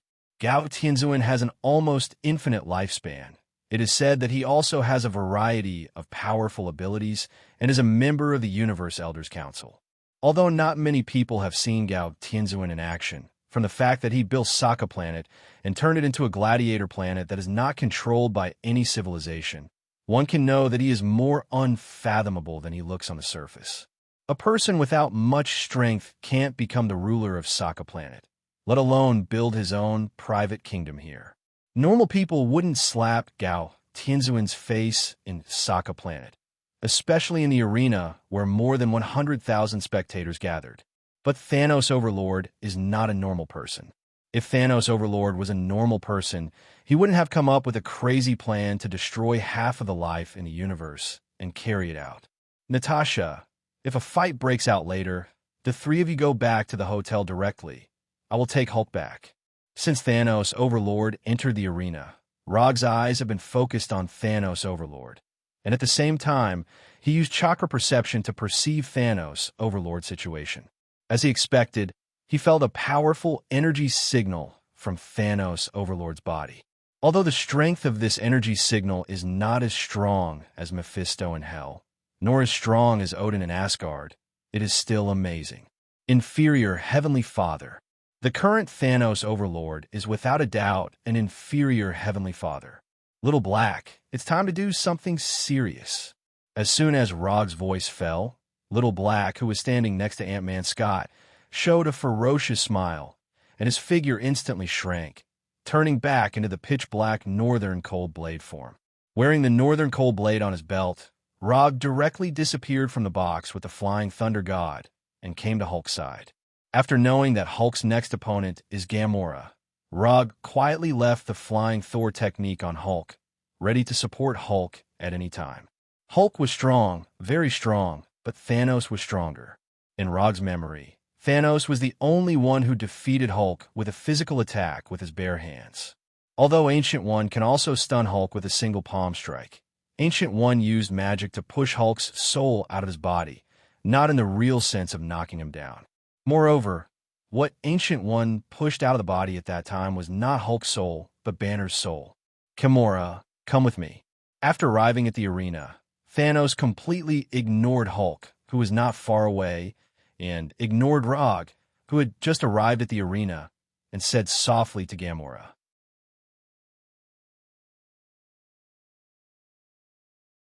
"If it weren't for the double-edged sword in Thanos Overlord's hand that was still dripping with blood, Thanos Overlord at this time looked like a kind old father." However, Gamora did not intend to cooperate with Thanos. After hearing Thanos' words, Gamora pulled out two slender scimitars from her back. These two scimitars were originally intended to be used by Gamora to deal with Hulk. Now, it had become a weapon against Thanos. Gamora replaced her answer with practical actions, making the gentle expression on Thanos' face disappear suddenly. Looking at his daughter, who was facing him with his sword, Thanos Overlord didn't say anything. There was no anger, and he didn't even say anything in a heavy tone. After looking at Gamora silently for a few seconds without saying a word, Thanos Overlord finally retracted his gaze from Gamora and looked at Rog and Hulk, who were not far away. Thanos Overlord's gaze only stayed on Hulk for a second or two before it swept away, and then it stopped on Rog, who was wearing casual clothes. In the eyes of the audience of Sokka Planet, Hulk is the absolute king in the arena, and he is a well-deserved superstar in their hearts. However, in the eyes of Thanos Overlord, the current Hulk is just a warrior with a slightly decent strength. Compared with Hulk, Thanos Overlord obviously values Rog around Hulk more. Don't look at the current Rog only wearing ordinary black casual clothes, but Thanos Overlord saw a sense of déjà vu on Rog. In addition, Thanos Overlord also found that he seemed to have no way to immediately see through Rog's strength. This is an extremely rare situation for the battle-hardened and powerful Thanos Overlord. Young man, your strength is good. Are you interested in joining my side? After looking at Rog seriously, Thanos Overlord said to Rog, "Sorry, I'm not interested for the time being." During the conversation, Rog came from Hulk's side to Hulk and protected Hulk behind him. Now is not the time to let Hulk confront Thanos Overlord one-on-one, and Rog does not want Hulk to have any psychological shadow. It's a pity. If you can join me, we may be able to become good friends, Thanos Overlord said with a little regret. At this time, Thanos Overlord's other adopted daughter, Nebula, and his 5 most powerful men, the 5 Black Radiance generals, also came out of the transmission beam and stood silently behind Thanos Overlord. Nebula's image was no different from Rog's memory. She was still a blue-skinned, half-human, half-machine. As for the 5 Black Radiance generals, according to Rog's evaluation, they were uglier than the other. Not to mention Ebony Throat, who was pale and didn't look like a good person. The head of the 5 Black Radiance generals, the Deathblade general with a sickle-like long blade, and his lover, Proximus Centauri, were also not in line with Rog's aesthetic at all. As for Black Short Star, who was taller than Hulk and had the strongest defense among the 5 Black Radiance generals, as well as the universe-level scout supergiant, whom Roger had never seen before, who was wearing a white battlesuit, they had nothing to do with being good-looking. Thanos Overlord, Nebula, and the 5 Black Radiance generals, although there were only 7 of them. When they appeared in the arena, the audience in the auditorium, without exception, felt a powerful oppressive force, an oppressive force that seemed to come from the depths of their souls. Whether it was Thanos Overlord, Nebula, or the 5 Black Radiance generals, they were all bloody butchers whose hands were stained with blood. Furthermore, they were different from the other butchers who had killed tens or hundreds of people. The number of people they had killed was much higher. At the very least, it was tens or hundreds of times more. For a super fierce person like Thanos Overlord, his killing unit was calculated in planets. Slaughtering an entire civilization or planet, for others, was just a description. But for Thanos Overlord, it was a real bloody record. Of course, under normal circumstances, Thanos Overlord would kill half of them and leave the other half alive. He didn't often do things like completely slaughtering the life of an entire planet. It's fine if we become friends, but if you know what I'm planning, you'll want to skin me alive and pull my tendons out.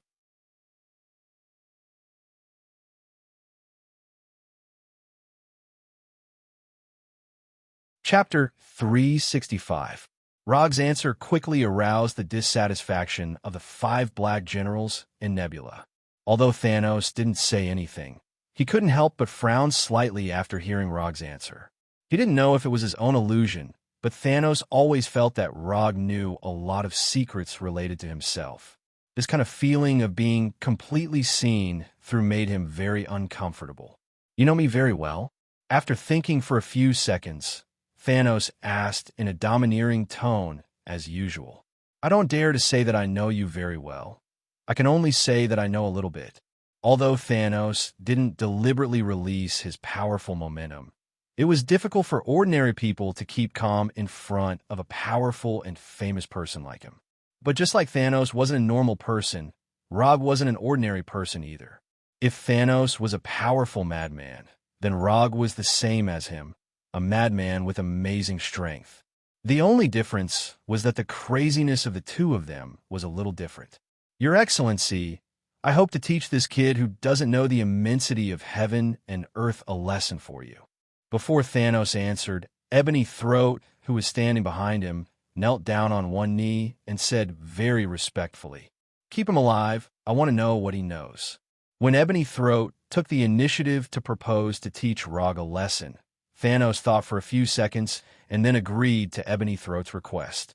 Although it was the first time Thanos saw Rog, he instinctively felt something called trouble in Rog.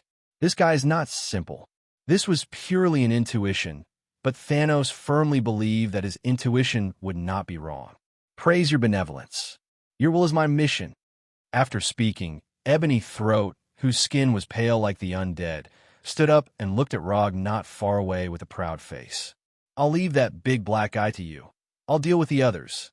Rog ignored the hostility in Ebony Throat's eyes and turned to Hulk next to him. Hulk's physical attack and physical defense were extremely outstanding. Letting him fight against Black Short Star, who had the strongest defense and physical strength among the 5 generals of Black Radiance, was a battle plan that did not require much consideration.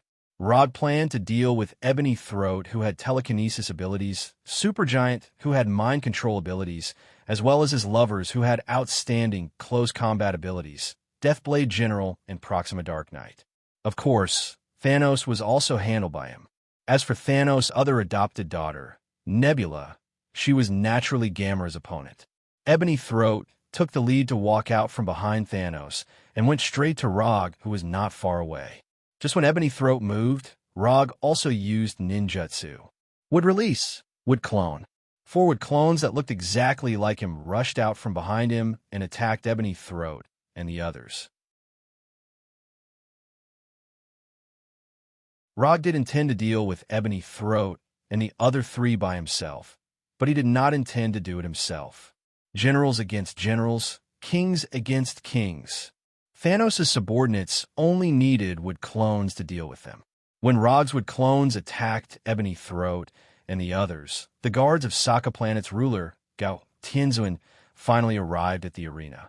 However, Luo Gu, Thanos, and the others didn't care about these guards at all. Thanos waved his left hand casually, and small spaceships of different shapes flew out from Temple Number 2 above the arena. A donut-like circular spaceship, a triangular pillar-like landing ship, and a dense number of small troop carriers. This time, Thanos did not send the Chitauri Legion that had appeared in the Battle of New York, but another legion under his command, the Vanguard Guard Legion. Judging from Thanos' arrangement, it was obvious that he came to Sokka Planet this time, not just to take Gamora home. The circular spaceships and landing ships that flew out of Temple Number 2 did not take the arena as their main target, but flew to different corners of Sokka City and began to attack the entire city. It didn't take long for explosions to come from Sokka City. The complete attack of the Vanguard Guard Legion made Gao Tianzuan's face extremely ugly. He thought that Thanos only wanted to take Gamora away, but it turned out that Thanos had come with an all-out attack on Sokka Planet from the beginning. Inform all the troops in the city to fight back against the invaders. Let the slave gladiators also participate in the battle. Tell them that those who perform well will be restored as free gladiators after the war. Gao Tianzuan, who was holding a scepter in his hand, gave the order with a cold face, his eyes fixed on Thanos in the arena. Since he wants war, we'll give him more. Although Sokka Planet was a dictatorial planet with a special shape, the armed forces of Sokka Planet were not weaker than those of other civilized planets. To some extent, Sokka Planet could even be regarded as having all its citizens as soldiers. Gao Tianzuan's order was quickly passed down, and the defense of Sokka City officially began. As Rog expected, Nebula went directly to Gamora, and the sisters engaged in a life-and-death battle. Hulk was entangled with the tall and strong Dark Short Star, and the two were like two crazy beasts engaged in a hand-to-hand fight. Ebony Throat and the other three were targeted by Rog's wood clone, and they used ninjutsu to fight against superpowers, jinjutsu to fight against mind control, and taijutsu to fight against close combat. At this time, Thanos and Rog became the two people in the arena who have not yet started fighting. Your little tricks are quite good. I appreciate you more and more. Taking a look at the battle between the wood clone and Ebony Throat and others, Thanos spoke again. Correct you. These are not little tricks, but art that can take people's lives.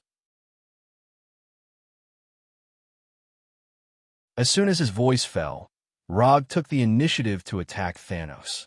Although the current Thanos did not have an Infinity Stone, Rog still did not dare to have the slightest carelessness. Even without an Infinity Stone, Thanos is a real Heavenly Father-level existence, a super powerhouse who can slaughter an entire planet and civilization. In just a moment, Rog crossed a distance of more than 10 meters and came in front of Thanos like a ghost. Without any hesitation, the Northern Cold Blade in his hand directly slashed at Thanos' neck. The instant kill after the high-speed sprint has become his starting move for most of his battles. Opponents who are not strong enough or react fast enough are no different from lambs waiting to be slaughtered in the face of this simple and crude surprise attack. Clang! Although Rog's surprise attack was very fast, Thanos' reaction was also very fast. Thanos raised the double-edged saber in his right hand and blocked Rog's lightning-fast slash. A crisp collision sound rang, and the Northern Cold Blade and the double-edged saber that collided with each other vibrated slightly at the same time. This kind of attack power is a bit interesting. Feeling the power from his right hand, a look of curiosity appeared on Thanos' face.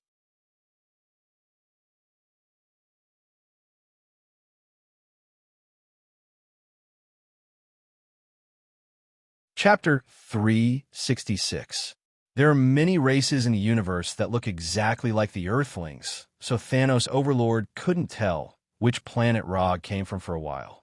However, in his memory, even if it was Asgard, not everyone has such outstanding physical strength. Regarding this, the main reason is that Thanos Overlord came a little too late. If he came to Sokka Star earlier, Even if it was only a few hours, he could easily know the origin of Rog. Although he was a little curious, Thanos Overlord did not stop his movements. Thanos Overlord's right wrist gently turned, and the 2-meter-long double-edged sword with amazing weight turned in a direction extremely flexibly, slashing diagonally from top to bottom. If he was cut, with Rog's current physique, cutting him in half would be his best ending. Although Rog didn't know who helped Thanos Overlord build such a domineering weapon, he knew that the double-edged sword in Thanos Overlord's hand had a super attack power that could cut through vibranium shields. The existence of the immortal body allowed him to have a physique far beyond that of the Earthlings.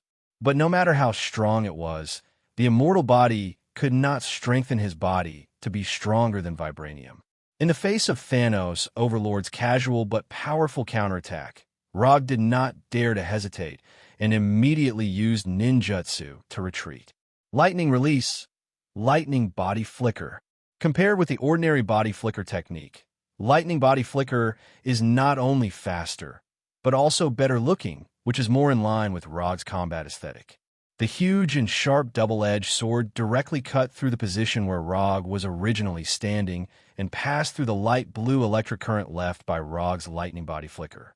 Thanos Overlord was not surprised that the counterattack failed. If Rog couldn't even avoid such an attack, Thanos Overlord would feel abnormal. After quickly pulling away, Rog did not immediately launch a second wave of attacks, but carefully looked at Thanos Overlord. Because the current Thanos Overlord does not have any Infinity Stone, he does not need to worry about Thanos Overlord's incredible energy attack. But even so, Thanos Overlord, who can only use physical attacks, is still a difficult enemy. Although the rapid surprise attack was blocked by Thanos, it also allowed Rog to have a preliminary understanding of the physical strength possessed by Thanos. Among the opponents he had encountered so far, Thanos' physical strength was well-deserved to be number one. Even Thor and Hulk were weaker than Thanos in terms of physical strength. If Slayer Overlord didn't have the advantage of making the first move and the speed of the surprise attack, Slayer Overlord's block just now had a great chance to directly send the Northern Cold Blade in Rog's hand flying. Until now, Roger's right hand still felt waves of pain from the web between his thumb and index finger.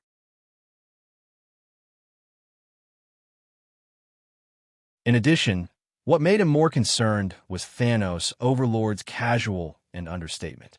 There were many opponents who could block his rapid surprise attack, but none of them could do it as casually as Thanos. Rog had only seen this kind of fighting style of casually repelling the opponent's attack and immediately counterattacking. It was just that the opponents he faced at that time were all insignificant soldiers with mediocre strength. Thanos was more difficult to deal with than expected. Rog quickly made a judgment. If Thanos Overlord didn't have this kind of strength, he wouldn't be qualified to carry out the crazy plan to destroy all life in the universe. Strength, speed, physical strength, combat reaction, combat skills, combat experience. Rog helplessly found that except for the advantage in speed, he was far inferior to the current Thanos Overlord in several other indicators. The limitations brought about by his race were now vividly displayed. Since his innate conditions were not as good as the opponent, then he would add a few buffs to himself. In short, Rog was going to start stacking buffs on himself. Chakra Coat, Thunder Release Chakra Mode, Sage Mode, Hellfire, Hashiman Tonku, Nine-Tailed Chakra Coat. These were the buffs that Rog currently mastered that could significantly improve his combat state. After thinking for a few seconds, Rog quickly made a decision. Buffs, to stack layer by layer. There was no need to use a killer move at the beginning. Thunder Release Chakra Mode. In just a moment, Thunder Release Chakra was concentrated in every part of Rog's body. His body instantly became active. His speed, defense, and nerve conduction speed suddenly increased, and the silver-white lightning also covered his body. Looking at Rog's body, suddenly shrouded in light blue chakra and wrapped in lightning, Thanos Overlord's face showed a hint of excitement. Until now, Thanos Overlord didn't know why he had such a strong interest in a stranger like Rog. In his intuition, he always had a feeling that he had met a real kindred spirit, which was one of the reasons why he took the initiative to recruit Rog before. Such an opponent, if he killed him directly, it would be a waste. Just as Thanos Overlord was thinking about how to beat Rog without really killing or crippling Rog, Rog launched his second wave of attack against Thanos Overlord. Just like before, Rog chose to use his most familiar and favorite rapid ambush tactic. Thunder Release, Lightning Body Blink. Rog's figure disappeared in an instant, leaving a weak electric current with the thickness of a finger in place. The Lightning Body Blink in the Thunder Release Chakra mode allowed Rog to have a speed far beyond the previous, making him disappear from the arena as if he really disappeared. However, in front of Thanos Overlord, his speed was not fast enough, at least not fast enough to break through the limits of Thanos Overlord's dynamic vision. At the moment when Rog disappeared, Thanos Overlord, who was holding a double-edged saber, took a step forward with his left leg, and the double-edged saber in his right hand slashed out. Clang! The Northern Cold Saber in Rog's hand once again collided with Thanos Overlord's double-edged saber. But this time, it was Thanos Overlord's double-edged saber that took the initiative to hit Rog's Northern Cold Saber. A huge force was transmitted directly through the Northern Cold Saber to Rog's right hand, making his right hand slightly numb. However, at the moment when a Northern Cold Saber collided with the double-edged saber, his empty left hand pulled out the Flying Thor Kunai that had not been used for a long time, and threw the Flying Thor Kunai directly at Thanos Overlord. Uchiha Ryu Throw. Although Rog is not an Uchiha clan member, his throwing technique is not worse than the Uchiha clan member, and is even stronger. The physical strength of Thanos, who is obviously a level stronger than Roger, sent him flying without any suspense, causing him to fly out uncontrollably. Rog never expected himself to be able to compete with Thanos Overlord in physical strength, including being hit now. Everything was in his plan. Rog, who was holding the Northern Cold Saber, flew out upside down, and the Flying Thor Kunai that was thrown out by him also came in front of Thanos Overlord at this time. As an experienced fighter, Thanos Overlord certainly can't ignore the existence of the Flying Thor Kunai. He only slightly tilted his neck and avoided the Flying Thor Kunai that was like a bullet. Is that all? After easily avoiding the Flying Thor Kunai, Thanos Overlord couldn't help but lower his evaluation of Rog, using a throwing weapon to launch a second attack. This tactic can't be said to be wrong. It's just that this tactic appeared at this time. It's obviously a bit inappropriate. This is not in line with Rog's strength, but it also has the mentality of underestimating the opponent. It's impossible to make an accurate judgment of the enemy's strength, which means that Rog is only SOSO. Just when such an idea just emerged in Thanos Overlord's mind, an instinctive sense of danger instantly emerged in his mind. No, this is not the end. Thanos Overlord just wanted to react, but everything was too late. Flying Thor second stage, Flying Thor Chop.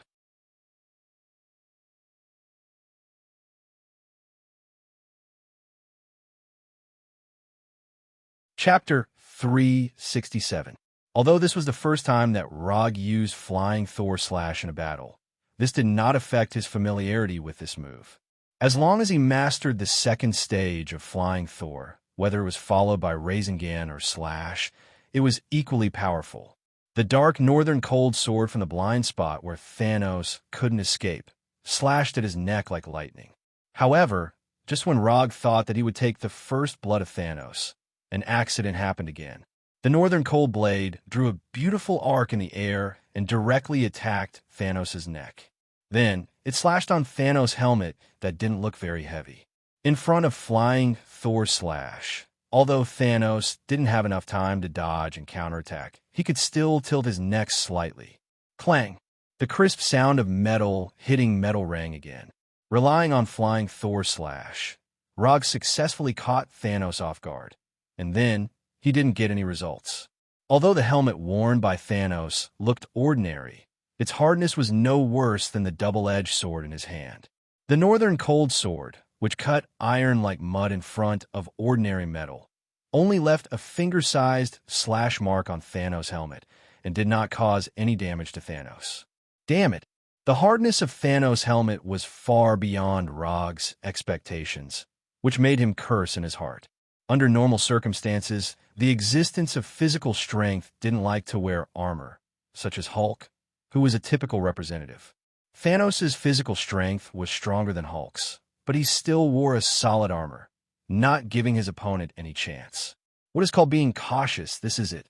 Thanos' helmet made Rog return without success again, and it also exposed his flying Thor slash, a surprise attack move. In front of Thanos, a powerful and highly intelligent existence, the more moves exposed, the more troublesome the next battle will be. This is why Rog has always been cautious in choosing offensive methods. The flying Thor's slash did not deal the expected damage. Without any hesitation, Rog used lightning body blink to increase the distance between them. When Rog's figure reappeared dozens of meters behind him, Thanos, holding the double-edged sword, slowly turned around and looked at Rog seriously. I have to admit that I underestimated you. You are an opponent worthy of being treated seriously, so I will treat this battle seriously. Rog's flying Thor chop made Thanos feel a long-lost sense of danger. As a madman who constantly fought in the universe, it had been a long time since he felt such a threat to his life. Out of respect for Rog, he had to take this battle seriously. Don't look at how Thanos came to the Colosseum fully armed, but before Rog's flying Thunder God slash, he always held some indifferent attitude. Sokka Star's gladiators did have some fame in the universe, but in the eyes of Thanos, these gladiators were barely qualified. Because of this, Thanos had never put Sokka Star's gladiators in his eyes. Before, he had always had a game mentality when he fought with Rog. The appearance of the flying Thor slash gave Thanos a reason to take it seriously. Rog didn't know what Thanos would look like when he was serious, but after Thanos said those words, he couldn't help but clench the Northern Cold sword in his hand and the flying Thor's kunai. Just as Roger was thinking about how the serious Thanos Overlord would attack, Thanos Overlord, who was holding a double-edged sword, suddenly disappeared from his eyes. So fast, Thanos broke out with a speed that was no slower than Rog's lightning body blink in the chakra mode. He instantly came in front of him, and the huge double-edged sword slashed toward him. This sword cannot be blocked. Block, you will die. The terrifying combat intuition honed by rich combat experience allowed Rog to make a judgment in an instant. Thanos' sword seemed ordinary, but if he really treated this sword as an ordinary slash to block, he would definitely be cut in half by Thanos. Flying Thor. When Thanos' double-edged sword was about to cut Rog's head, Rog's figure disappeared again, disappearing out of thin air in front of Thanos. This time, Rog did not use the flying Thor to counterattack, but purely retreated. In just a moment, he came to the vicinity of Hulk from Thanos' double-edged sword. Relying on the flying Thor technique on Hulk, he successfully escaped Thanos' lightning-like sword, and he couldn't help but be shocked. Thanos had never been known for his speed. At least in Rog's memory, Thanos' speed could only be regarded as average. But just now, Thanos relied on his incomparably strong body and broke out with an amazing speed that was completely inconsistent with his body shape. If it weren't for Rog himself being very good at this kind of rapid attack, Thanos' sword had a more than 90% chance of hitting him directly. Does he have to be so abnormal? This kind of physical fitness is cheating. Your reaction is really fast, but how many times can you escape? After the sword missed, Thanos did not show any unexpected look, but instead, he looked at Hulk next to Rog with interest. Now Hulk was in a close combat with Black Short Star, and they did not pay attention to the sudden appearance of Rog. Rog just relied on the flying Thor to avoid Thanos' attack, but Thanos also noticed something from his evasion. When he first appeared, Rog used the flying Thor to teleport to Hulk's side, and instantly came from the top box to the arena. And just now, he used the flying Thunder God to avoid Thanos' attack, and came to Hulk's side again. For others, there was no relationship between the two, but Thanos saw the key point. Hulk was the key point of Rog's two teleportations. Coupled with the previous flying Thor, Thanos immediately found the fatal weakness of the flying Thor. Rog's teleportation required a key space jump point. Although Thanos didn't know how the flying Thor did this, Rog's teleportation reminded him of the spaceship's space jump in a vast universe. You'll know if you try it. Roger now found that he increasingly hated Thanos, an opponent with rich experience and keen combat intuition. Although Thanos didn't say it clearly, he could see that Thanos had already seen the key to the flying Thor. The only thing that hasn't been mastered by Thanos is that he still doesn't know the existence of the flying Thor technique. If you only know how to dodge, you can't win against me. As soon as the voice fell, Thanos attacked Rog again.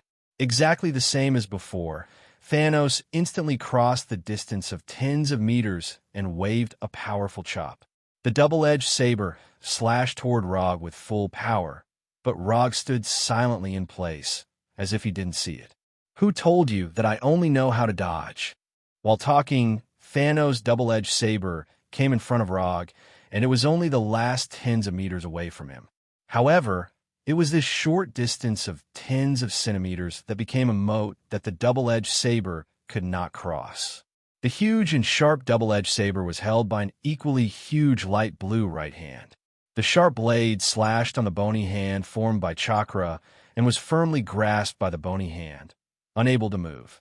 Manjiku Sharingan, Susuna, you're tuning in to the Romance Rendezvous YouTube channel. We're so grateful for your support, and don't forget to subscribe to join us on this incredible journey through captivating stories.